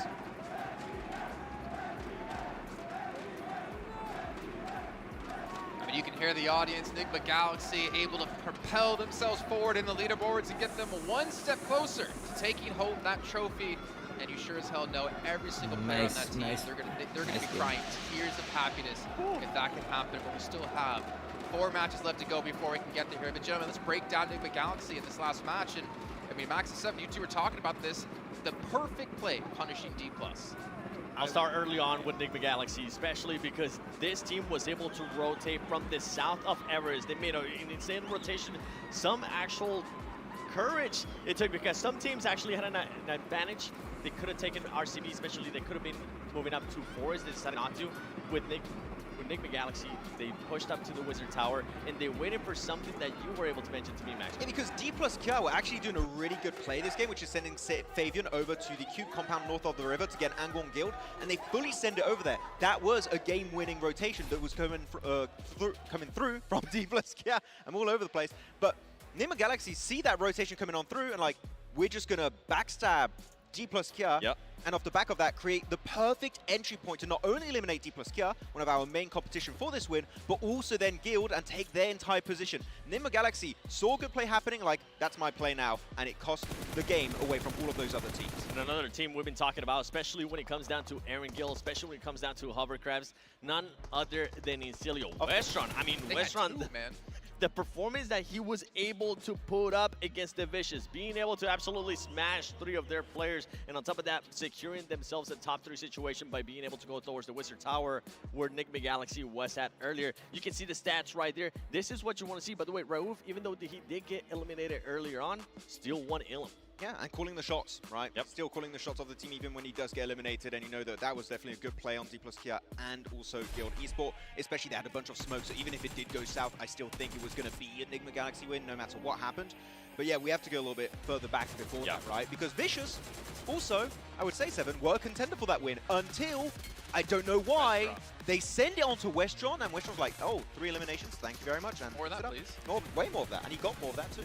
That's the thing with the Vicious, right? Sometimes they are too overly aggressive. Sometimes they aren't really fully thinking. It seems like they aren't really fully thinking throughout in regards to that game plan. If they would have stayed where they were at, they would have still had all their 4 players, and they would have been sitting pretty, at least for sure, a top 2, possibly a win with the angles that they would have been able to gather, but I think they were just trying to do a little bit too much. And you saw the rooftop of Dinanov, right? If you have 4 players peeking from that rooftop, how the hell do you survive as Enigma Galaxy, right? And Guild, you can easily get third party too if you have cars to make that transition. So they just saw red in that one solo player of Restaurant and just sent it in. And unfortunately, well, we saw what happened. Though, as we have some of the replays happening, Everest was just a key part of this game here, 7. You had Na'Vi, you had TJB, you had Incilio, you had Regnum Cario Brat, even Alpha 7. So much was happening there. The way TJB was able to control Everest, I mean, we saw whenever Na'Vi decided to go push up on them, they were able to stop him. One player basically stopped them, 676, man. Yeah, 676 fully sent it by himself. Max, though, one thing that we were thinking about, especially when the fight between TJB and none other than Na'Vi was happening right here, we're wondering, we were hoping that RCB would end up crashing onto them, but you two had really opposing views on how that actually we don't really play agree out, right? with this one. So Max was saying that maybe we should see. Sorry, 7. Sorry, was Max saying RCB should push into TJB? Yes. And Na'Vi. And Na'Vi, and third party that fight to take control of Everest completely. But 7, you were talking about, there were a lot of other teams like Incilio, I think it was D+ as well, who could have third party that push and turned it into a rave up there. And this was even before INS ended up leapfrogging RCB. I think that RCB, with the 2-2 split that they had, they were a little bit worried. They didn't want to end up getting caught off guard. I am with you that I feel like they should have maybe regrouped faster. That's one thing that they definitely should have done. We agree on that. But I don't think they would have been able to just fully go for that third party just because of some of the other teams that were there. They were really scared that they were going to end up getting third party. Yeah, we do agree then on the regrouping then from that 2-2 split. I think if they did regroup on the mountain, they could have kept some players on the ridge, closing up a little bit closer to then TJB and Na'Vi, keeping players on the back foot to make sure they don't get backstabbed. If they do that, I think that could have been a way better finish for Regnum Cario Brat. 22 points for Enigma Galaxy, and TJB, 16 eliminations, getting themselves 18 points. You know, this is a team who could move up the leaderboards and continue this pace, and technically there is a chance we could see TJB get themselves into first place if they continue to play like this. Actually, TJB had a really good ending yesterday, right? They got a chicken dinner on the penultimate game of yesterday over on Miramar. Penultimate, complicated word. Actually able to get himself then 2 chicken dinners in pretty much 4 matches today, looking really solid. But at the bottom of the rankings, one team that had a bit of a rough rotation here, it has to be Falcons, but gets a goose egg. We did want to touch on this really quick about Falcons, because they did fully drop in a Novo, if I'm not mistaken, 7. Yeah, they did. And the thing that you were able to mention to me as well, Max, is that they finally stopped doing that weird 2-2 split that we have seen for the longest time. I mean, also towards Malta, we saw Incilio and we saw Navi playing at a little bit more. I think they were trying to wait to see what Falcons was going to be doing, but that doesn't matter because we have a new team in first place, and it's truly none other than Enigma Galaxy with those 113 points. It is so close, Max. Gentlemen, if I talked to you before PMGC started, I was like, who's the better team from the split that happened between Enigma Galaxy and Twisted Minds? I feel like you all would have said Twisted Minds. Yes. Yes. Yeah. But to see in hindsight, we can't go back. On a realistic notice here for Enigma Galaxy, I mentioned it. The full season for me is definitely one of the better seasons we've ever witnessed from Enigma Galaxy roster. For like the past 2 years and a half, it feels like. This team, the iGelling, is similar, but this team is just enabled so well with Rauf leading the charge forward with his iGelling calls, and Narvalo and Snowix just set up these plays so beautifully, even Redox. What's so crazy is those 3 players you just mentioned, they've never really been on a top team that has dominated a region or dominated really any events. But for some reason, this culmination of players with Rauf at the helm is allowing them to potentially take home this PMGC trophy. Yeah, I mean, if you don't have the fragging power of this roster that play on D+ Kian Guild, here's 7, it does not work out. guys, जो भी नहीं हो जल्दी से like share and subscribe कर दो यार. Possible in the first place. We saw the stats. We saw कल से gameplay भी stream होने वाली है शायद. 4 more If eliminations, except for Rauf, obviously, that एक घाटो आ जाए eliminated earlier on. But this is what we're talking about. Like, this is the meta that we have moved onto when it comes to PUBG Mobile esports. We saw it last year with IHC, and we're starting to see it this year. Now it comes down to that fragging power. It cannot be just one player. Cannot be 2. You need everybody in your squad to be able to frag. I mean, I think it's a culmination of not obviously being able to just frag out, but if Rauf doesn't make that call to play that rich side to backstep D+, they never would have had this win. The timing was on point. It's not just the call was good. The timing at which they do it is when D+ KO was technically at their weakest, when they're fully committed in their fight between themselves and Guild, and that's when you strike, and that is such a good play. And even have Peko that he was doing magic tricks to us yesterday, 7, and he's also doing magic tricks in the leaderboards, going up to first place. Amazing magic tricks, by the way. Shout out to Peko. On the second page here, we have already gone by 2 matches. This is the mark that I was thinking, okay, you know what? This is when I start cutting down some of the teams. Guild, obviously, not going to be able to make it. TT as well, not going to be able to make it. Falcons, Alpha 7, it's just too far, Max. Yeah, even I know I was saying the 98 point there is possible. They know. Okay, at this stage, I'm starting to say it's not quite possible anymore. I still think the greatest thing to me is to see a lot of these top dogs, like Alpha 7, like your Falcons, like the 4B, not be able to take this trophy right now. We're gonna have a newcomer for sure win this 100%. It clearly is just the new era of PUBG Mobile esports, right? You had China in the past, then you had SCA, but like now it's not only just any region can win, any team can win, and it's just new players, new teams that are rising to the top and now competing for this trophy. That's the main one. New teams. Like if you would have told me that within the top 5 we would have actually had Influence Rage and Alpha 7 would have been in the second page from the Americas region, I would be like, no, you're crazy. It actually gets me hyped up for PMSL America. I can't wait. What's going to happen over there in 2025? Can't wait to see how, even though they're not here, Team Liquid, how they're going to be reacting towards 2025. We'll get a chance to talk about that towards the end of the show. But right now, let's focus more on what's currently happening, because going into this next match in Incilio, they need to continue on having this great performances when it comes down to air. Yeah, we did see Icy try and get a hovercraft too, but unfortunately they were not successful. It's such a good use also of the hovercraft because they were getting naded by Regnum Carabra next to the trees northeast of Everest, and they just see the nade coming in, we hide in the hovercraft, the nade stop, we get out and we start spraying D+ Kia and Regnum Carabra. Really, they not only just pick it up because, oh, it's a strong item, it's a strong vehicle to have in your games, they perfected the use of it to just play hide and seek with grenades. We've been seeing more teams using it too as well. We saw Falcons now. I don't think I've ever seen Falcons use it before. The best part about this is I can do this. No, I'm kidding. But go ahead, Seven. No, but I was saying we're starting to see a lot more teams now starting to adjust to what Incilio is currently doing, right? In regards to the hovercrafts. Now we're starting to see Team Falcons also being able to carry them along the way, driving, seeking them out, and that's something that we just really haven't seen before until we start pointing out, especially with Incilio, especially with you, Max. You were pointing out what Silly's currently doing with those hovercrafts. I mean, the hovercraft is just like you create a little mini compound for yourself, and if you can have 2, maybe 3 in these positions that technically that dip is not great. It was 2? They made it great, Yeah. thanks to the hovercrafts, right? So it's definitely something that I think teams that, if you drop in the middle of the map, right, it's not going to be something you can use for yourself. But if you're a team that drops on the coast, maybe you should spend an extra minute, a minute and a half to actually scout out those items, because if you have a field finish, guess what?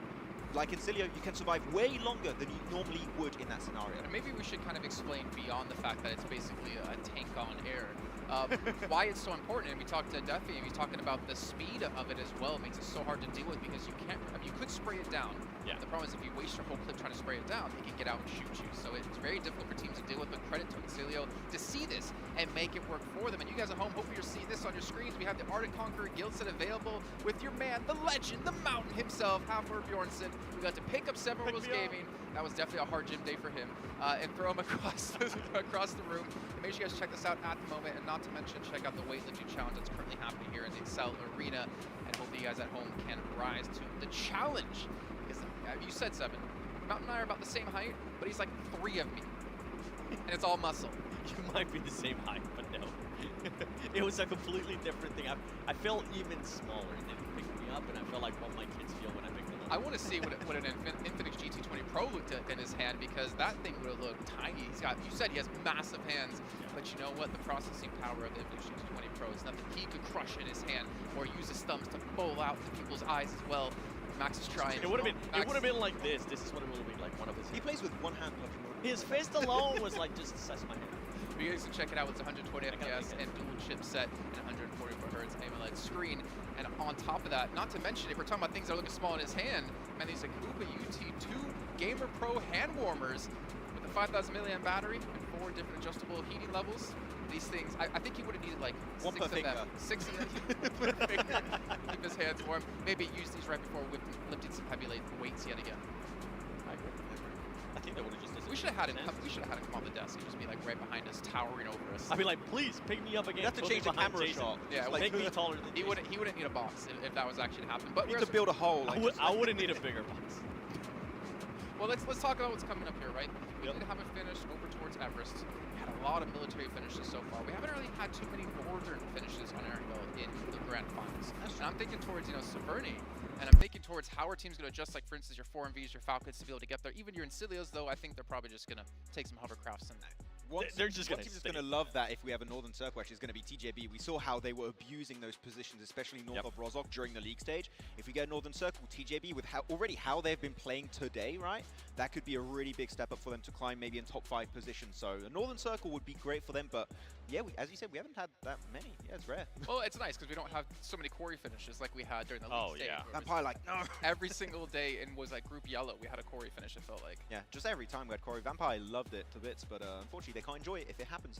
They loved it, but they couldn't do the job. Anyways, one team that's currently not being able to do the job, it's 4MV. Once again, they struggle being able to get towards the center of the circle, keeping all 4 players alive. I saw Dog being able to lead that rotation, and ultimately, he ended up being the last player alive, to my surprise. I'm hoping that this team, we're talking about where we want circles to go. First day, remember, we ended up having 2 military circles. If for some reason we end up getting a military circle here, I think one team that's definitely looking to take advantage of it is going to be 4MV, and they definitely need that. Thing is, we talked about when they had their massive game on day 1, that they did this exact same thing in league stage and they did nothing after that. And we're seeing something kind of similar happen yet again. If you take away those 30-odd points, they would be nowhere on that front page. I do agree, though. I do think that 4MV is still doing some good macro plays. We talked about the splits earlier in the pre-show, right? I think that their Sanok game was really solid, but unfortunately what happened is that other teams are also doing really solid plays. Voin, right, wrapping around them to try and stop their gatekeeping from happening in the first place. So it's not like they're playing bad, it's just the lobby is playing at such a high level that a good play, a lot of the time, is just not going to be enough to go the entire way for that win. I feel like they're just being a little bit too overconfident at times with these 2-2 splits. They've been able to adjust with what Doc has been able to do in regards to playing a little bit closer to his team, but right now those 2-2 splits are just not working out the way they want them to work out. Well, you know what? Luckily for them, they're going to have a little bit of time to think some things over and hopefully work on their splits as well. As we're going to head to a short break. Keep your anticipation high, because when we come back, we're diving right back in some more Pogi Mogi action. Wait, what did this?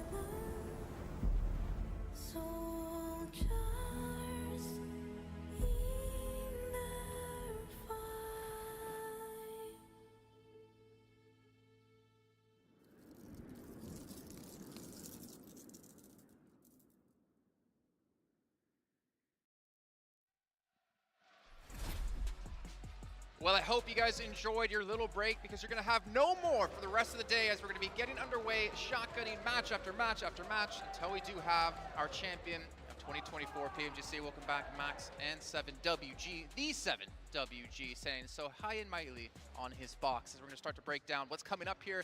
And Max, I know you want to talk about Alpha 7, especially in that last match. Yeah, Alpha 7, I think, had two really good approaches in these first two games, right? They had a really good Sanok. I think, unfortunately, Razor happened once again. That was not too good.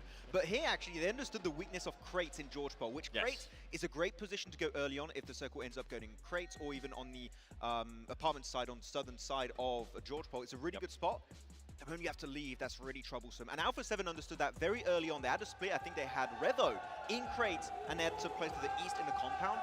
They just sent the entire team over there the moment they saw the circle pop. And thanks to that, I think they would go involved versus Thundertalk Gaming and even another team in crates. So sure, they don't get the win, but I think Alpha 7 is still pulling some way better rotates than what we saw at the start of these finals. And I think this is what we were talking about with Alpha 7 specifically for today. They just have nothing to lose. They know that to be able to reach first place, it would pretty much end up taking up a miracle for this team. So they're going to be going back to what we know them for, right? Smart rotations and also those eliminations, the aggressiveness. And look at Incilio, 44 eliminations, over 10,000 damage. How much is this that? Is out of 7 matches. How much of that is them coming out of a hovercraft? Imagine if we could get a stat for Incilio specifically, how much time spent in the hovercraft in comparison to all the other teams. It wouldn't even be close, honestly. Because they have multiple hovercrafts, it's like just multiplied so quickly also. But like, yeah, it's a good item. I'm not going to knock them, right? Because if you want to be the best team in the world, you got to be able to, you got to be willing to adapt to new metas and to new changes, and they are the first team we've seen to adopt it. You can't even knock them if you wanted to. Then the hovercraft. That's true. That's true. They're just gonna keep. They're just gonna keep playing cat and mouse with you. The first teams using the DBS when that came around, meta changing. That was, I think, D+, if I'm not mistaken, way back in the day. And now we're seeing Silo do the same. I wonder if we're going to see more and more teams adapt to this. But obviously, that's Erangel only. Thing is that if they find themselves in a situation like we were able to find in that previous match, and those hovercrafts do end up getting destroyed, you've mentioned it before, Max, it becomes pretty much a compound. It's just a fort. Yeah. Built on the go, and it's very strong. Very strong indeed. And speaking of strong, we're going to head back to our commentators. We're going to be dropping in to our second Erangel of the day with John Allen and Blake.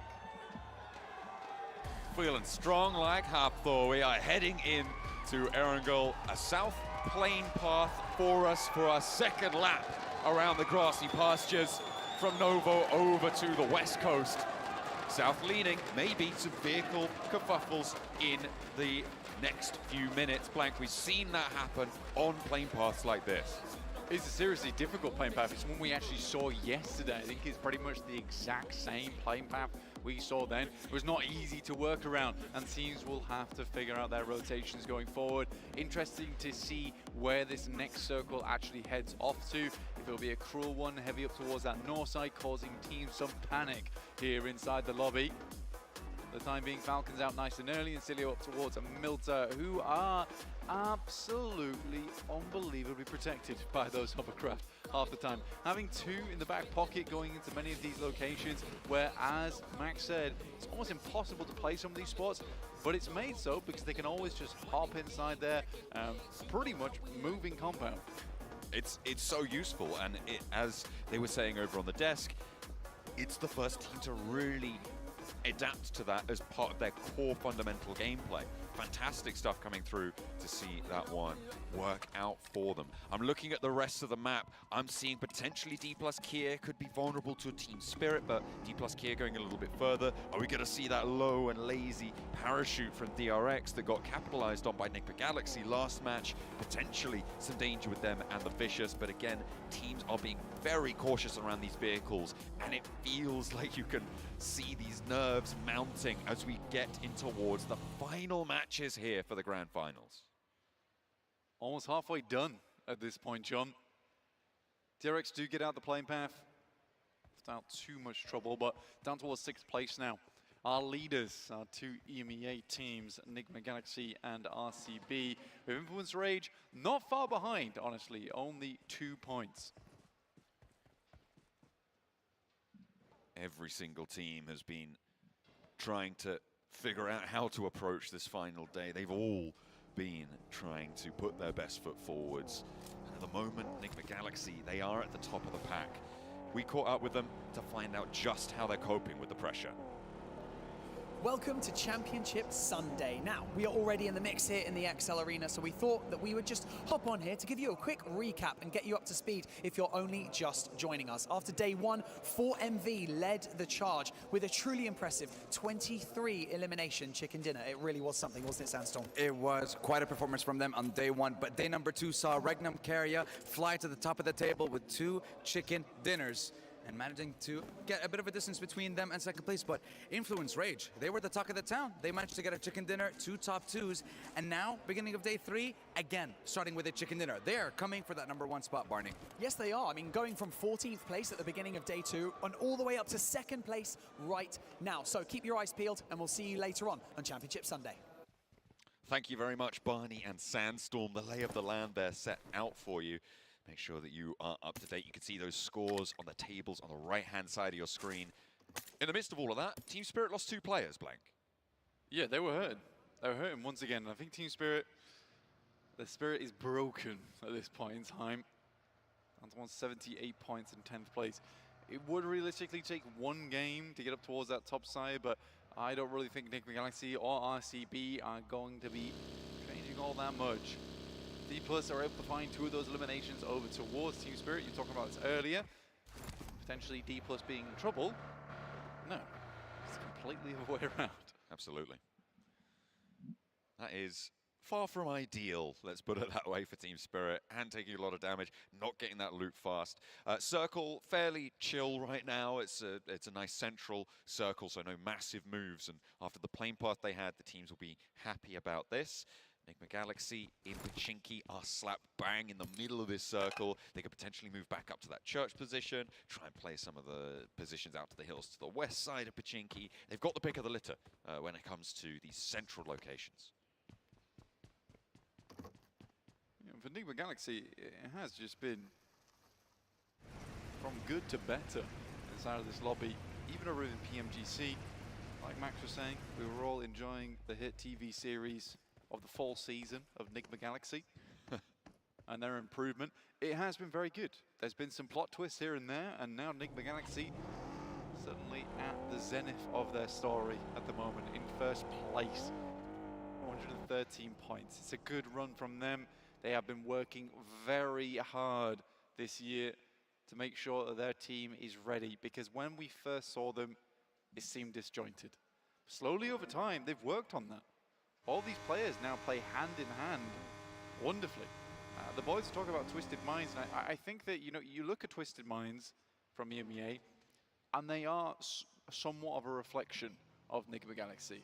In the sense, you take some very strong players, you put them together, and you hope it goes well, but you invest resources into that. You invest time, you invest coaching. I think Twisted Minds just needed more time. For Enigma Galaxy, they already had that moment of success where it all started to click. Now they're up against 4MV.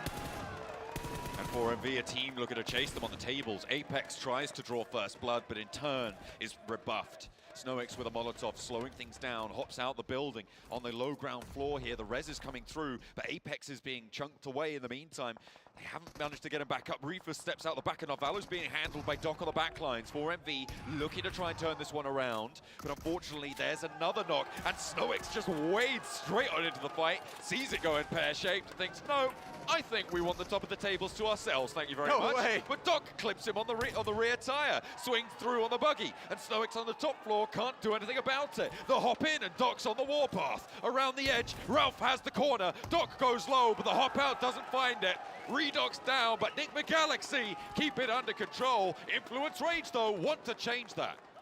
Influence Rage in the wings here.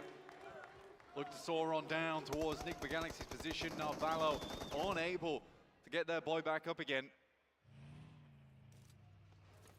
Crazy play there, though, through from Doc. Guys, जो भी नहीं हुआ जल्दी से like share and subscribe कर दो. Towards that location, Ralph barely had time to get out of the vehicle before his leg got twisted. The hand of Doc. And with the stacked leg on that approach, but Galaxy take one of the top 5 out of the race for this match. Influence Rage didn't have time to third party, seemingly. Oh, hang on a minute, they might still yet have an opportunity until Enigma Galaxy can get those reses on board, get that healing done. Yeah, it's highly doubtful. Well, never mind. It was not highly doubtful. Apparently, Influence Rage just let them get Narvalo back up again. So he sits up straight, and Enigma Galaxy technically now can just play on with 3 players with 4 eliminations perfectly possible from a central position. Well, hell of an extraction onto Narvalo, I won't lie. It's good to see, though. They do value the player. I mean, Narvalo, in the past, used to be one of the best players in Europe. He has slightly fallen down that ladder. There was moments where we worried for him. But I'm hopeful for the future of this team now. I think there were times where he just seemed so disjointed from his team, but this is Enigma Galaxy revitalized and cohesive. It's a fantastic sight to see. They will top the tables for now, but we'll have to see if they can hold on to it. Thunder Talk now defending. Top of Potato Hill, east side. 4 players for Thunder Talk. They've already found a knock over towards Icy. The Falcons continue on their fall from grace, but East trying to chime back in towards AJ. They will find that knock. Hui looks for the trade, and action is taken down. Potential third party coming in from Incilio across the way as well. This, for both of these 2 teams, is going to be made so much harder. We saw what Westron could do on his own in the last match blank, and we'll see if they can extract more value from this situation. He's a crazy player on Incilio. He's had so much success. Donning the flag as a cloak here. The attempts to hit them with the dagger on that northern side. 3TN from Incilio with the hovercraft. What else, really, end of the day? I will say for Westron, that last game with the Vicious, technically Vicious made the right play. Absolutely. They should have 100% pushed him.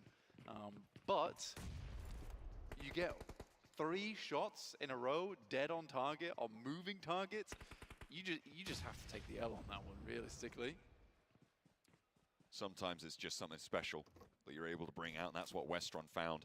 In the meantime, we're going to hop over towards Sunken. DRXO taking on the remaining duo from Team Spirit. A knock over towards Hyunbin slows them down. They are not fully grouped up right now. Oh, no, wait. No, that's RCB across the river with a 2-2 split from Rozhok and the Bridge compound. DRX playing as 3 in this location. They've got an outpost, but trying to regroup, play a little bit closer together. So as moves back on in, and they slow their approach. They don't want to go for this fight against Team Spirit. For RCB, it's a good chance for them to start the game here. I mean, Vicious do hold that north side of Rozhok, the hilltops, but RCB have way more space to play around with. It is a somewhat dangerous split, but again, it's what they're trying to do most of these games is keep their split just close enough so regroups are possible. But the amount of information they'll be able to pick up from the back of this is phenomenal. Na'Vi scouting the top side, but Incilio rocking through in the hovercraft. You cannot slow them down. They just roll on past, and what are you meant to do? All you can do is really watch. There's not much counterplay to it. Bring your own hovercraft. Yeah, but still not counterplay. Now you're just rotating together. Yeah, that's true. That's true. It's such a difficult force to be reckoned with. The Na'Vi are going to push them off, however, but I think that's more Incilio's choice than Na'Vi's, because this circle, okay, the next pop as well, goes over to the river, the central island there found. Na'Vi can't quite catch Incilio as their tail turns, but they'll have to mount up and get on the path behind them. However, pushing in towards the center of this circle, there's a lot of open ground blank. Yeah, very reminiscent of the way Miran Sejong played actually for RCB here, immediately regrouping on top of Sara. It's a good spot to play as well. A lot of sight lines and a lot of capability to hold teams out. They'll even have an outpost that sits down towards the bankside. This is good for RCB on this circle. And I imagine it will center up around there anyway. Enigma Galaxy heading down over towards Foyne Donkey, who have just managed to grab themselves a position on the sidelines of Sunken. DRX, I hope they brought their scuba dive gear, because they're going to have to sit around here for quite some time in the water. Tell you what, Team Spirit with their 2-0 have had some decent shifts on this one and may be able to pull a couple of points points out of this game, but I'm still not holding my breath. Void Donkey ID spotted on the cross in towards Sunken. Zeta clipped, but Vexy will get the res here. DRX want to isolate this, surround it. You can see Kaiksei now moving up into the high ground off angle. Nick Big Galaxy have made their entry with all 3 of their players now safely in that southwest side. Slap bang center in Sunken City. Yeah, a lot of teams want to get involved, and this can hold a fair few squads at the end of the day. No one really wants to make too much noise here. A couple of shots going through, but that's about it. Na'Vi attempting to move over towards Incilio. Already, there's a good start, a good chunk of damage. 6 is down, and Na'Vi stuck inside this building. Another lovely nade. Bounces down the stairs. There is a response, but is it enough? Another nade for Westron. He's on a rampage again. Potential to find Flip here, but a nade goes a little bit awry. Does tag him for the damage. The Molotov to push him off the door frame, so nice. But he goes down the stairs. Brilliant rotate from Westron to pick up that Molotov, playing the terrain. Low HP again, dips back, but Redlick can take up the mantle. D plus Kier moving around in the distance could make this a little bit messy, but another nade bobbles over to the backlines, and Lemon is going to get pushed away from this. Puncher flushed away, and the points start to rack up for Incilio. Westron today has been playing like a man possessed. It has been insane what we've been watching from him. Nade after nade into a Molotov, so perfectly placed, and now Lemon's getting squeezed. Ooh, there's still a little bit more juice left in it, hopefully. Redlick underarms the nade on the lower balcony, the drop down, but just in time, secures the door frame. The hop over, and he steps in. It's all chaos. The step out from Lemon, and a 1-2 swivel. We thought Westron had it all, but no. Lemon turns their situation sour. A bitter denial to Incilio. Lemon turns it up to 11. At his 11th hour.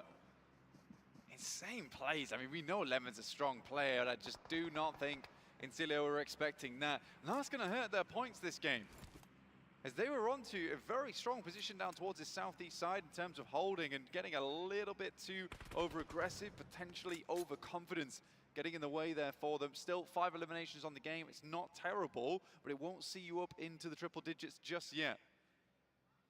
That is so unfortunate. They should have been 3 in this position, but just that little clumsy step in, step out. Lemon with the pump action, with a miraculous pull. I mean, to be fair, it swings and roundabouts from the last match where Westron did the same to the Vicious, right? And with Incilio going down, you're right, that point scoring potential severely denied there. They're up to 98 points blank, so they are still within striking distance as Lemon does finally get taken down.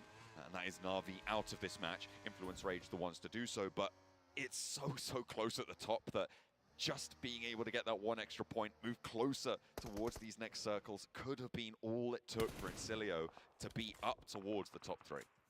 Some good long-range shots so far from Norizin. We've been watching from Influence Rage. And they're currently holding down towards that south side. They have a lot of space that they've conquered already. D+ trying to go for something similar, holding a 2-2 split. Off over towards that eastern side. They got 2 players on the south of Rozhok, but RTB still in this strong position, and there's no contenders in their area. Same cannot be said for Sunken, though. That place is full to the brim. There is plenty of players looking to try and make their way on in there. Alpha 7 have managed to make the first strike towards the positions under the bridge. Guild looking to defend it, but with McGrellan out of action, Revo has to step into the breach and will do so with gusto. GG, not GG, flushed under the bridge there. Aza, the laser, trying to get across as well, but I think Alpha 7 have his number. Yeah, he's in a tough spot. I think Revo knows his location as well. For Alpha 7 playing out on the water towards that middle island. Good shots again, creating a splash in the water, and will find the knock.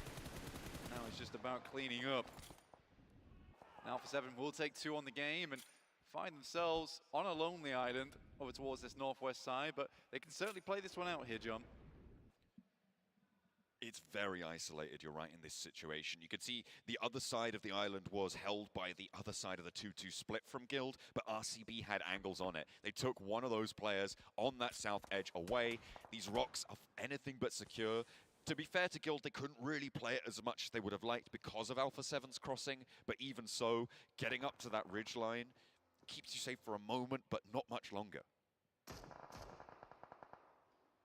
Voindonkey, not a bad spot, but we'll see where this next circle goes, because if it heads over towards that west side, both Enigma Galaxy as well as Voindonkey ID will be pretty happy with their position. It will be DRX forced to push them, but nope, up towards RCB. And it looks like we're heading over towards our Turkish squad to reclaim their top spot. Seeing the rotate out from Team Spirit as well towards that shack on the roadside. Trying to hunker down there. And to be fair, I think they've got legs on that position, Blank. They've got a little bit of runway to play with. Because of all the teams who have grouped themselves up in Sunken, moving out of there is got to be really tough. With RCB and now with Team Spirit on the outside looking their way, Enigma Galaxy on the south point, moving away is going to be difficult. The good news for them for now is that they don't have to just yet. They can sit pretty for the time being, heading into stage 6. The cool thing here for RCB is that practically that southwest side will just handle itself. Good rage though, Lorazin will handle one onto D+. Good response though, more damage pouring on through, coming through from Olsal. We'll just send away, still has 4 players here on D+, 1 player down though, and more shots coming through, but TJB enters the mix. They're trying to roll over from the sidelines here, the west edge. Enigma Galaxy are flexing out for it as well, but Influence Rage is suffering the most right now. D+ Kia have 2 knocks, they're grouped up, the blue zone pushes. They can't go back out to get these 2 players back up. D+ Kia almost certainly playing on with 2, and Flower wants to take these points for TJB. 5 elims found now.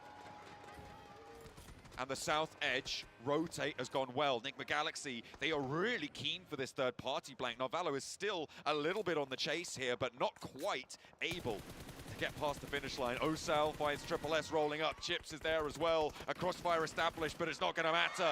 Longs has this back, and Triple S can keep on rolling. Over towards Osal, D+ Kia fall. Second Erangel in a row where TJB stands it up here. Looking mighty strong, nade through over towards Thunder Talk, and they do find themselves hit by a lightning strike sent by Falcons. Swooping down, taking those points away. Only the 2 points on this match, and only the 2 players as well, though. And in 14th place, I think their time is up, even with a miracle run here. They are over 50 points behind on the standings, and teams are starting to get counted out at this stage.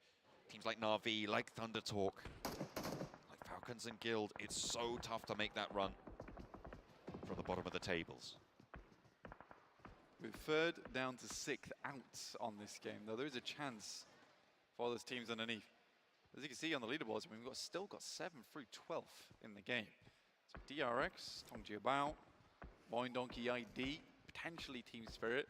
This might be a good moment to regain some of that lost ground over the past day.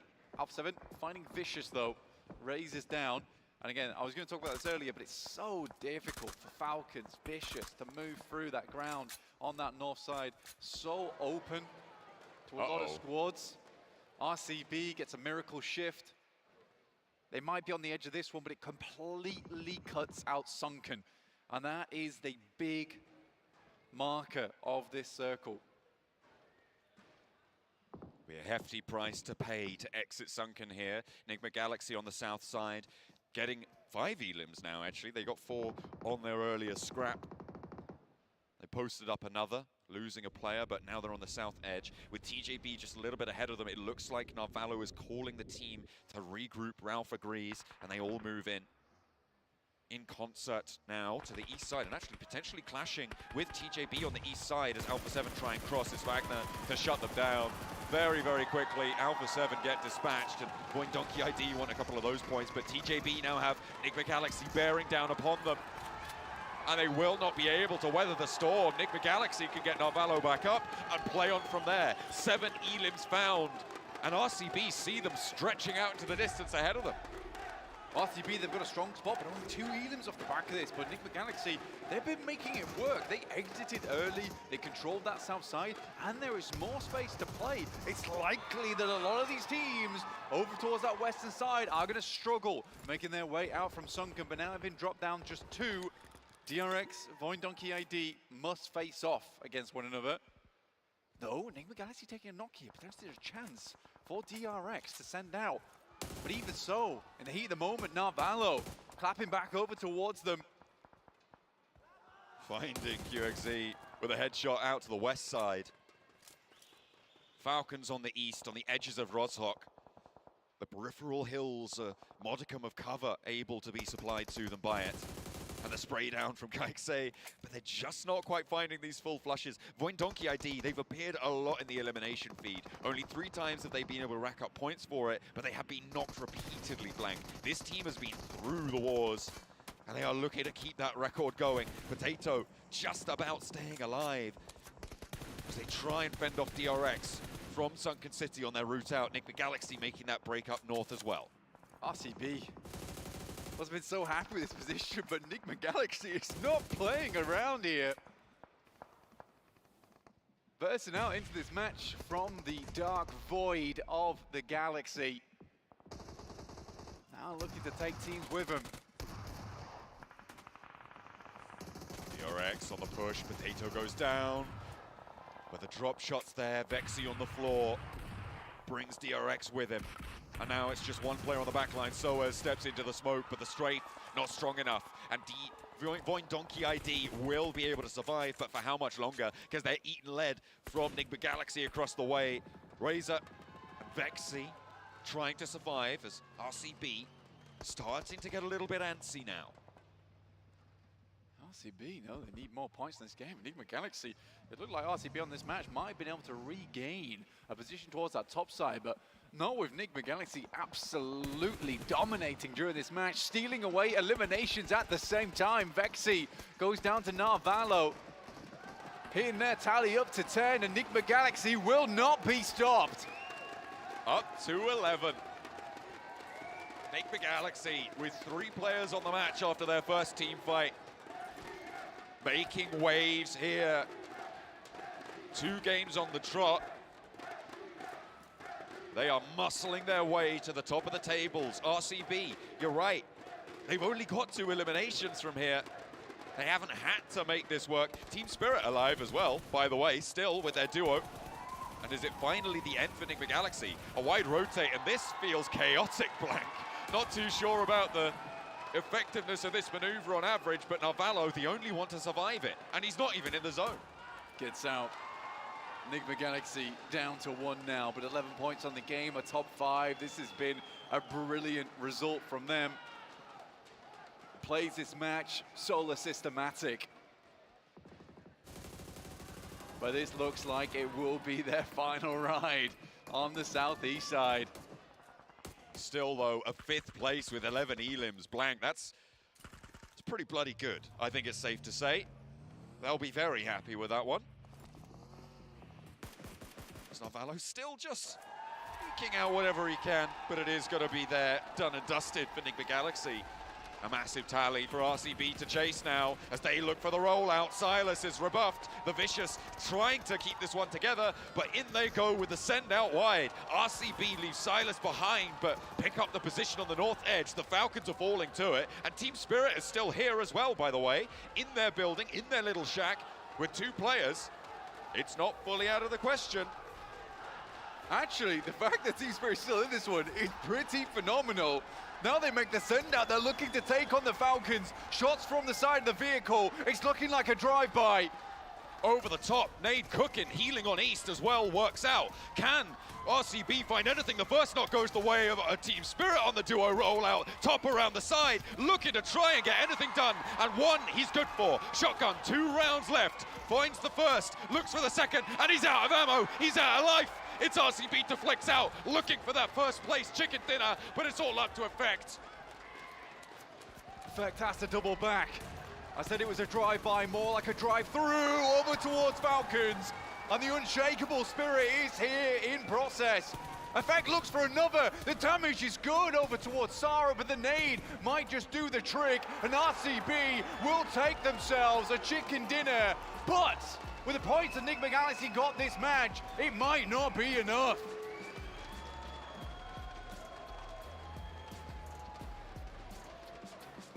Enigma Galaxy might have pulled off the limbs, but at least Regnum Karyabra closing out the chicken dinner. We'll check out the overalls to see where it currently stands here between these two top teams. But for now, we have to break down their victory and break down how they pulled this one off. And Max and Seven Worlds Gaming, I mean, Regnum Karya were sitting in that lovely compound for the longest of times until it was their moment to strike. Yeah, they just held on to their resources for pretty much the entire game here, Seven, and just, okay, now it seems like the action's starting to pick up a little bit, especially around Sunken City, or Atlantis, or Water City. There's a lot of names. Watertown. Compound. Watertown, that one works. I like that one. Look, you said Atlantis earlier. But there was so much action happening in that city, and RCB just, we're going to let that fight unfold naturally. And once all the teams are weakened, there's just going to be a few stragglers remaining. That's when we push clear the southern western side, and then we have free reign to push Vicious, then Falcons, then Team Spirit, do whatever we truly want in this finishing moment. Silas being able to get those 4 eliminations, something that we do need to highlight as you were able to talk about RCB. I mean, you mentioned it too, Jason, they really didn't have to rotate. They were just sitting down for a very long time. For this team, I feel like we're gonna move to Enigma Galaxy because, wow, what a performance that we just had at Enigma Galaxy. The way that they were able to just make their decision. I gotta go back even a little bit further. Whenever they were really close to Watertown, they decided, you know what, we're not gonna go through that mayhem. We don't wanna end up fighting with Voin. We don't wanna end up fighting with DRX. They decided to back off, and something that I really enjoyed that Enigma Galaxy was able to do, as we're looking at the stats here from RCB, was Narvalo. They send them just a little bit further away from him to be able to scout on TJB. Once he realized where TJB was at, then the whole team was able to send it there, and it was an easy fight for them. Yeah, Narvalo was such a proactive scout, and not only scout, but also a very important part actually of these pushes onto TJB. And then they pushed TJB into, I think it was Influence Rage. It was also then the side of D plus Kia. Pushed them all away, then they go back to the city in a pretty relatively safe position. But later on down the line, right, TJB have this mountaintop southwest of Rozhok, which is a good little scouting ground to go for. And Enigma Galaxy, we talked about the fight happening in Sunken City, Water City, Atlantis. Watertown. Okay, Watertown. They're trying to avoid that as much as possible. And just, oh, we already saw that TJB escaped southeast of the circle. We're going to go back there. Again, Narvalo, a very important scout in the process of that push. Get the position under control, and then actually are able to get access to the late game, though the circle had different plans in mind after that point. Yeah. I think the most important thing to note in this game, though, is that if Regnum Karya did not win this match, they would have fallen so far behind Enigma Galaxy because of the limbs that they were able to put up here. So this keeps that trophy in contention here between these two teams. And I mean, honestly, another thing to talk about today, we've had so many amazing individual standout moments. And this one was Lemon with the 1v2 up against Encilio. I don't know how he pulls it up with the pump shotty as well. I mean, they're just creating a highlight reel for himself. I'm speechless.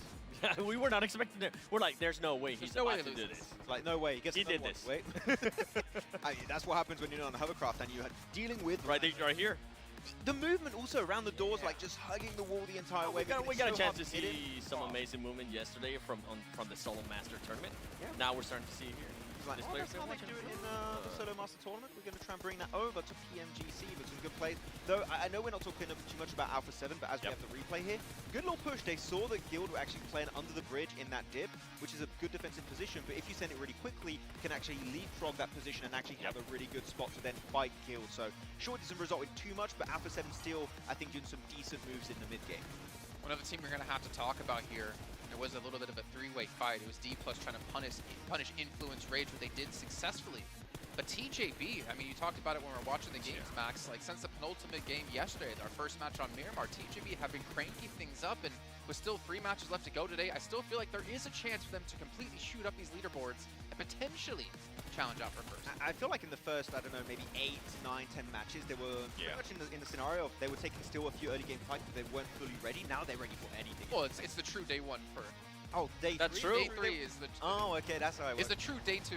It truly feels like they're ready for anything and they're not scared to take fights because, again, we get to the point where teams and players are getting desperate. That send onto other side of Infant's Rage, then D plus Q, I think was just pivotal for them to reach the late game. So I don't know what happened internally for them, but I think the mindset is definitely on point for TJB. And for TJB, if they wouldn't have had just such a struggle in the first match with Sandhog, when they ended up going against the Vicious, they ended up getting eliminated early. We could have had 3 matches out of this team, great consistent matches, but that's not the case right now. I'm really looking forward to seeing how the overall is looking, because we have seen Enigma Galaxy now being able to put up some good performances back-to-back especially. And like you were mentioning too, Jason, RCB being able to win this one narrows that gap. It doesn't let Enigma Galaxy just keep creating an even bigger point gap. Yeah, you see here, RCB able to get themselves 4 more points than Enigma Galaxy, and we'll check in with how close things are between our first and second place team momentarily. But Falcons, 10 points. We got to see some great things out of them as well, only performing with 2 players towards the very end, losing out in that last 1v1 up against Team Spirit. But, you know, Falcons, if they could have started off the event putting up numbers like this, we could have been talking about them as being the team to take the trophy back to Mongolia. They did. They started off hot. Whenever we started off the first day with the Sandhawk, we're like, okay, maybe we're getting the Falcons from Last Chance. Final day? No, that was not the case. It was one match. It was, one. It was just like 4-V. It was one match. Yeah. Speaking of 4-V, 1 point. I mean, this is 4-V. We keep talking, you know, negatively about them, but they're still relatively high up in the leaderboards. When we went into this match, they were only 17, 18 points behind first place. I mean, if they just had some good games here, they easily could be the team that we're talking about. They're still heavily relevant in this conversation, but we're just not seeing those big pop-off games, right? We need another of those 20 elimination games, but here we go, the leaderboard. Top 3 does not move currently, but yeah, it is so damn close. And I do think that we're having a prospect here that's being set up for the end of today, where it might just be down to that final game to decide who's going to be lifting that trophy here, Seven. I know, 3 games ago, I was saying anybody from first page can definitely end up taking that championship. So far, with what I'm seeing out of Void Donkey, great performance here in this last match. I think I'm going to start counting them out a little bit. DRX as well, Incilio as well, just because we're going into that last Erangel and we don't really know what's going to happen in regards to this team when we do end up going to Miramar. I mean, for Incilio, Erangel was their best map. Yep. And their Erangels today have not been amazing. Obviously, we did have Westron get to the very late stages of our first Erangel, but here we see them going out to basically Na'Vi.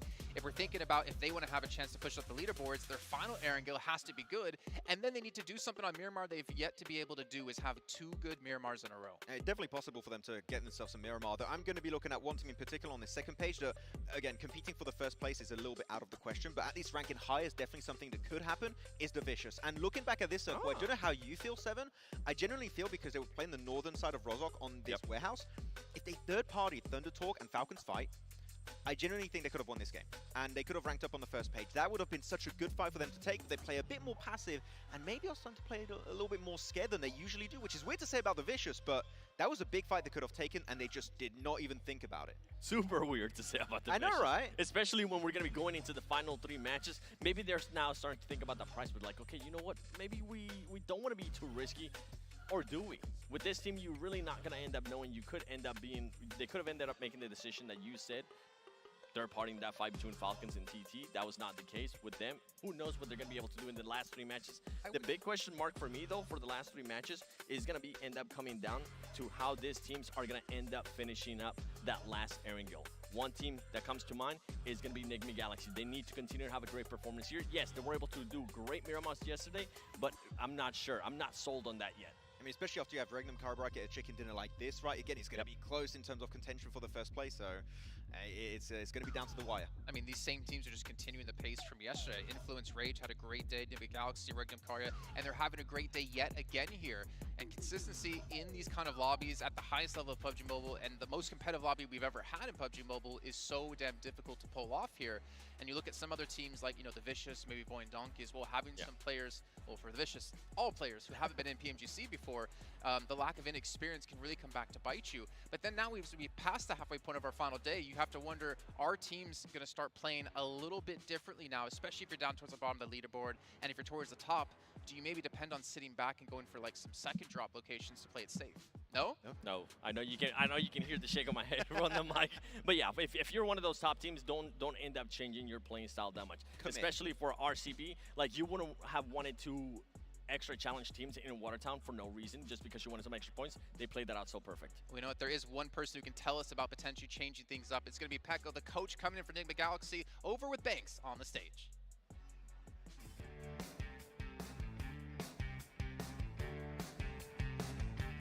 Ladies and gentlemen, welcome back to the main stage where I am joined by the coach of Nigma Galaxy. It is Peko. Peko, 2 points in it right now. You're on 127 points. You've got close second of 125. How are you feeling? I'm actually feeling confident. We're trying to do our best, obviously. We need some luck just so we can beat top one. I mean, we're really confident right now. It's like a sprinkling of luck you need, isn't it? Because you guys are super confident. Speaking of confidence, you know, yesterday you were hanging out with the casters and the analysts in the lobby. You were doing magic as well. They all kind of reflected on it and said, he seems really relaxed. Like, you would think that going into the Championship Sunday, everyone's a bit nervous, but you seem really calm. Do you feel like you're really calm and like you trust your players, I imagine? Yeah, of course. Everyone is really confident. The org gave us a lot of trust, which is what pushed us to do this good. This is all I'm saying. Yeah, we're really chill, to be honest. We expect this. We expect it to fight for top one, and we'll see how it's going to go for the last three games. And we know that, you know, Championship Sunday is always packed with the fans. You guys have an awesome fan base as well that are chanting for you as you go. But also on day 3, right now, we only have 3 maps remaining, 2 of them on Miramar. How do you like your chances closing out the day on Miramar? Do you feel like you can clench it? Yeah, of course. We can do good. We can actually, as I told you, beat top one. It just depends on the decisions in game, obviously the luck. And we'll see how it goes. Is Miramar a particularly strong map for you guys, or is it just, are they all strong maps? No, it's actually the least strong map for us, but doesn't mean we're not going to do good. We're still confident. I mean, like you said, a sprinkling of luck, but also you trust them. They know what they're doing. You've got a really strong team. You're in the lead right now. Let's see if you can close it out. Ladies and gentlemen, make some noise for Nigma Galaxy. And we've also got Peko here. Nice one. Thanks so much. For now, we're going to head back to the desk to continue Championship Sunday. Bye-bye.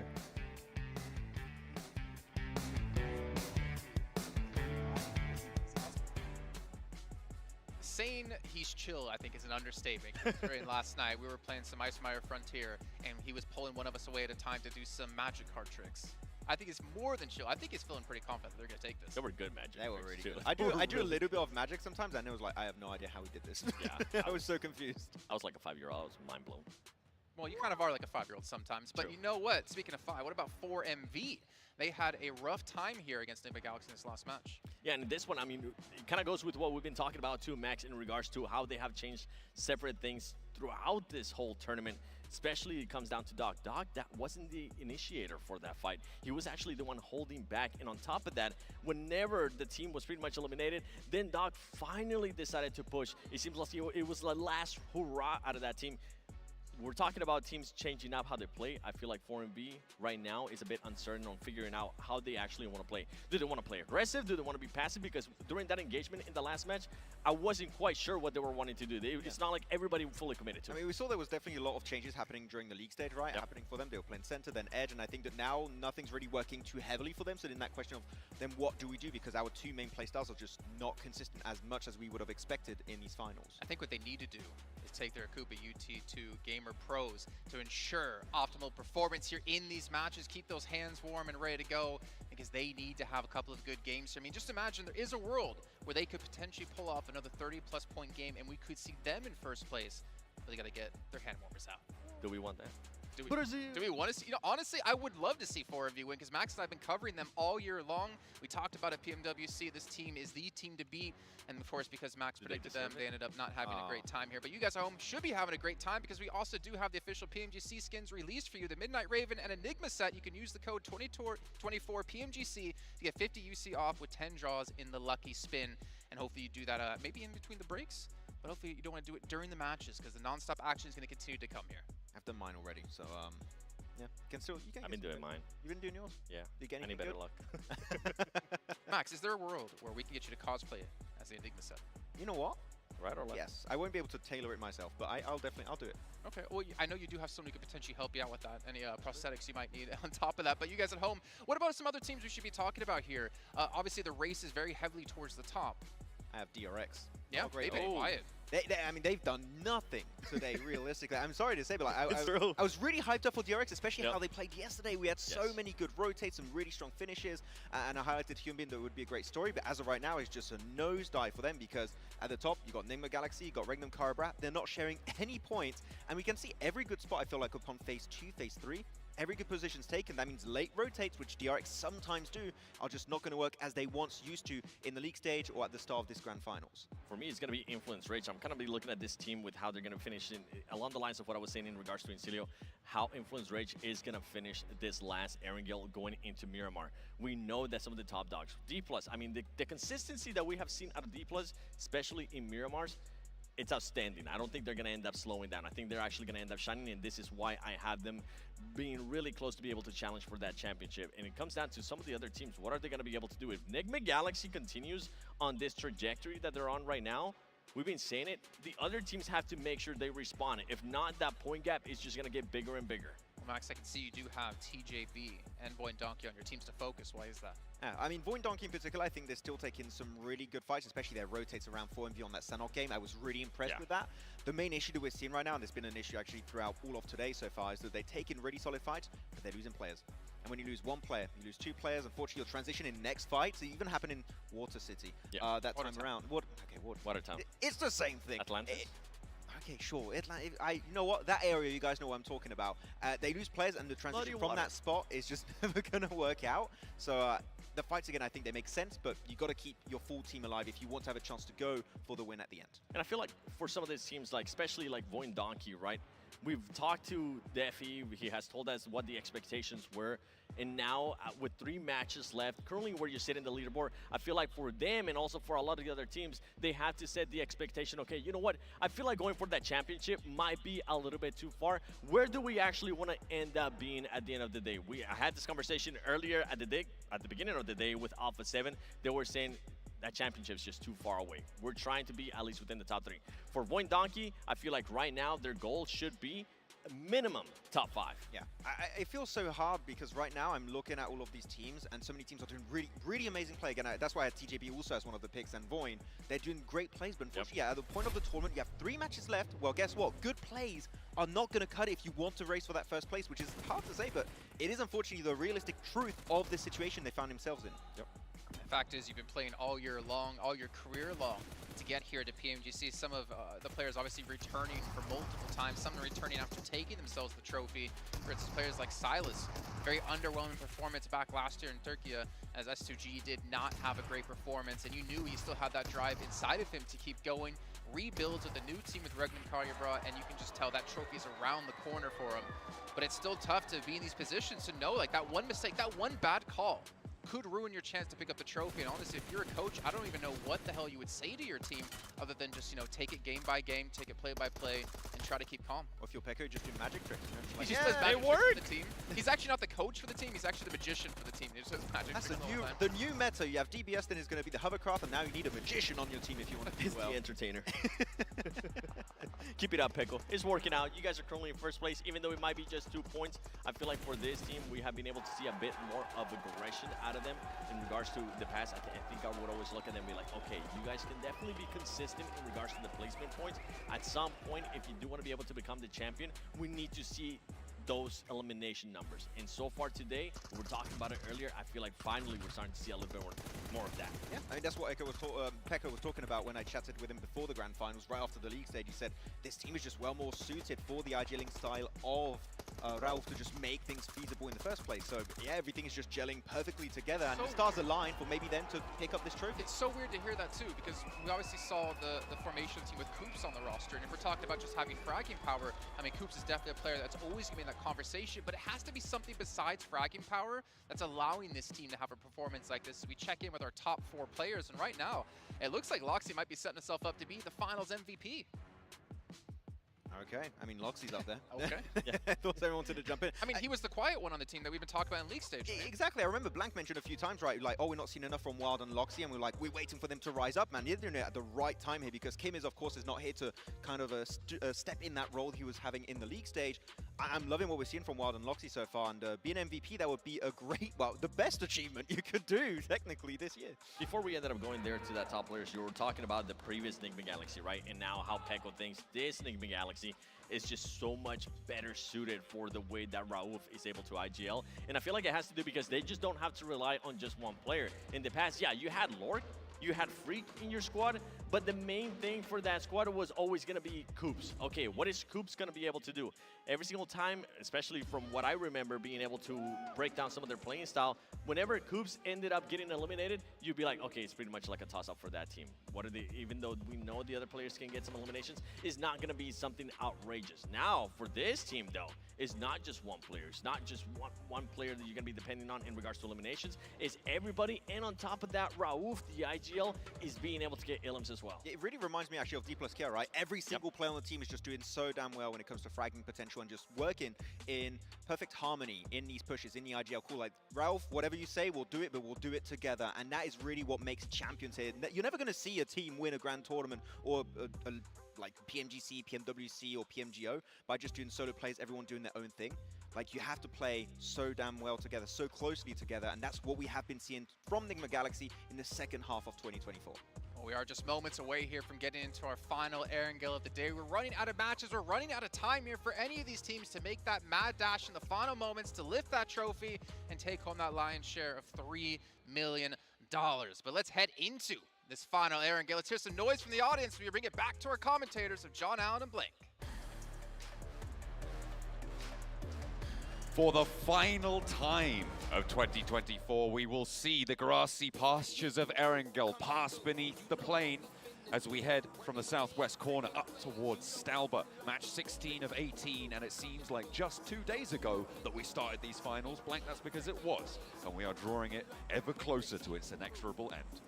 Two horses galloping towards the front at the moment with Nigma Galaxy and RCB. 2 points in between these two squads.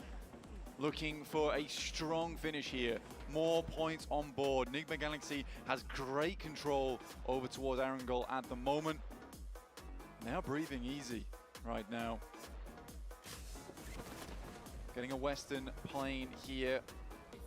Teams will be rotating out in a slightly odd fashion. It's not been a lot. We have sent the plane from that western side. A lot of times we've been going from Nova Rabnoya or the south side of Sosnovka. So definitely a little bit of a change up here on our final Erangel of the day. A mainland skew on this plane path up to the northwest edge. The Falcons down very, very early. They're playing that west side of the map right now. Unlikely that they're going to break all the way down to that military base. I'm not expecting it. 4MV may be looking to go for that from the drop down towards the south side. I'm still keeping an eye out for hot drops. We've seen so many teams be punished. A southeast shift, it doesn't put the military base in the circle, but it does cut out with a lot of water over towards the Milta Peninsula. Oh, it's third wheel in the conversation, that's for sure, down towards that south side. Nova Rabnoya being in causes some problems as well, because by the time you get into that stage 2, likely there'll still be some of that water left inwards, making it a bit more claustrophobic for these teams. Squeezing them into a smaller space, which you never really want to see. We might see some teams go down fairly early in this match. RCB not quite at the front here, but Nigma Galaxy with everywhere to go from Pachinki. Great springboard for them into the future of this match.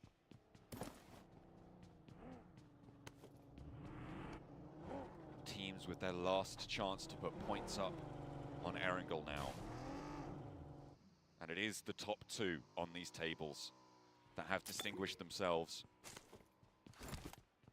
With plenty of teams on a fall from grace. They have slipped by the wayside here with only 3 matches left to play. It could all change, but it's starting to look less and less likely. For 4MV, I mean, the way that they have been able to achieve in this final is exemplary when it comes to having that confidence knocked back over in the survival stage. They have really pulled something together here and have had an impact. They've broken that 100-point barrier, but they are now still 27 points behind. And to make that gap up when Nigma Galaxy look to be so on form, I don't know if they can do it. I mean, no matter what anyone says, for 4MV, like you say, it has been a great run for them. 5th place, 100 points. It is close, though. And the boys on the desk were talking about it. This is probably our most competitive. Not even probably. This is definitely our most competitive PMGC that we've had so far. After the adjustments to the formats this year, making it ever so tough to make it to the top. But you can tell that just with the way that the points drop down on the tables. 106 in 3rd place. 8th place is 94. There's a real big drop down, and it's definitely, you're right, the most competitive part of PUBG Mobile history we've seen. And this time around, it seems like those openings just being denied to teams that really capitalized on them before in previous years, in previous situations. They are being denied those openings. In this set of 16 teams, there is little to no weaknesses, right? There is just so few opportunities to sail on through, to find a strong approach, and the effectiveness of just raw power is so much reduced. You have to rely more on your intelligence, more on your strategy, and that's where I think we're seeing teams like Incilio start to shine, right? They are bringing these new strategies fast, effectively into the mix. It's got to be done a lot of times as well. I think for Enigma Galaxy, this would have been a good time to stand out, but for RCB, it's a crisp rotation, and they land right in the dip. Good position for them to play going forward. Vicious towards their northeast side. And for RCB, it is a little bit dangerous in terms of the amount of teams that are going to be around you, but they have center right now, which is great to see. Enigma Galaxy, they will be making their way through. 2 South Korean Guardians will block their path, though, on the north side. A difficult approach on that one, and they may opt to go south instead. We'll have to wait and see how they want to play this one out. Over towards farm, you've got Team Spirit to try and push through, and the Falcons are approaching from behind on the west side. Meanwhile, on the route out from Severny, that sort of area around shooting range, TJB are looking to make their way into the north side of this circle. Near Yasnaya Poliana, they've got some free and open crossings. No one really competing for that ground at all. So they do have a nice little approach there, but not so lucky for Alpha 7 and Guild, both coming a cropper upon one another as Exo beams a shot over towards Revo. Really nice stuff from Exo. And Alpha 7 losing 1, maybe 2, a third in the mix. We'll have to wait and see, because Carrillo is the last to stand for them. Exo and Jakey up for the fight. The res coming through, 4 seconds left. They will find 2, but it'll be low HP. Exo, Jakey looking for the timing on the fight. Break out the back. Carrillo holding down the left side, waiting for this heal to come through and an immediate re-knock. A step out wide. Exo's rebuffed. Jakey with a challenge, but Carrillo keeps Alpha 7 in. All 4 of them stay alive, Blank, and that is crucial. For Alpha 7, that is one hell of a patched up scenario coming through from Carrillo. Some quick triage on a high pressure scenario versus Guild. That will keep Alpha 7 in to move a little bit further into this game, but they still have not shrugged off 13th place. That mantle being theirs alone to bear right now. In the meantime, Enigma Galaxy headed south, down towards the coastal side. Falcons are on their north, but lost a player to Na'Vi not that long ago to Lemon.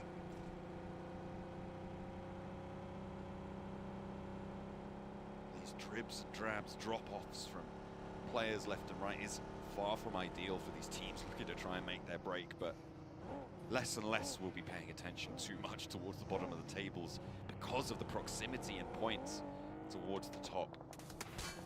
It is all to play for. TJB, I think today they have had their best day so far. I think it's safe to say they've had 2 really strong elimination-focused performances. I'm looking for a rotational performance from them now to see if they've got the full Monty, the whole package on that northern edge. We'll see if they can find their way in.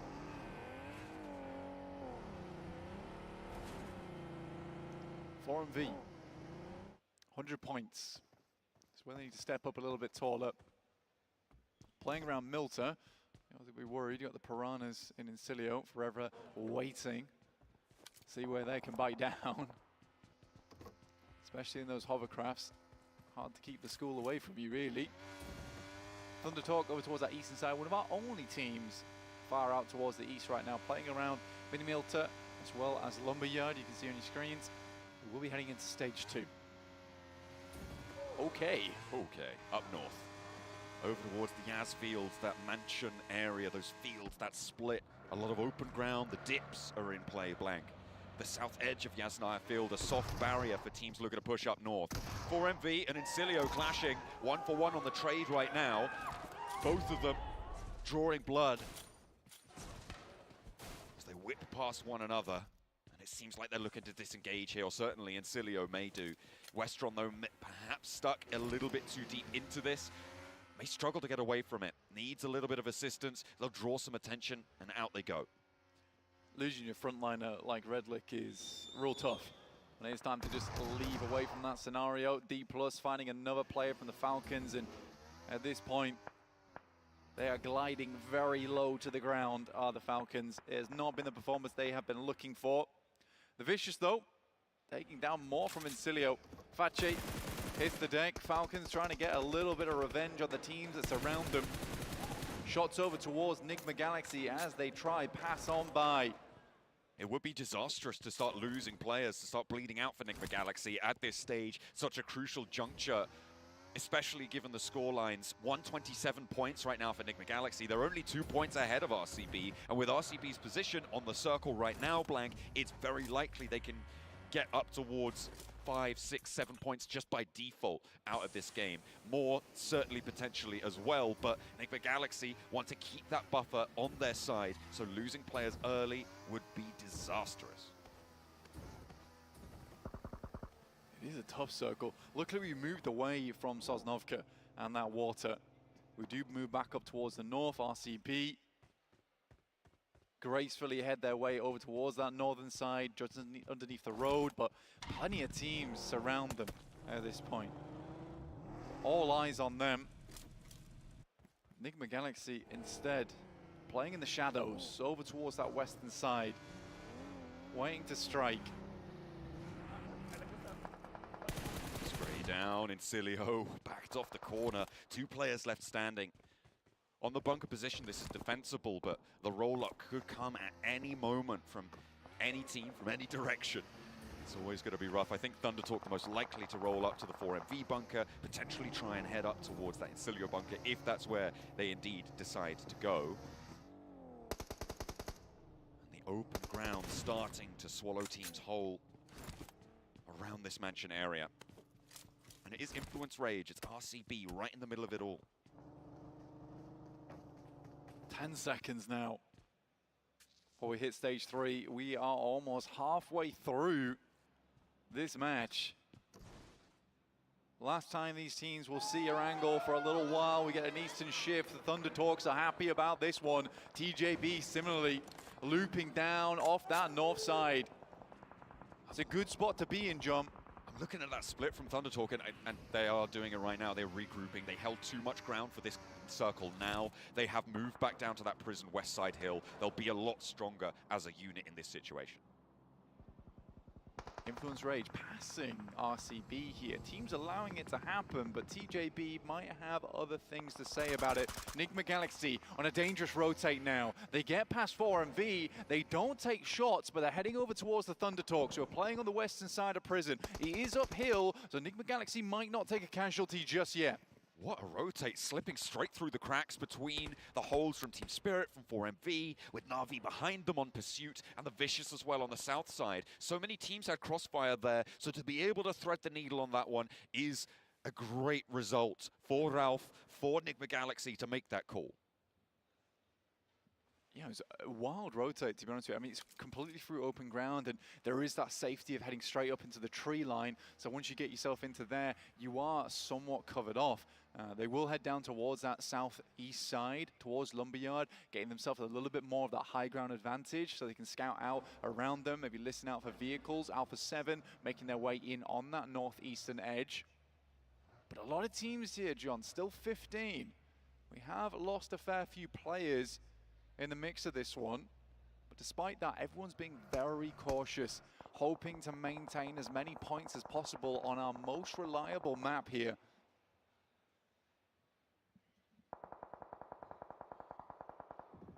We talk a lot about these dips in this area, Blank, and RCB have one on lockdown on northwest side. Unfortunately, the circle does put them right towards the edge on it, which means that they are going to have to try and push their way on through. And going step by step down to the south edge of those dips is really quite difficult, especially if you have teams surrounding you, which is currently the case. TJB a little bit closer to the middle of that open area, out to their east side, could control a lot of it, but I think it's all still on this Enigma Galaxy. Rotate up towards the southeast side. To be able to take control of this area could be what wins them not only this match, but potentially even the tournament. Yeah, it's hard, and I think for RCB, they understand that there is a lot of area around here that is defensible, that they can use potentially going forward. But it does rely on them taking down Voindonkey ID, Falcons, the stragglers from that team, D plus Kia on their north side. Influence Rage has set up the barricade down towards their southeast. It's a hard spot to be in, but if anyone can hold on, it will be RCB. But with a shift like that, Enigma Galaxy's day just got a whole lot better. Goodness me, what a gift to the southeast side. Everybody on the northwest in danger now, needs to move fast.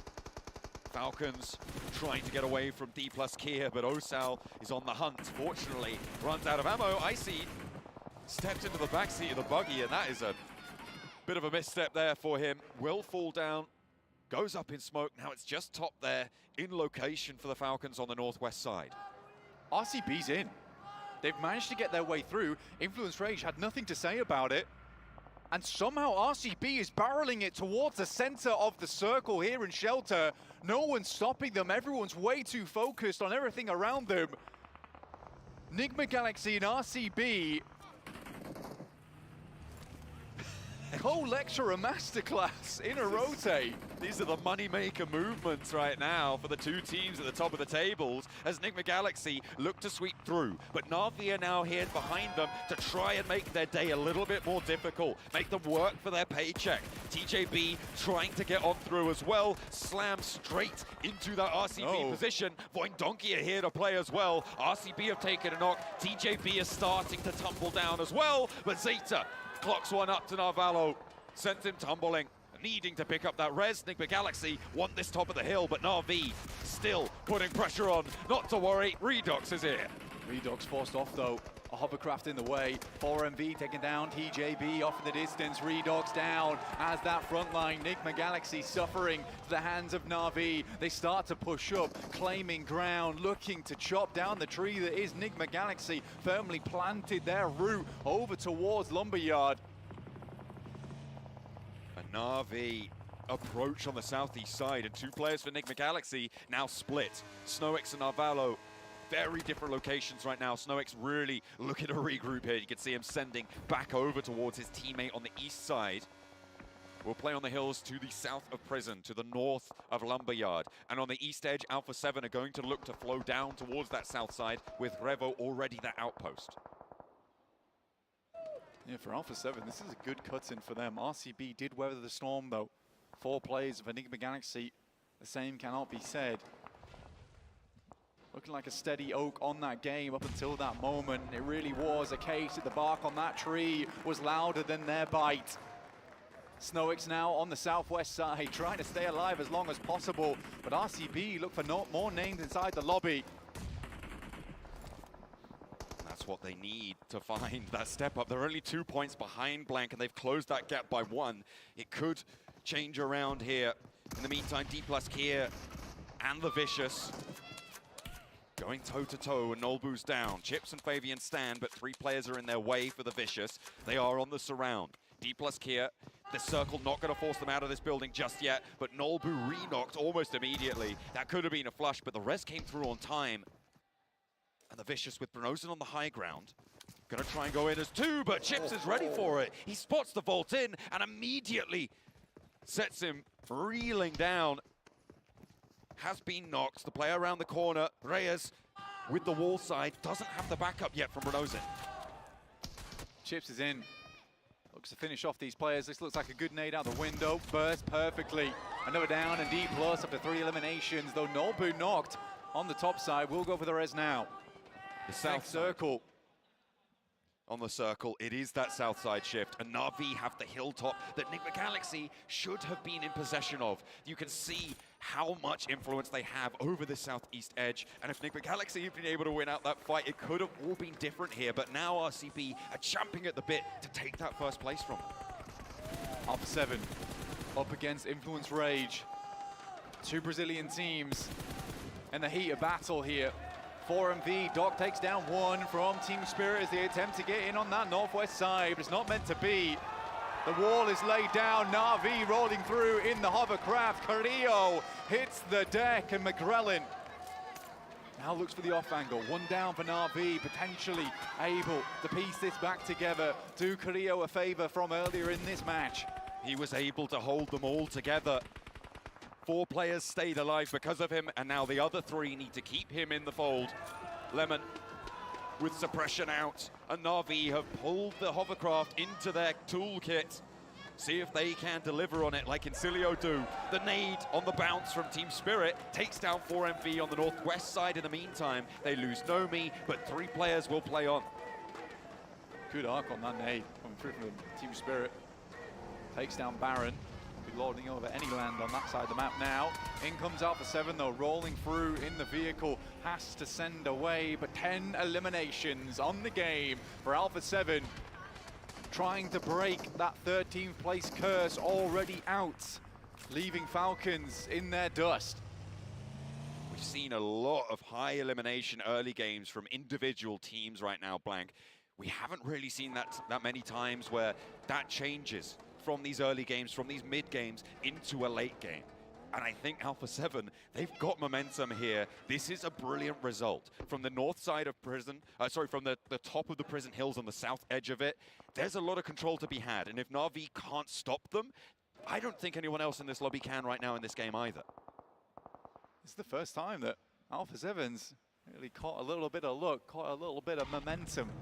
I don't think they're going to let that go to waste at all. Snoix, final player, nades bobbling over the top, and all he can do is lie down in fear that if one of these nades connects, Enigma Galaxy goes out early and potentially RCB claims that top spot even further.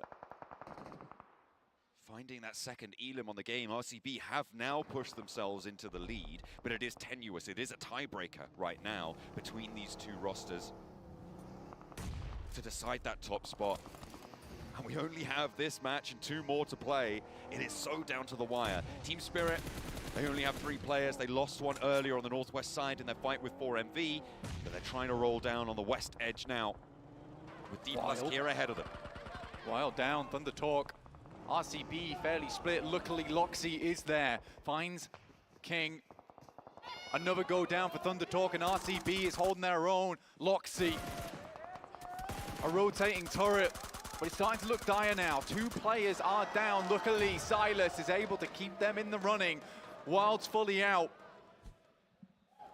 The veteran needs to be a sentinel now. Safeguard the rest of his team. The nade over the top doesn't quite connect. King could have gone down just there, but the first aid will come through because of it. Hwai, though, flushed away. AJ under pressure, and Silas once more. 3 points now earned for RCB as they lose Loxy and play on with 2. It's the veteran and the super sub now, Silas and Sarah.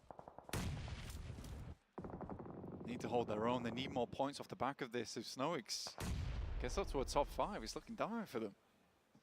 And RCB were in a good position, but they just let Thunder Talk flow on past them. Team Spirit's got a good idea of where this is all going down as well, and they open up with 1.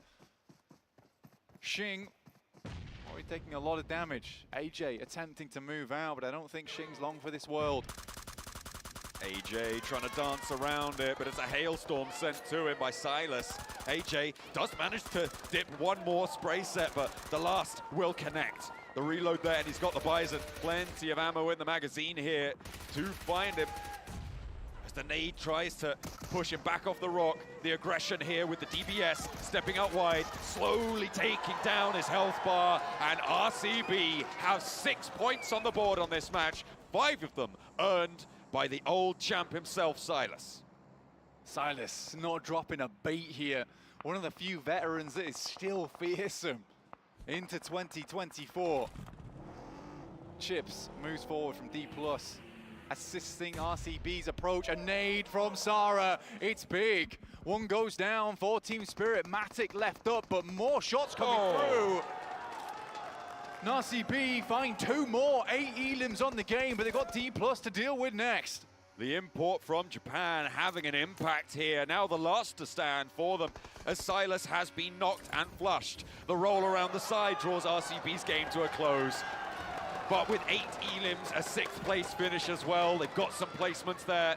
Can Enigma Galaxy outlast this one? They don't have any points right now, but the placements start to rack up from this point in. Really strong result from RCB, 8 eliminations, and they'll surely get some placement points off the back of that one. Not a lot, obviously. Enigma Galaxy needs a top 4. And they're likely to get it, actually.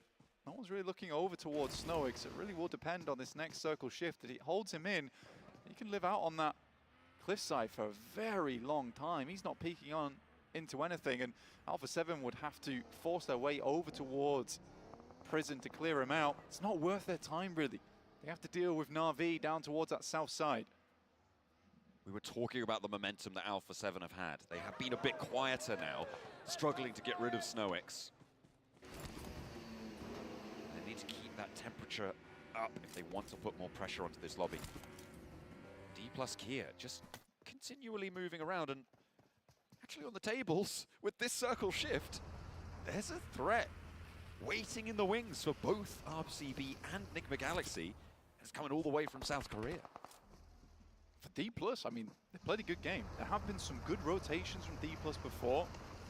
Enigma Galaxy took complete control of one of those rotations, but it was smart when they made it happen. Over on our angle. That nade might just spell doom here as Snowix is enveloped by the blue. Na'Vi steps back. The hovercraft creating a mobile wall for them. Nades from Na'Vi as they tried to wrap around towards D plus Kia. Does connect on towards Void Donkey ID as they do manage to find that opener onto Vexy, but a lot of damage sent back their way. And there is a hold here for Void Donkey to be seen. Flip is super low. Last player for Na'Vi and Alpha 7 have mounted the hilltop here as well. The crossfire. McGrellan finds Potato. McGrellan finds Razor. Mafioso finds 6. No way. And both of these teams are getting pulled apart. D plus Kia wants a third party as well, but there's too little too late. Alpha 7 mop it up. Zeta, the clutch maestro himself, another team walks in, but gets a bit of the fangs from Zeta. Alpha 7 now moving downwards. D+ gave a player just 1 elimination, but 14 elims right now for Alpha 7. A massive game to propel them forward. And over the ridgeline, they will exert their control over this circle with 3 players left for them to take down. Enigma Galaxy, 3rd place, by the way, Blank. We were talking about the points earned by RCB here, but if a 2nd place is possible for Snowix, that's 6 points placement. Snow in the name, and he's happy to play out in the cold. The northeast side, that'll keep him safe, and a 3rd place, like you say, potential. A 2nd place, likely. So wait for this next circle as it comes through. D+. Depends how quickly this team goes down, but they're waiting things out.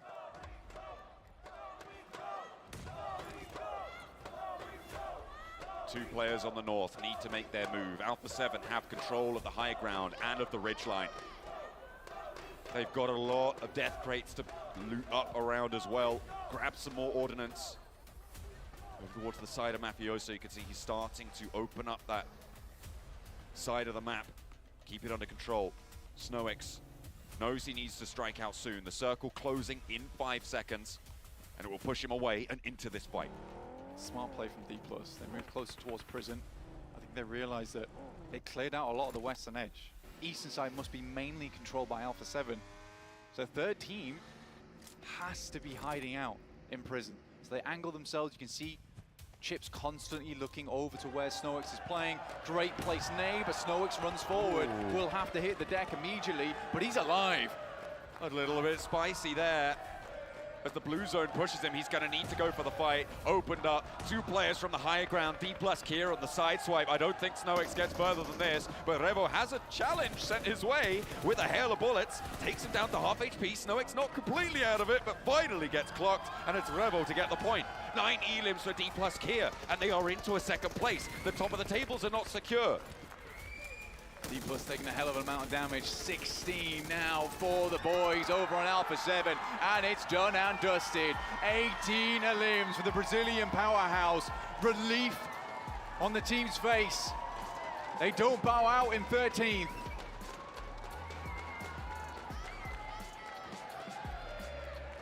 I mean, you can see the faces of Alpha 7 rivaling the audience here, rooting them on. They realize how far down leaderboards they currently are, but is there a world here, 7, where Alpha 7 could come back if they continually have big games like this?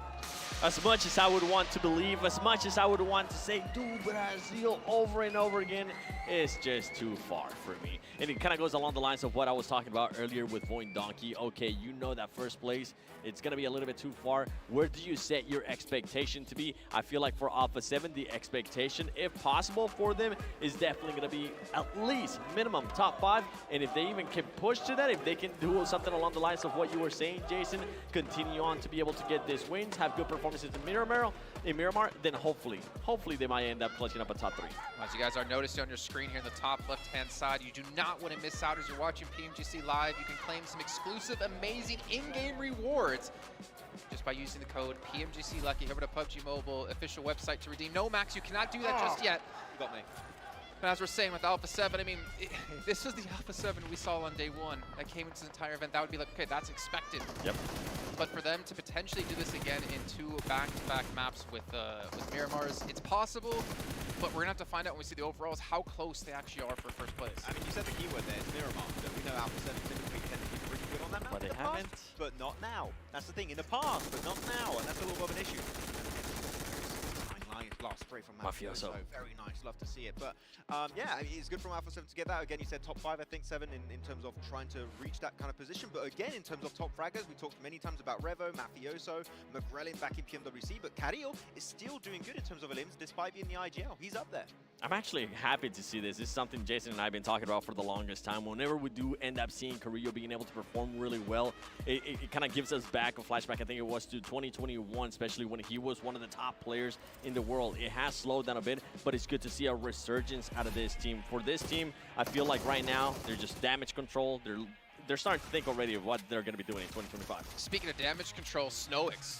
Phenomenal job getting top 3. We had Regnum Carrier, but Silas in particular getting a ton of eliminations here, Max. But Snowix staying alive to 3rd place, I believe, keeps them in lead, or if anything, keeps that gap extremely small between these 2 teams. Yeah, because we saw Regnum Cara Brown. We're going to talk about Regnum Cara Brown having so many eliminations this game, right? But to counteract that, Snowix able to secure himself a top 3 position. So many placement points, it kind of negates the lead that could have been made at that point by Regnum Cara Brown. So Snowix, if they end up winning, maybe this game here, the time that he was able to survive until top 3, we'll look back onto it and say that was the game that allowed him to reach first. It's the same thing from the last match where we had Regnum Carrier close it out, but the Galaxy had a ton of eliminations. So these 2 teams, these 2 titans of PUBG Mobile, battling it out constantly in back-to-back battlegrounds to try to get that trophy, but with still 2 matches left to go, it comes down to how they're going to perform on Miramar.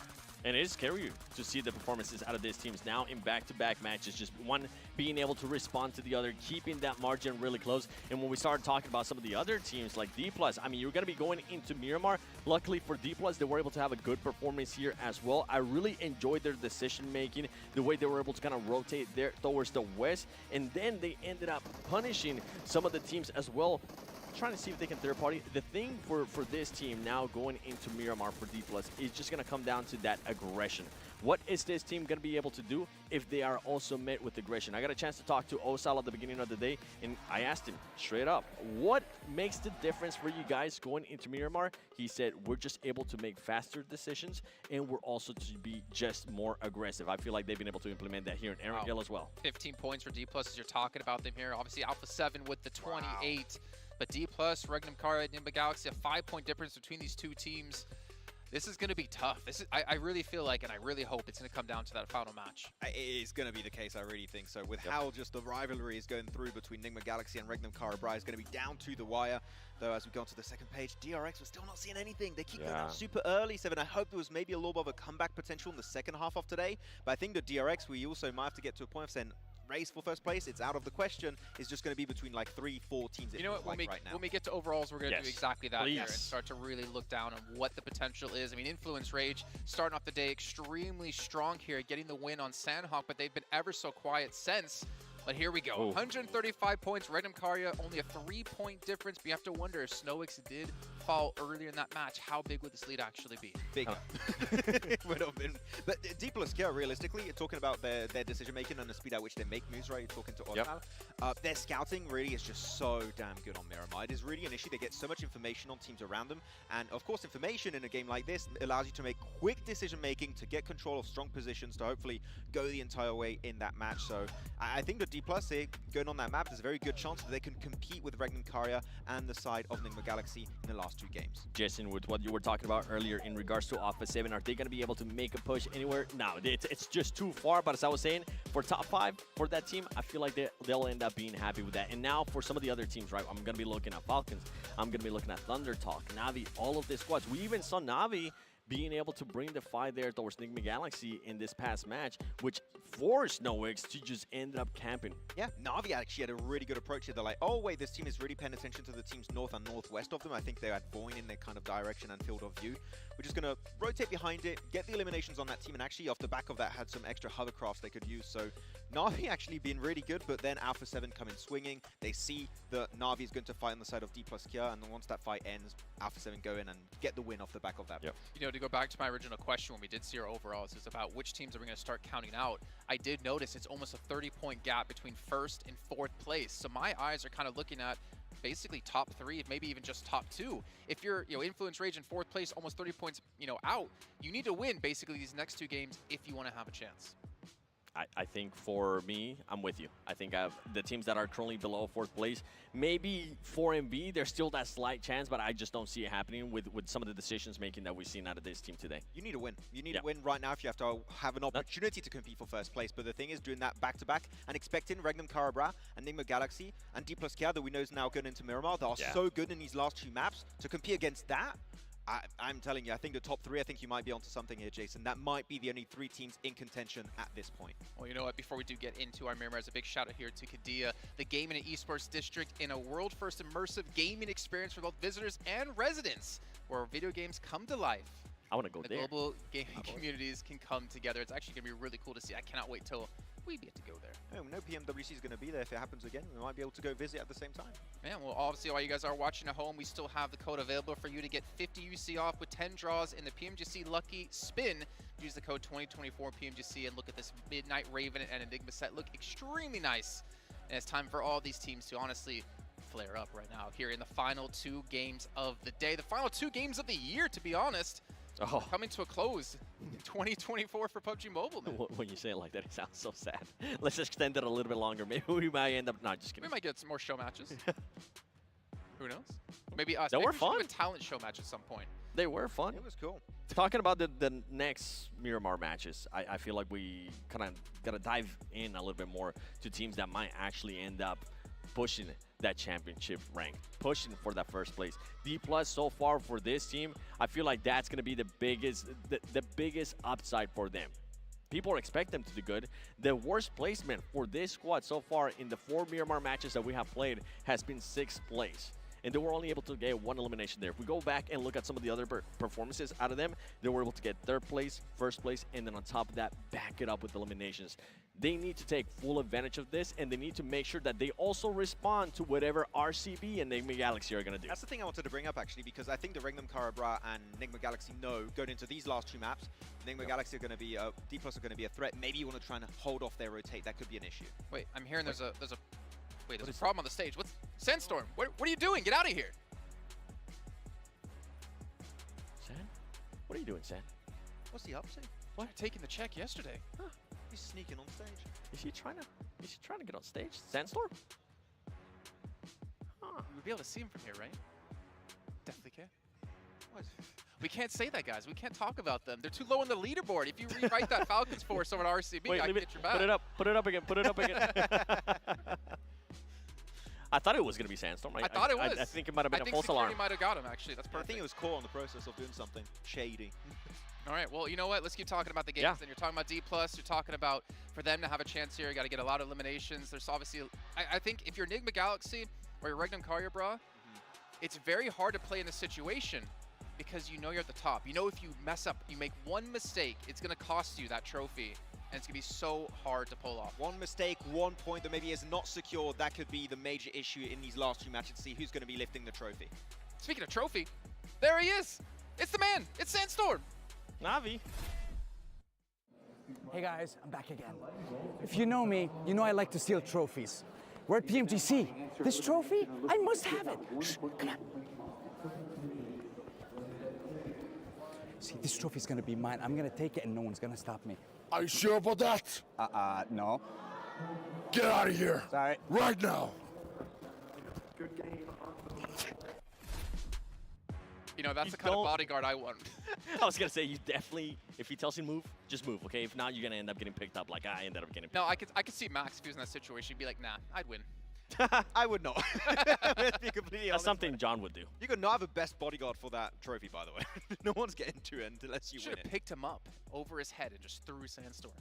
Like you did to 7. Next time. Next time. Wait, you know. well. So let's hop back in. So let's focus up here, right? Because these teams are definitely focusing up. So if you're a player, if you're a coach here, what do you really even do in this situation? I mean, obviously the nerves can be running extremely high. I mean, Silas, he's looking for his second trophy. You got Enigma Galaxy looking for their first, be the first time a French player as well would be able to have won a PMGC here, Max. I know that makes you happy. I do want to bring up a very important prospect to have for these 2 matches, right? Yep. D plus Kia, we know their energy. We know how they rotate. We know what are their typical entry points. Yes. I'm not saying hot drop. I think that that's something that we should not. This you, Hot Jukes? No. Realistically, you know where they tend to enter from in the circle. Enigma Galaxy, Regnum Carabra know that is going to be their main competition going on Miramar. Yep. Maybe just set up a little bit of a defensive position mid-game on the side of the circle. No D plus Kia might be coming in through, trying to negate the competition. It's unlikely, but it could be a super smart 10,000 IQ plan if they really want to commit to it. 10,000 IQ? 10,000. Like your brain's going to explode at that point. Let me go on full-on Hot Jukes, okay? Some of these teams need to be careful because they might end up getting hunted. And I don't mean just by being a full hot drop, they might end up getting trapped. I mean, we have the caliber of teams that we currently have on that second page that are trying to get points, that might just be trying to do a bit of damage control. I mean, one of them currently on your screen, Team Falcons, they really haven't been able to put up the performances that a lot of people expected them, especially out of what we saw out of them at a last chance. But if we go back to the top 2 teams, Enigma Galaxy and RCB, these 2 teams just haven't really been able to perform that well, that consistent when it comes down to Miramar. Yes, RCB was able to get a second place finish on the first day. Yes, Enigma Galaxy yesterday, they were able to get a second place and a third place as well. But what are they going to be doing today? Because I honestly think that D+ is going to end up surprising us. This is when the map order is important. You're on the side of 2 Miramar matches, and you know that D+, they're going to make the most out of this in these last 2 matches of PMGC 2024. We're about to end the season with these next 2 matches. Well, we're going to make the most out of it as well, as we're going to drop into Miramar for the first time at 2 of the day, of the final day of the PUBG Mobile Global Championship 2024 with John Allen and Blink. The games have reached a boiling point, and it will only get hotter and hotter as we go on into Miramar. The desert awaits. Plane path splits the map down the middle. Everybody can get where they want to go, but not all the way. Only one team's going to win this one out. The crowd is chanting for 4MV. And honestly, in the midst of all that, probably every other team towards the top side of the lobby right now looking to make their way in. Alpha 7 with a very pleasing performance for their fans. Back at home and here in London. But it's RCB and Enigma Galaxy who are knocking on the doors of greatness. Representatives from the EMEA region, neck and neck now, going for the grandest title in PUBG Mobile esports. But if they don't settle their differences, there may be that outside chance. Teams further down the tables, sure, there's a gap, but we've seen 33-point games this tournament. Things can change in but a moment. Northeast shift on the circle, up to El Azahar. Tough shift as well for a lot of squads.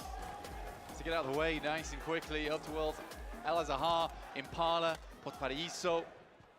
No one's in there quite yet for that eastern rotate. Somewhat a little bit more difficult to make happen. Voin Donkey ID with a great spot right now in Torre Armada. Can move on down. Slip in between those gates down towards El Azahar, pick up a nice high ground and work with that. 4MV on your screens. More than redeemed themselves coming into PMGC 2024. Earning over 100 points so far. A team with a following almost unlike any other. And they have made their mark here, earning 103 so far. They have found their feet, they have found that comeback, but in 5th place, there is a large gap to jump up, to be able to lift that trophy. And so many teams in their way to stop them. For the McLaren, there'll be one more pit stop. And they'll be closing the race out towards the top side of the table. Right now, RCB, that gap of 2 points extended by 1. Influence Rage still trying to make this one happen. D+ off that last game, 119 points. Lovely stuff. And Alpha 7 now in 11th. With a chance, actually, to get into the top 5. They have another good game. And if you've been an Alpha 7 fan for a long time, you know that Miramar is their stomping grounds. This is where the majority of their strong maps have come through. And it's why they have been so demonic at the end of some of these tournaments, because it comes down to these final 2 Miramars. Suddenly, Alpha 7 starts bringing something special out from the backpack. Let's hope they can keep that one unfurling. Keep that momentum going, because they are 50 points behind first place right now. It would need 2 back-to-back chicken dinners to see them towards the top of the tables. Not so for D+ Kia, though. They are a lot closer, just around the corner, in fact. Only 16 points behind. That is a closable gap. And to see a South Korean team lift that trophy, that would be brilliant for the region. It's been a long time coming. We've talked about South Korea as this constantly improving, developing region. It feels like we're seeing that finally being displayed here on the biggest stage in PUBG Mobile. In terms of internationals, that has certainly been the case for South Korea. Started off not great. D+, all right, changed the game. They did. And then since then, it has just been better and better and better. But this has been just a unreal tune-up in terms of capability, in terms of determination, in terms of stability, and within these teams. And I think you'll see D+ and DRX for some time to come now. Both very strong squads, and that's always a nice thing, not only having just that one team from your region, but having another as well that performs just as good.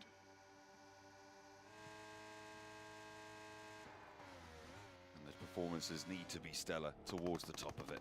On the tables, ooh, a little scrap for Silas. A little bit of danger, wades straight on through the guild camp. And the rest of his team are actually not too close behind, so positions given away, Silas not overexposed. He finds some safety blank. Let's head on to over the stage to get a recap. Welcome back to Championship Sunday, and what would this entire event, this entire competition be without the fans? I am joined by Inan. Inan, how are you doing, buddy? You good? I'm good, thank you. How are you lot? All good? Yeah, we're great. You know, roaming around and seeing all of you guys is something that's, you know, it's the cherry on top of the cake for us. Now, where have you traveled from to come here? I'm actually based in London. I haven't traveled far, but I've because my background's Turkish, I've come to support Regnum Carabra. Yes, you have. I love that. A local Sandstorm. How awesome. That's exactly what we like. You know, we like to have, you know, people supporting either from Turkey or from London. It's fantastic to see fans from all over the place. Now, can you tell us, what would it mean to you and the region for RCB to take the PMGC this year? it will mean a lot, absolutely, because I've been following Regnum Karabakh for nearly 2 years now, and they've been absolutely dominating the whole Turkish. जो भी नहीं है जल्दी से like, share and subscribe कर दो. And they've been dominating everything, but this would be meaning a lot to them because they're absolutely working so hard and they're doing great so far. So it will be meaning a lot to people in Turkey, people who are supporting them all around the world. I mean, it wouldn't be the first title as well. It would be the second one, and it would prove that Turkey is up there with one of the best regions in the world in PUBG Mobile.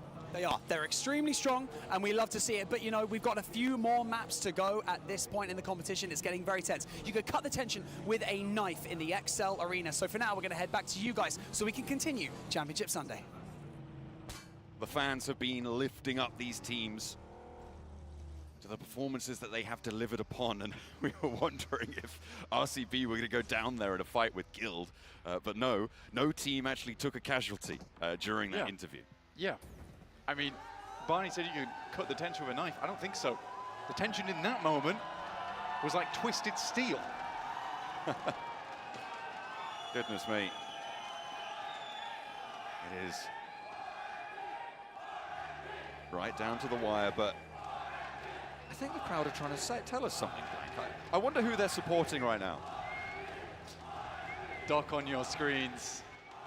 An unreal player leading his squad. It's plentiful points going forward. A 33-point game. A record-breaking game for 4MV.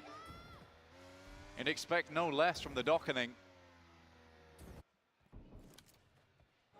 Stage 2, though, on the way very shortly. 15 seconds to go on this one. It's a small circle after this. We go stage 1, a lot of space to play with. Teams already in their vehicles. You can see RCB, you can see Influence Rage, all gearing up to step on the gas, and they absolutely will have to. We're heading out over towards the coastal side, over in El Azahar. It's a tough circle as well because a lot of that space on the eastern side is unplayable. That's cliffside. Yeah, you've got a lot of that cliff in play there. You're right. It's going to cut out the east side. The hills around El Azahar as well are so difficult to move through. The center of the town sits in this massive valley between several different hills that surround it, which means it's basically impossible once teams have managed to entrench themselves on that position. I'm looking at who's going to be able to get the north side of this one, Blank. It's between Alpha 7 and Na'Vi right now as to who is going to take control there. But I think once they've been able to find that north edge could be really powerful for them into these next circles. Vicious up against Team Spirit. Nomi not quite with the squad yet, though. And it will be 3 players first to face for Team Spirit versus the Vicious. In awkward compounds, awkward spaces. Good pre-fire from Kitsune, though. Will take down the first on Vicious. Looking rather delicious for Team Spirit. But it could get a little bit pernicious here as continue to send players on in. Unfortunately, not quite enough to handle Team Spirit. Diminor and Brunozin. The 2 players, 1 up, 1 down. They do manage to find a shot through. That's actually Lorazin from Influence Rage to be able to thread a shot through, and a shotgun from Brunozin lands onto Nomi, down in the alleyway, flushed out as well. And Team Spirit, they were in control of the fight, but with 1 blow struck from Influence Rage, that all changes. Shot, we'll find 1. But Effects is bleeding out in the process. It's a nice maneuver from Kitsune to get outside the window, get the flush on board. No more info gathering available, and likely to go for the res here. Effect is so close to being downed completely. They have to pick him up. For Nigma Galaxy, they've also taken a knock. This is down towards the south side. D+ and DRX. South Korea surrounds them, and D+ looks to pile on in. SnowX is down, and now Redox has fallen. The nade in doesn't connect onto Yunbin, and Ralph has to run back here. Cannot really afford to take enough time to get it, and there goes Novalo. A huge opening for RCB to earn points on this match now. Accelerate away. Look to lock in a second title for Silas. And there they go. It is Nigma Galaxy to fall. A chance. अब chance है भाई. to find their feet here in 2024.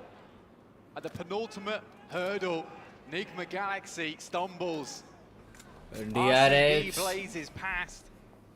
DRX का chance है, DRX chicken निकाले या DK. Have to continue forward with the circle. Pleasantly surprising for RCB and the squad. DRX and D+ weren't letting Nigma Galaxy get out of that one scot-free, but Incilio starts to make their way on through. But with Nigma Galaxy out, you're right, John. Those teams around them can start to soar higher above. D+ being one of those teams that I have my eyes on here. D+ Kia on the southeast edge, currently looking to push through. 4MV on the north side. I was saying once Na'Vi and 4MV conclude, that edge I think could be quite powerful, but now you've got Alpha 7 up there in the mix as well. See how they could transition down south into this next circle. Voin Donkey ID, very, very central onto this one already. They've got an open area surrounding the compound that they hold. The ridge to the south side, potential vulnerability, but that's currently being fraughtly, tensely contested by two teams, by Falcons, by Thunder Talk in the center of this circle. Incilio trying to extract from the southeast side, but D+ Kia are lead weight on their feet as they try and rotate. Not to worry though. See if D+ Kia can't earn a couple of points either way. South Korean killers here in the lobby. D+ putting the hurt on the south side of the map. 4 elims already found up to 123 points. Good stuff from them, and DRX being injured, Incilio being injured means that their northern approach is free and open. They've cleared the way. Now it's time just to walk the path. 4MV versus Na'Vi. On the ridge side, the first opener goes the way of 4MV, but remember Alpha 7's presence on the west side. There is a big third-party potential for this one. And if Alpha 7 want to make this ascension work, they want to change the game, they will need to take this third party, sweep through the north edge, isolate these fights. 4MV look to put more pressure on, but slowly Alpha 7 march forwards. Revo the first to step into harm's way. Flip goes down, and 4MV commit to the push. Carrillo moves up for Alpha 7 behind all of this, and 4MV, they've made their way onto the inside, but they may have sealed themselves within their own tomb. If Alpha 7 can get here in time, Reaper steps through, goes down to the spray, and Lemon keeps the door frame under control, keeps the inside there for Na'Vi. Apex is down as well. They could res here, and Alpha 7 have established their perimeter all the while. Alpha 7 looking good for a couple more points here on the cards and maintaining a huge amount of presence over towards that northeast side. They're going to be extremely happy. Either way, this breaks down. 1 elim already. Nade starting to send over the top. Doc is hurting. Mafioso looks to deliver the final nail. Perfect encirclement from Alpha 7. They read this fight like a book. And they add these points to their tally with all too much gusto. Na'Vi trying to leave, and now they're under pressure from the Brazilians as well. 3 points earned so far. A headshot landed onto Lemon. The play zone takes him down, and Revo doesn't want to let that point slip away from them. Picks it up, Lemon gets eliminated. Puncher now on the back line for Na'Vi. The last to stand in the blue. The high ground, though, flowed out towards. That is a knocked player and a surviving player. Let's go with that. For Na'Vi up on the high ground, they can get that res and maybe get a little bit of an answer, but I don't think that they're going to be able to find it with the position that Alpha 7 hold over them. A really good result for the Brazilians on the north. Alpha 7 just going from good to better here inside this map. And Revo, to be fair to him, even though not been too high up in the lobby, he's been eviscerating the competition thus far, reminding them why he is the shotgun of Brazil. But RCB make their way on over on that eastern side to Alpha 7, have an inkling of what's going down. RCB not the ones to find it. It's actually flipped from Na'Vi, who spots McGrellin on the way out. There's cover from the buggy, but it is slim to none. And with RCB, you're right, coming in from this western side, the ridgeline is exposed. Alpha 7, I think they're losing McGrellin here. Not really too much to do about it, but two players looking for an answer, moving up the side of the cliff in the vehicle, trying to scramble their way back to Na'Vi and put the pressure on even further. Turn the screws to them. But all three of these Na'Vi players have somehow made it out blank. I don't know how that's possible, but the resilience shown there from Na'Vi is nothing short of extraordinary. TJB up against Guild. J-King doing a pretty good job. Themselves in it. Triple S gets a lot of shots and longs now. Has to deal with the short end of the stick down towards this south side. The player gets right up in his face. And now he looks to finish. Over the top of the smoke, drops down low. Wagner there. High ground potentially, a third party. As the spray from Longs is there. Matic on that off angle is the one to put a stop to it. And the rest of Guild under pressure as well. Team Spirit have flexed out. They lost a player earlier, but they still have 3 to go. And Wagner, he's trapped on the outside here for Guild. I don't think he's going to be able to get away from this unless you rip a real big smoke train, get some reses on board. Guild should be done for here. Yeah, this is a terrifying situation to be in for Guild. Have to marshal the banners if they want to get out of here, but it's just unlikely. Matic fully out of manual, straight into automatic. Sending the nades downhill, and it's impossible to leave this location. Team Spirit do need to clear it, though. So Kitsune will be first to face. Puts the fire up in front. Molotov reduces the retreat opportunities and immediately forces the peak. Team Spirit handle that one. And Guild fall to it. 6 elims found for Team Spirit on the western side of this circle. As we're just about to find where our next phase is going to take us. Right now, Thunder Talk, slap bang in the middle. 2 hills either side of them. Trying to keep themselves under control with 4 players in the middle. The circle does slam straight on top of them as well. Thunder Talk have a very big opportunity now. For RCB, maybe it was a missed window, which was Alpha 7 and Na'Vi, and I think it was more the fact that somehow, some way, Na'Vi is able to pick themselves up to their feet, looking fairly zombie-like. Keep on walking forward. They do make it into the circle.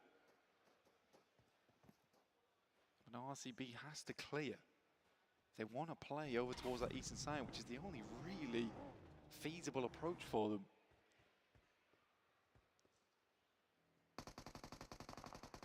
Silas first to cross the road. 2 players from Alpha 7 to face off against them. Na'Vi still on that eastern flank. Silas spotted, and that is, you're right, from Voindonki on the southwest edge of this fight. This scrap is going the way of Alpha 7, though. Dips out into the blue for a long time. Carrillo takes a lot of damage from it, takes a round as well, but will just about stay alive for a moment longer. Outside, he does find the knock, but it's Vexy with the Maxi 14, hitting hard, and Alpha 7 fall to it. Sara, the lone samurai, now needs to go on by himself. Time to get some more points. He doesn't know that Enigma Galaxy's out, but he just needs to live. But this is a hard place to do it from. Voindonki ID likely will have information. He's got no vehicle to work with until he spots a monster truck right inside his way. He'll need that bad boy going forward.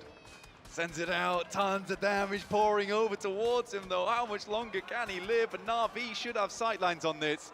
It's Voindonki though who are peppering the edge of this monster truck. I don't think it gets away. You can see it starting to burst into flames. And under the bonnet, that's far from healthy, will no longer be operable. And Sara is trapped, but he's in the zone. He is in just about the north side of this zone and will be safe for just a moment longer. Voindonki ID are able to sit there too. Na'Vi with their outpost on the north, not so lucky, but Influence Rage, they're rolling around on the south side. Team Spirit crunching in from the north. DRX being the opposing force to put the pressure down, and Diego's the last to stand for Influence Rage. Strong approach from Team Spirit this game. I mean, they are surrounded on all sides. Nade's going through. Good one over the top side there from DRX. Team Spirit will claim one of those eliminations. Now D+ trying to clear out Incilio. Still with 4 players alive though, John, 4 eliminations. This could turn out to be a good game for them. Angling themselves closer and closer to the top 2. It depends on how far Sara can go. With Incilio going down, the placements are going to start to add up now. It's D+ here, 5 eliminations. Slowly approaching. They were 16 points behind the top spot at the start of this match. They are slowly eating into that lead. Na'Vi take a knock, and that actually goes over to D+ here as well.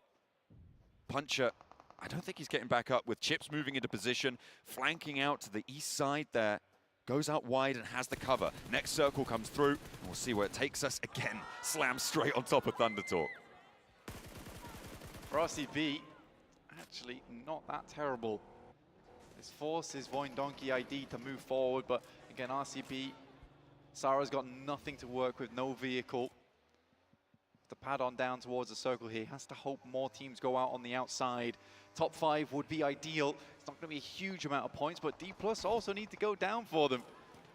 Like the boys are saying, I think it is going to be down to the final map. Certainly all to play for. The roll up from Na'Vi, not going according to plan, not quite. Thunder Talk able to hold it. 4 elims found, and they will go down there. Thunder Talk hold the center, and they keep 4 players alive, but they've had to regroup to the same side of the road blank. There could be an opening. For Thunder Talk, it's a good hold. Very good hold. Difficult buildings to work against as well. Good crossfire they held in that location. Team Spirit trying to get away. Zeta with that P90. A fearsome sight over any ridgeline. Hitting them with the monster over the hill. As Kitsune launches a nade, bounces back off the tree, unfortunately, protected by the boughs of it. And not going to be able to connect that first attempt. Team Spirit down to 2 players, but Razak's been spotted. That's the off angle. That's Sara, I think, from RCB, the last player to go on out wide. But now attention has been drawn their way. And I don't know how much further Sara can get into this. Pretty much has to push over towards the east here. With Na'Vi going down, it actually exposed a lot of space over towards that northeast side, but Nolbu, always the front line of the spear, moves forward, but it's Vexy once again. The Maxi 14 inside of his hands is devilish, to say the least. But he's been spotted. Vexy does go down, and it's D+ Kia, who now have not got RCB to extend their lead ahead of them. RCB falling in 7th place, low placements, low eliminations here, a definite window of opportunity from the east side, relatively uncontested. They will look to open up the thrusters now. 8 elimination game from Team Spirit. Not bad at all, honestly, considering that they were fully surrounded. Massive standoff between them and a fair few other squads, but it is D+. All eyes on them at the moment. One of the few teams towards the top side of the table that has that chance to chase. Right now, they control a lot of the eastern side, but they may have just met some of their South Korean brethren over towards the west. Osal comes flying in to assist Chips. Favian, Nolbu on the back line. With the standoff not favorable for D+ Kia, they're reinforcing. You can see Nolbu and Favian moving a little bit closer down to the south. The next circle's going to pop as well as this fight unfurls. As Nolbu moves up to that high ground, it goes over to Thunder Talk again on the circle shift. So it will be a contest for these buildings. And how firmly can they hold their grasp around them? That's the question for the team from PEL. 5 eliminations found on their side already. Meanwhile, D+ Kia, they seem to have forced DRX to go for the crash first. Or are they trying to leapfrog this? This is a big rotate coming through from DRX. They're now ahead of D+ Kia. Can they stop them here? Favian cannot connect the spray. Oh, this is disastrous for D+. They've just allowed them straight in. That was bad indeed. Not a single shot delivered on mark.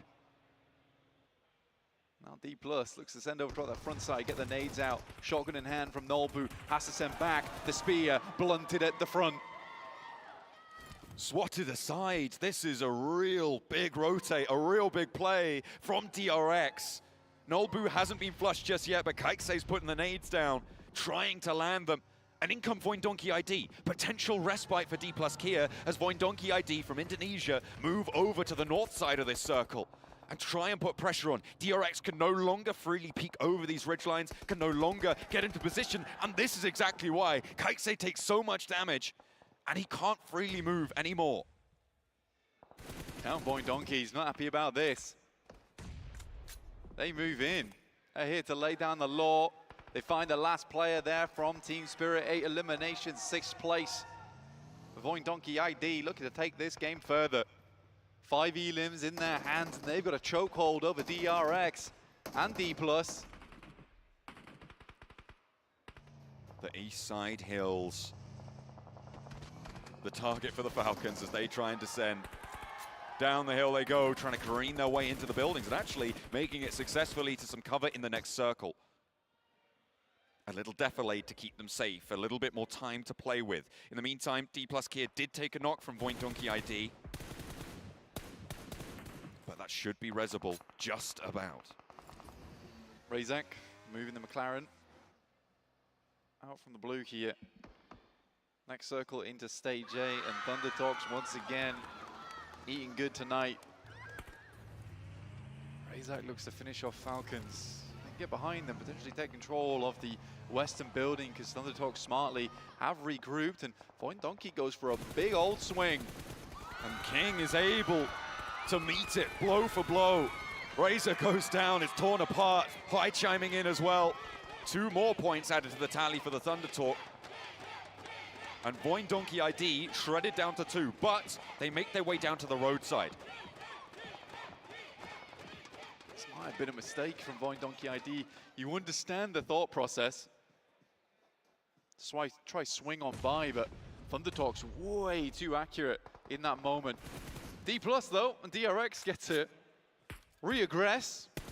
Now that the annoying fly to the side has been dealt with, and they're gonna go for it again. The Donkeys on their march out.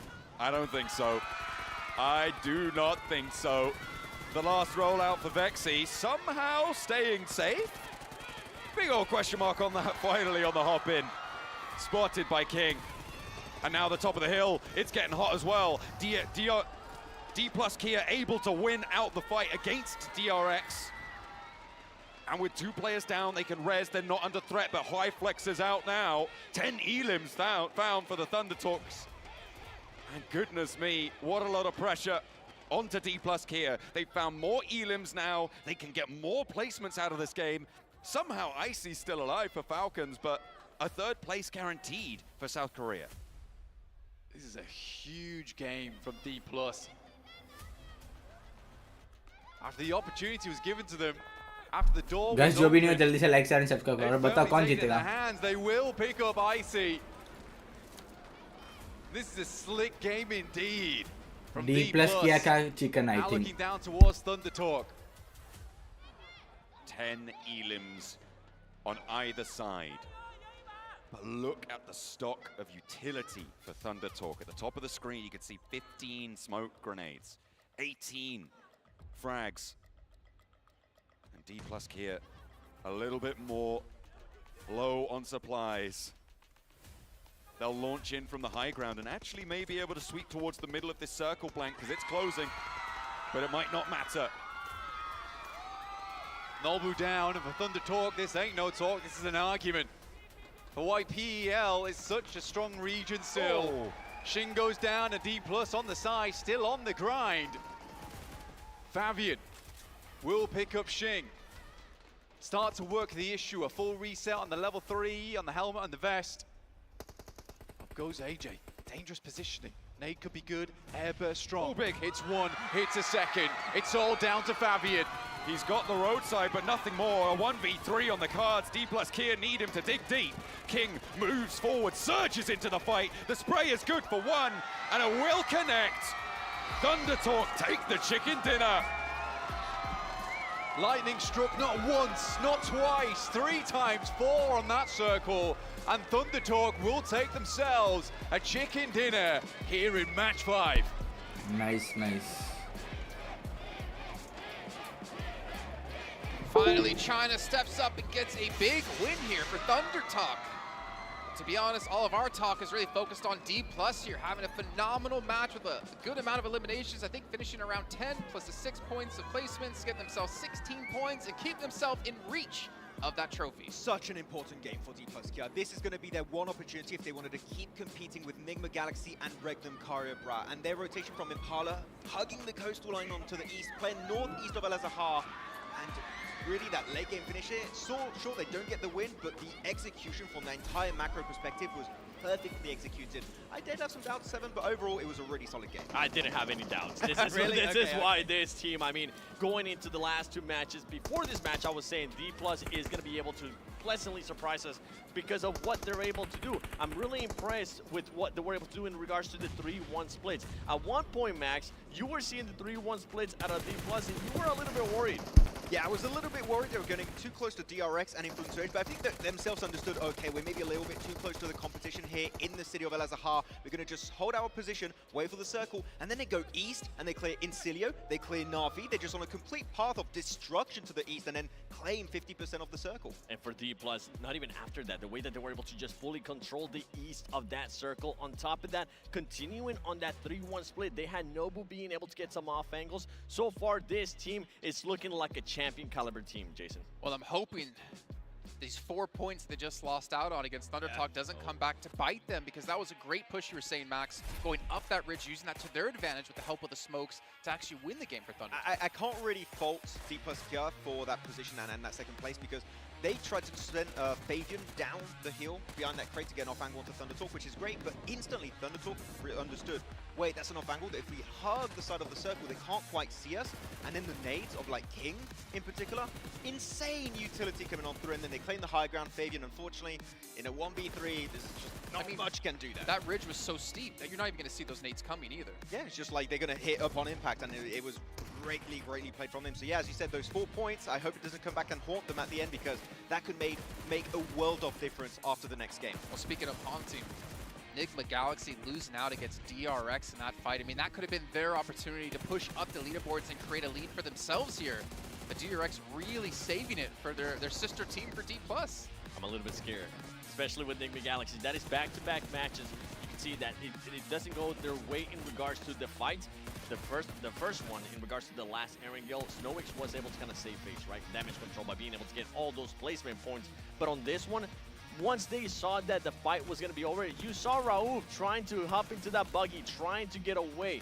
They need to be able to play carefully. I feel like we need to see the Nigma Galaxy that we saw out of yesterday when it came down to this Miramars, if they want to get a chance at winning the championship. Yeah, I mean, saving face is not going to cut it if you want to go the entire way and become the 2024 champions of PMGC. We need to see these big finishes. We have seen already in the past, as you said, 7, from Nigma Galaxy, but today it's just in the late game. There's just 1 or 2 players because they have these early altercation of teams that, as we said, right, are a little bit desperate and maybe at the bottom, maybe don't care as much, and if we see a team, we'll just send it because why the hell not? But it has a huge impact on the top of the rankings. And we're going to be going into the last match as well of PMGC Grand Finals. We were talking about craziness, we were talking about teams, what are they going to be doing, especially the teams that are towards the bottom. This is usually when we see that craziness, when we see those teams really not caring in regards to the engagement. They know what they're going to end up placing anyways. They're just going to go for crazy stuff, and the teams at the top, with how close it is, they need to watch out. I mean, the Vicious, you might want to even recall them the villains right now if they do go for these hot drops here on potentially some of these top teams. We can see ThunderTalk, 24 massive points for this team.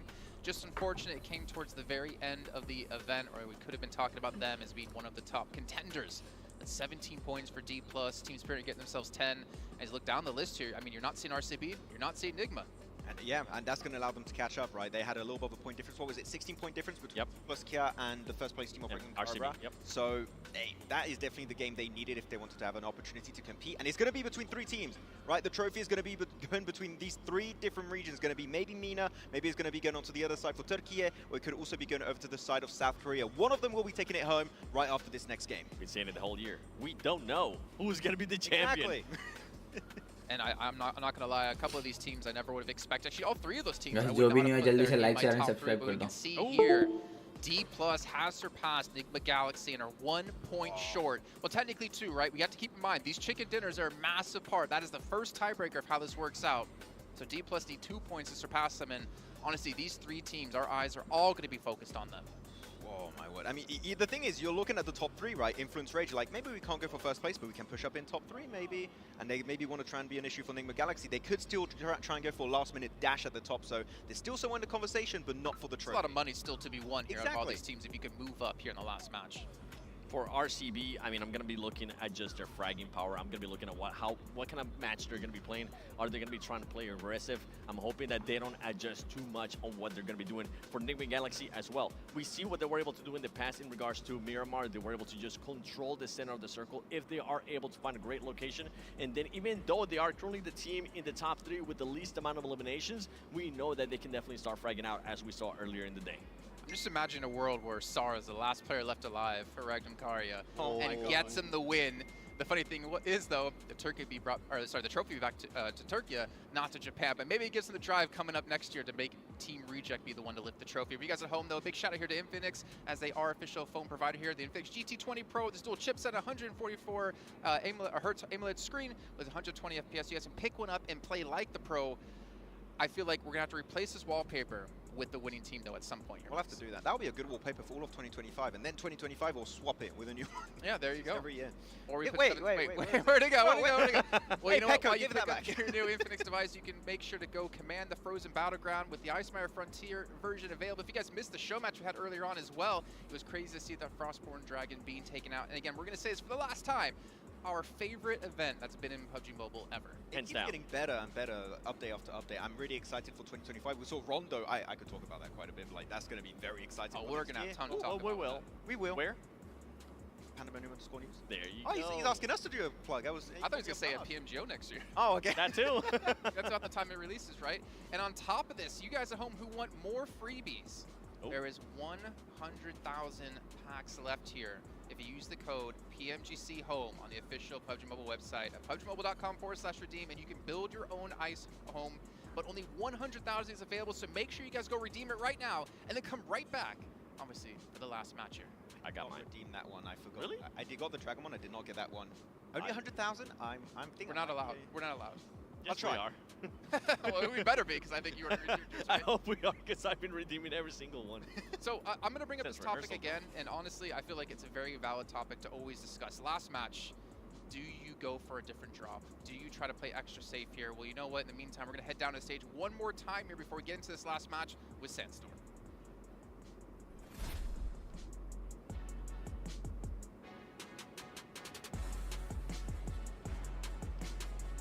Ladies and gentlemen, in the XL Arena in London, how are we feeling? Okay, we have one game to go. And after this next match on Miramar, we will have our 2024 PMGC champions. Who do you think's gonna win it? I mean, we have 3 teams currently in the race for first place. Ragnar Karya Bra Esports, Enigma Galaxy, and D+ Kia. Records waiting to be set by every single one of these teams. $400,000 on the line. One last game. XL Arena, are you ready? We will be diving into our final map very shortly. Don't go anywhere.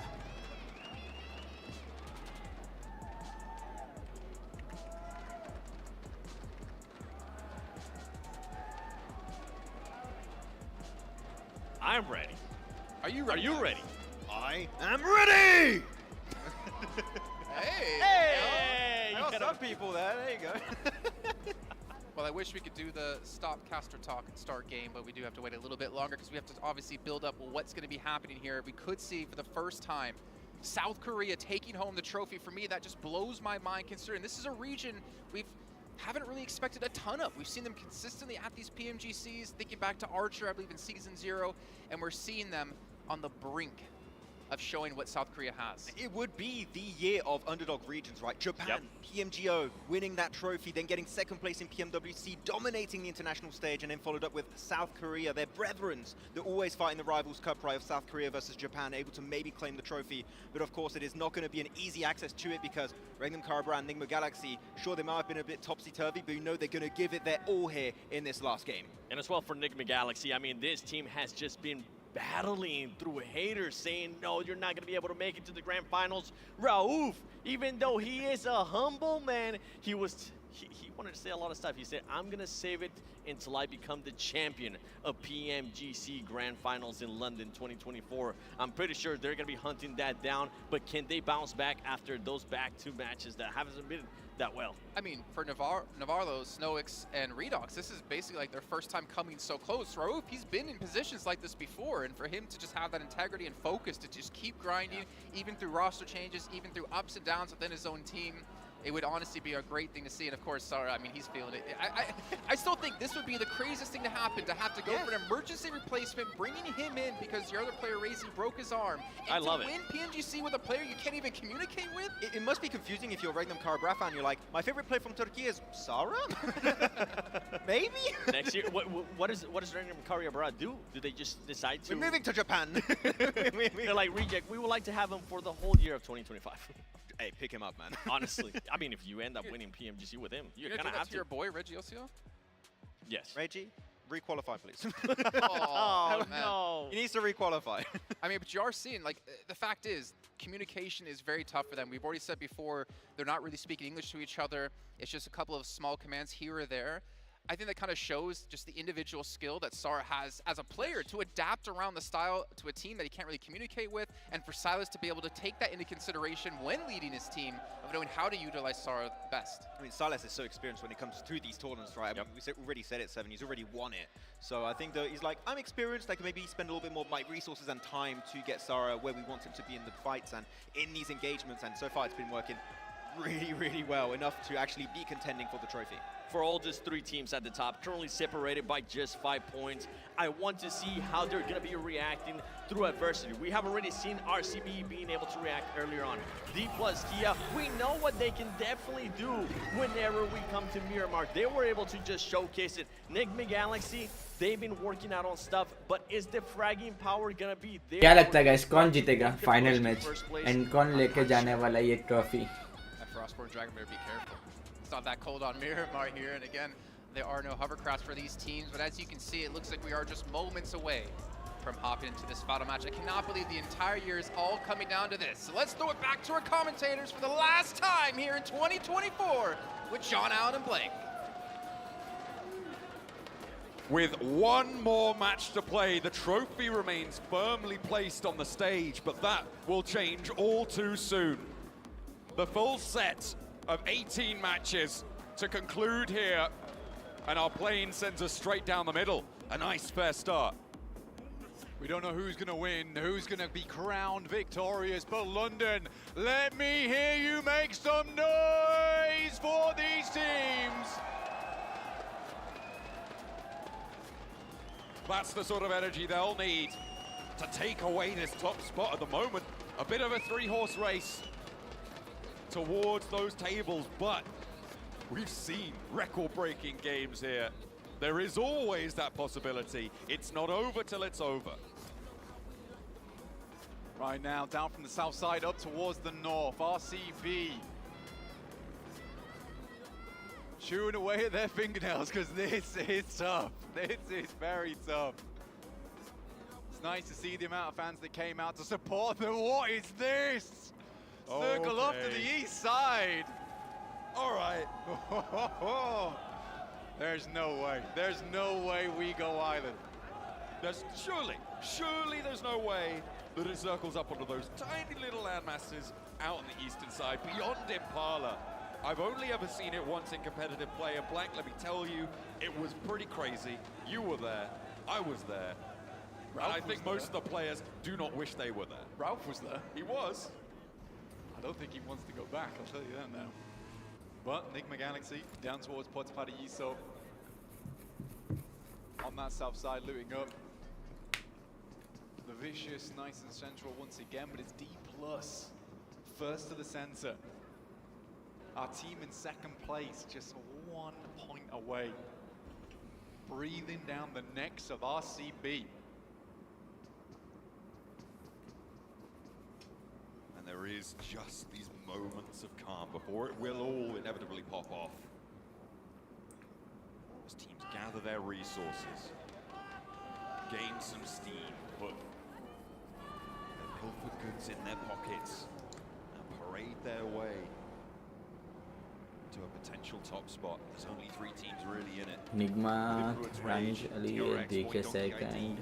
a real outside chance, looking at 30 points behind. Don't think, okay, he's fine. He's not wedged it. He's all right. Yeah, always awkward, but we get past it. I think the Galaxy will be continuing on their way.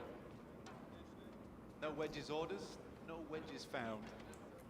It will be DRX and Insidio towards that north side. Insidio, no second. Too many antics, you'd hope. I still think, though, Incilio, over the course of this tournament, have really displayed something special. And I think that this team from Kazakhstan should really be proud of what they've accomplished here. 100 points earned. Nice. Nigma And a Galaxy display GP, of second time. adaptational skill that I don't think we've seen in a long time. So I am impressed with these guys, and I think we'll be seeing more of them. Yeah, Incilio just straight up taking the Jim Woo route, honestly. Solo leveling their way through PMGC, it would seem. But they've done well. They've done very well. I'm excited to see them into the future. Chips are stuck. Vehicle's stuck. Uh-oh. This ain't good. It's not good at all. I mean, not having an escape route like this on a position like this is dangerous. Shots going over towards him as well. That's worrisome. Danger. B on that north side, making their way in. RCB just can't afford to go down there. It's as simple as that. Laura's in. I think he has just wedged it. No, he's managed to fling it out towards the high ground there. And he steps back in. So, no harm, no foul. Influence Rage managed to get on in towards the middle. A lot of teams have made this dash out towards the east. Incilio currently pushing in from a little bit closer to the south edge. Team Spirit just behind them. Influence Rage moving in on the north side. Thunder Talk as well. It's all centering up around Impala for this group of teams. It's definitely a tough one. There's a lot of high ground around this area. Teams who got there early definitely going to benefit. For Alpha 7, TJB, 4 and V. Na'Vi. A lot of E's. Certainly is. Definitely struggle on that western side. But you got to wait this one out. I think it's a case of playing edge for those squads for as long as possible. Again, wait for that circle shift. Where's it going to go? Work with that. It's always that second circle shift that's the worst. And I think it's the right decision for all 4 of those teams on the western side. Just be like, let's prioritize looting. Let's get as much on board as possible. We'll need smokes. There's absolutely no way we're getting to the circle without a little bit of utility, a little bit of cover to go forward with. M249, the hands of Chips. Not a whole lot of ammo, but definitely make it work. Good for spray downs onto vehicles too. Enough ammo to do some damage, that's for sure. Question is, how much longer can he stay up there? Isolated from the rest of the team on a 3-1 wide split right now. They're about 400 to 500 meters away from each other, so really can't cover off one another. But what Chips is doing is providing information. He could catch someone unawares if they try and send up towards the top of that mountain as well and try and get that under control. But it's always wrapped in that dangerous situation that if Chips gets knocked, he's done for. There is no recovery on that. It's a gamble. It's a gamble you're going to have to take in this scenario. And I think for D+ being so close to the central of that circle when it popped, I think you absolutely do go for that gamble. At this point in time, right, you're not in first place already, but this is a chance to get further ahead. You know this is a difficult circle to play anyway. I don't think it's the wrong choice for D+. It's just a difficult play to make work. But they trust themselves. They have confidence. That's what matters. RCB did make their way over towards Truck Stop. Pretty decent position to play. I mean, in terms of the rotational paths around them, obviously they don't want to stay there. For Nigma Galaxy, they are right at the back of a very long queue on the south side of the map.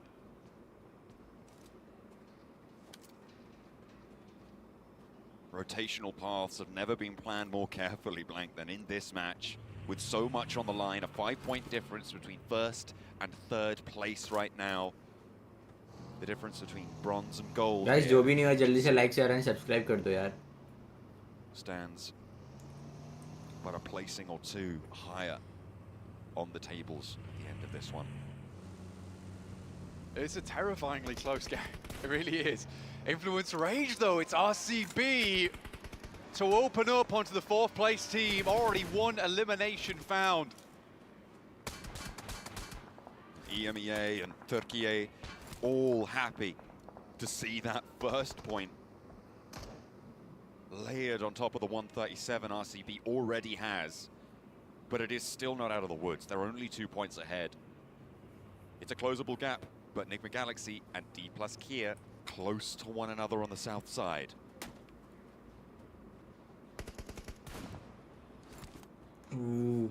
D+ pretty split right now, actually. Like you were saying, Chips on that northern edge. The rest of the team Whoa! looking to hold underneath. The circle! Oh my God, there is absolutely no way we are going to an East Island finish. The final match of PMGC. What is this? Make your moves now. D+ Kia are moving fast. They're moving fast as well. Over to the island. You need to get there now. This is disgusting. Everyone making the swim. Enigma Galaxy in the water. Luckily for Ralph, he's one of the few players in the world that's seen this exact circle. And he's played on top of it as well, on these islands. D+ Kia, though, blank.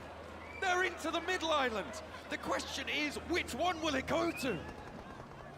It's so troublesome. Down towards that southern edge, that island that currently Enigma Galaxy is making their way up towards is not likely to end there. But it's a coin flip. It is a coin flip at this point in time. Your fate is decided by a 50-50. And RCB may have had this one just dragged away from the fingernails, digging into the cliffs of Impala. And Team Spirit start to fall. Falcons as well. Everybody lemming after lemming. Into the water they go. Tough. This is truly unbelievable. I actually can't fathom this happening at this point in time. Well, they'll have to fathom those deeps. On the eastern side, heading to the water. Action holding out versus Team Spirit as they make the mad dash downwards. Team Spirit not doing too badly. Here's RCB though. They need big points here. They need to find everything now because they are on the outside. They are slow to the islands. They were on the wrong side of this circle and potentially the wrong side of their historic run. 4 elims found already for them. This is good news. If they're able to get a few more, it's great. There's an awesome nade from Sarah. Downwards finding 2. They just need the flushes to get up to 6, but they're swimming outwards. Thunder Talk spot a player on D+ Kia on the mainland, the tiny little island. You're kidding me. This is insanity. Thunder Talk are taking their pound of flesh on the north side in the meantime, and it is a mad dash to these islands, and we just don't know where it finishes. RCB maybe going for a different approach here, looking to hold out teams on this western side. It's a smart maneuver in my opinion. If you can get 10 eliminations, that's a good average on the map. That's the average you want. Enigma Galaxy, they could just go down right now. They're playing on that southwest side. DRX are getting ahead of them. For RCB, they may have made the right call here. With the volatility of this circle blank, this is an outside chance situation. Island with Falcons and an outpost there as well. Everybody swimming. The Vicious Guild, Voin Donkey ID, they are all making their way over to this mainland. But if you can pick up 30-point games, and on a circle like this, we've seen it. It happens. It can change it all. Usually it's one team that kind of goes home with the whole cake, honestly. And that could change the standing so drastically. Unfortunately for Influence Rage, they're an outside chance now. They're over towards the northwest side. They're crammed in with Thunder Talk, with Alpha 7, with Na'Vi. Gills making a cross, and RCB are the Guardians at the gate, at the border here, down towards that western side. DRX have made landfall. Enigma Galaxy are playing this so slow. They could have been on this island already, but they were a little bit more cautious with it. The swim across, this is the northern side, and the Falcons are going to pick up so many of these points here, or rather East is, which is going to slow the approach for D+ Kia. They've lost a player. Oh, they're out. John, they're out. They're outside of this circle, Enigma Galaxy. They have to push the DRX. What a way to close down the PMGC. 2024 has been such a year for these rosters, for these teams, these players. Everyone pulling their weight, but now it is desperation on the East Islands of Miramar for the final match when it's all on the line. And ahead of it all, it's RCB with 6 elims still on that mainland. For RCB, basically they need to get a lot of success over on this western side. The difficulty is D+ technically have an unbelievable spot inside this circle.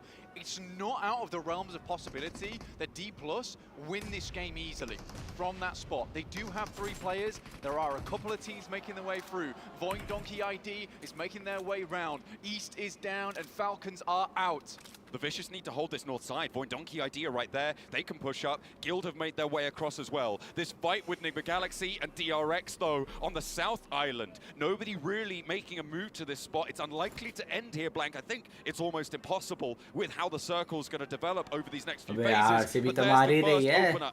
And we're looking for more. RCB continue to collect their toll on the mainland side. RCB, I think they played a blinder with this one. I don't think anyone thought to do this. They were like, look, we are not giving up our life. We're confident in our team fight.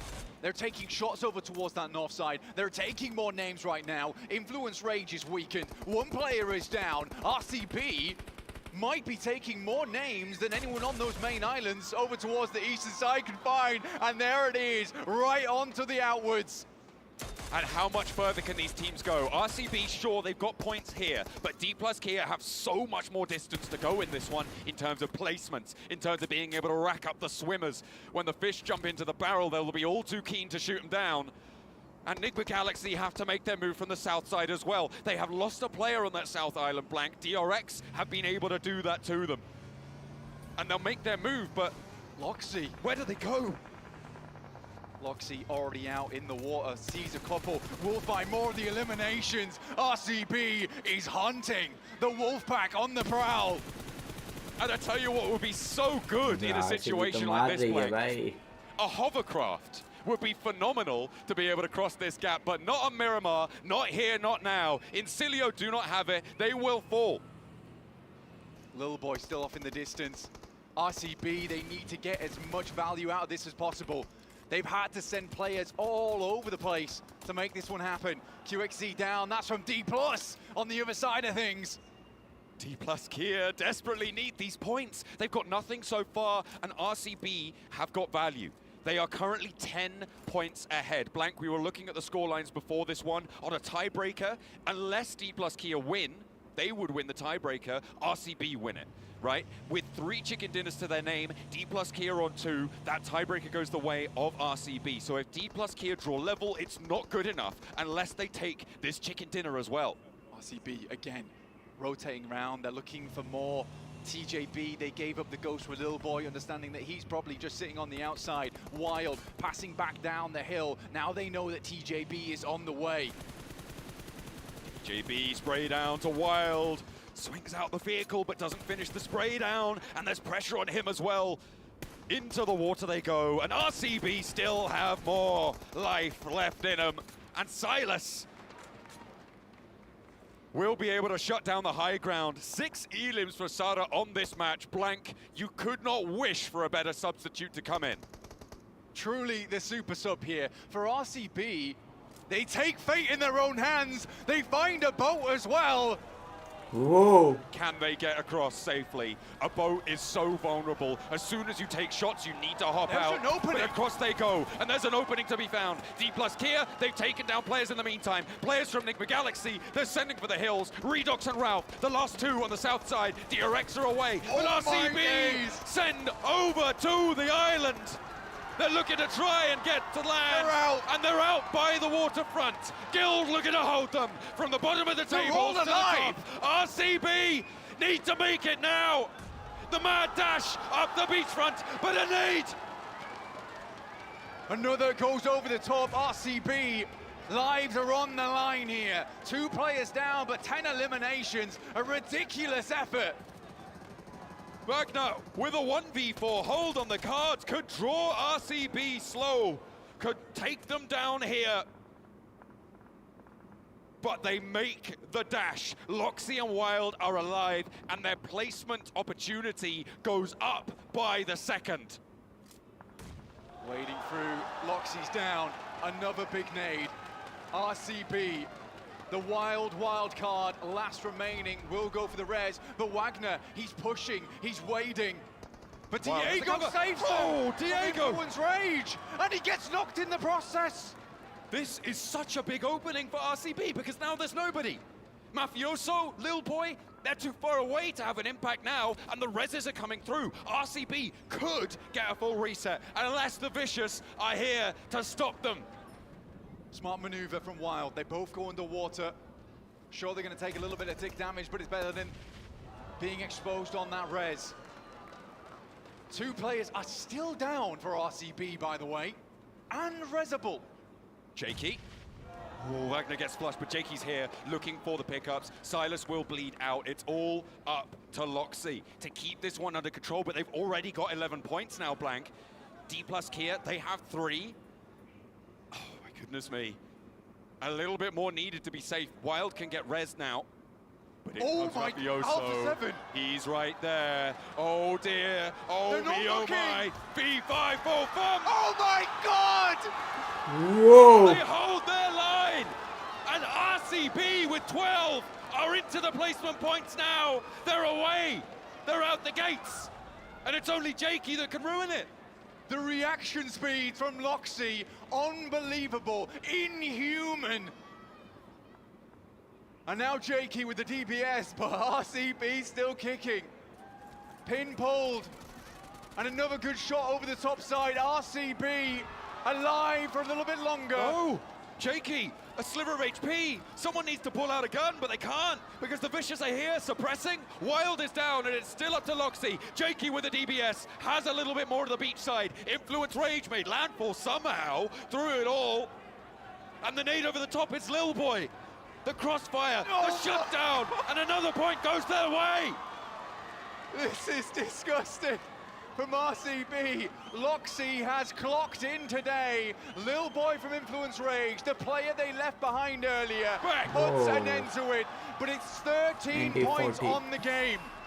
And the placements as well. D plus Kia, they need a chicken dinner, and they need it now. Ralph is still here to play, but he's the only one left for Nigma Galaxy. He's out in the cold, and he's down in the dirt. Nigma Galaxy out. A third place. DK guaranteed. has chance. But they will not D go plus all K the has way. chance. D plus Kia, they need it all. They need it now. They were 1 point behind at the start. 13 elims. Found for RCB, the placements added on as well. I'm not sure I can track who's in the lead right now if a chicken dinner comes through, but D plus Kia have more to go. They've got 3 players alive, leaving 6 more points available in the lobby. An 11 elimination chicken dinner, if they can get it all, would give them 21 points, Blank. And I think that may just be enough, but only if they get it all, and they get it now. Oh. A knock from Vexy could play spoiler. Kaise? Both teams are weakened. Raze, as well as Diminor, take them out. This point in time, likely to be a 3rd place for D+. Oh no, the points going over to the Vicious could be all that RCB need to hold on to this to give Silas his 2nd title, to give the super sub his chance to lift the trophy.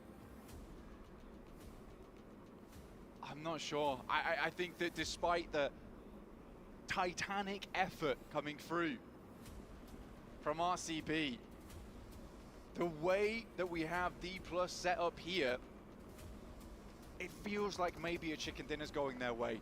I think that would turn the tide. It is right down to the wire, Blank. Goodness me, what a final circle. And this, I mean, I could not have asked for a better way to close this tournament down, to close this year out with a mad dash, nail the biting swim में for चाहिए. survival. Circle भी ऐसा बना है final. And for glory. First time देख रहा हूँ ये circle. What the Osal fuck? and Fabian for South Korea need to lock it down. Need to lock in too.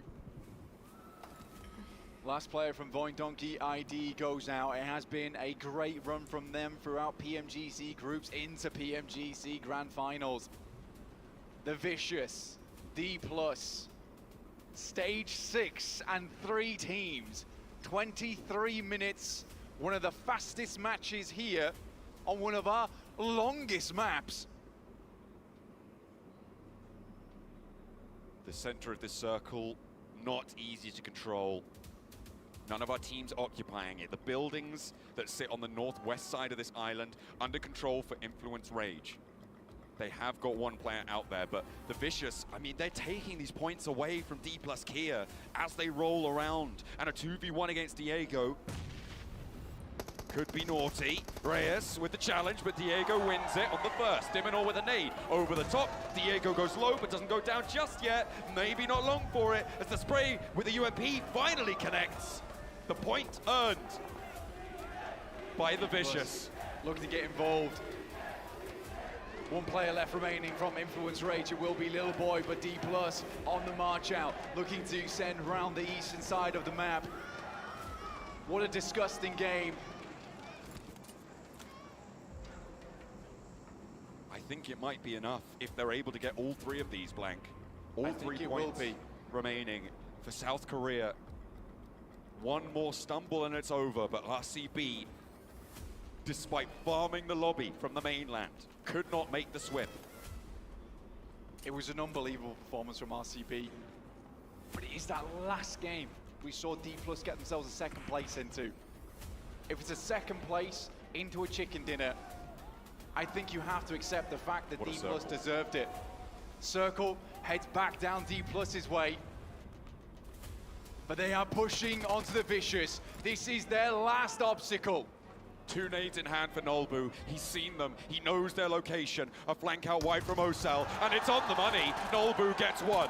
Now the rest of them need to go their way as well. The nades over the top, and South Korea want to lift this trophy. They want to take it back. And D+ Kia could go all the way.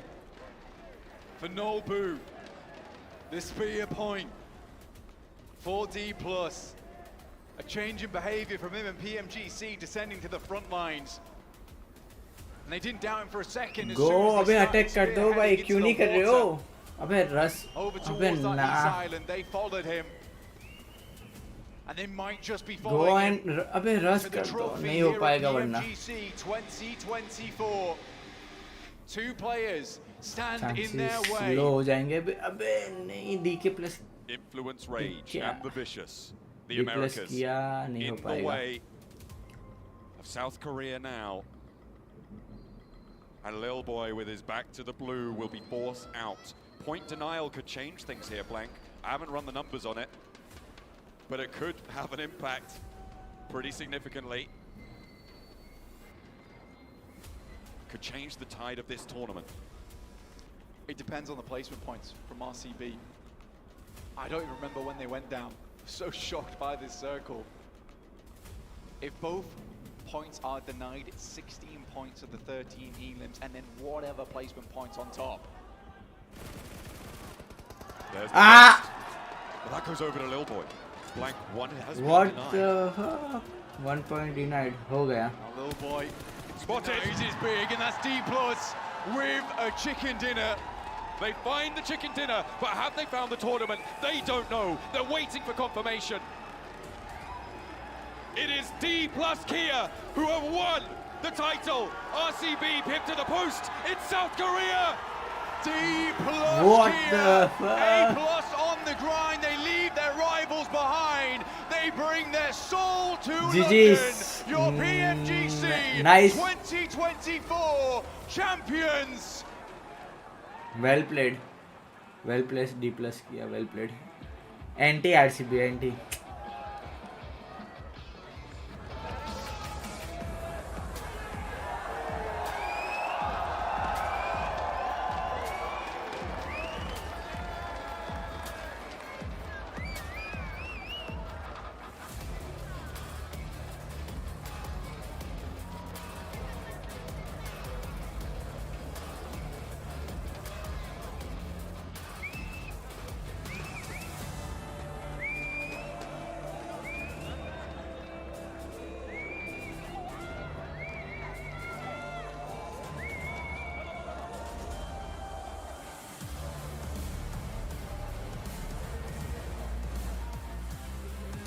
ये सबसे बड़ा दुख होता है यार, second आना।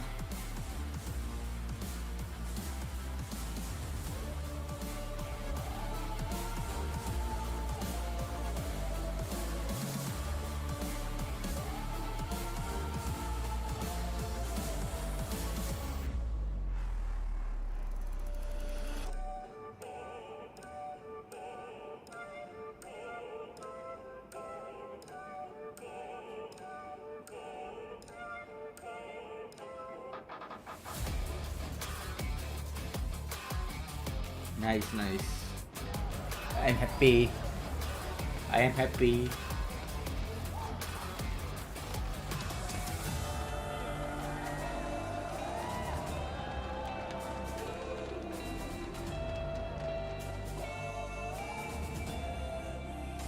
In what has been undoubtedly the best, the wildest, the most sensational Grand Finals we have ever witnessed in PMGC history. Ladies and gentlemen, your 2024 PUBG Mobile Global Champions are D+ Kia!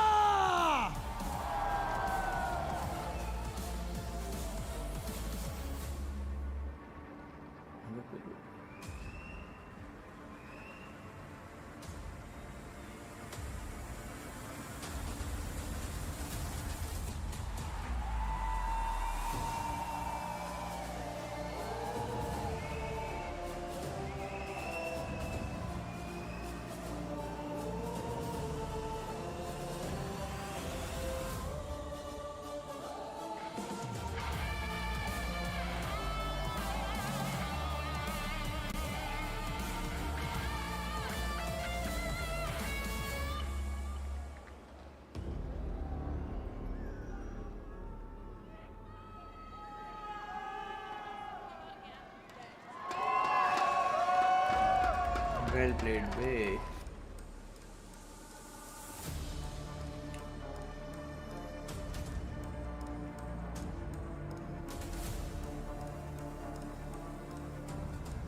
यहाँ पे RCB के लिए बुरा लग रहा है मुझे।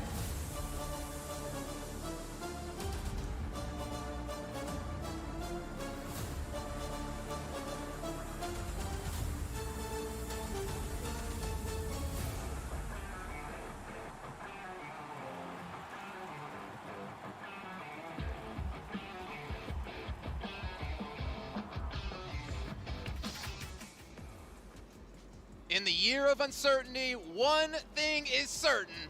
What? That D+ take home the trophy by 1 point. You must be joking. A 1-point difference between D+ Kia and Regnum Carabra, down to the most insane finish we have ever witnessed in the last game of a PMGC Grand Finals. And D+ Kia are the one to take it home. This team was able to show what they were capable of over and over again in Miramar. The biggest question mark was how are they going to be able to do in the other maps. It came down to the last match. They made the swim across first, and we've been talking about the whole year. We don't know what's going to happen. I definitely didn't expect that circle to finish off PMGC. South Korea finally claiming a global trophy here for the very first time at PMGC. Guys, thanks for tuning. मिलते हैं कल stream पे। Bye bye. History, and we just witnessed it right now over here in London. Congratulations, D+ Kia.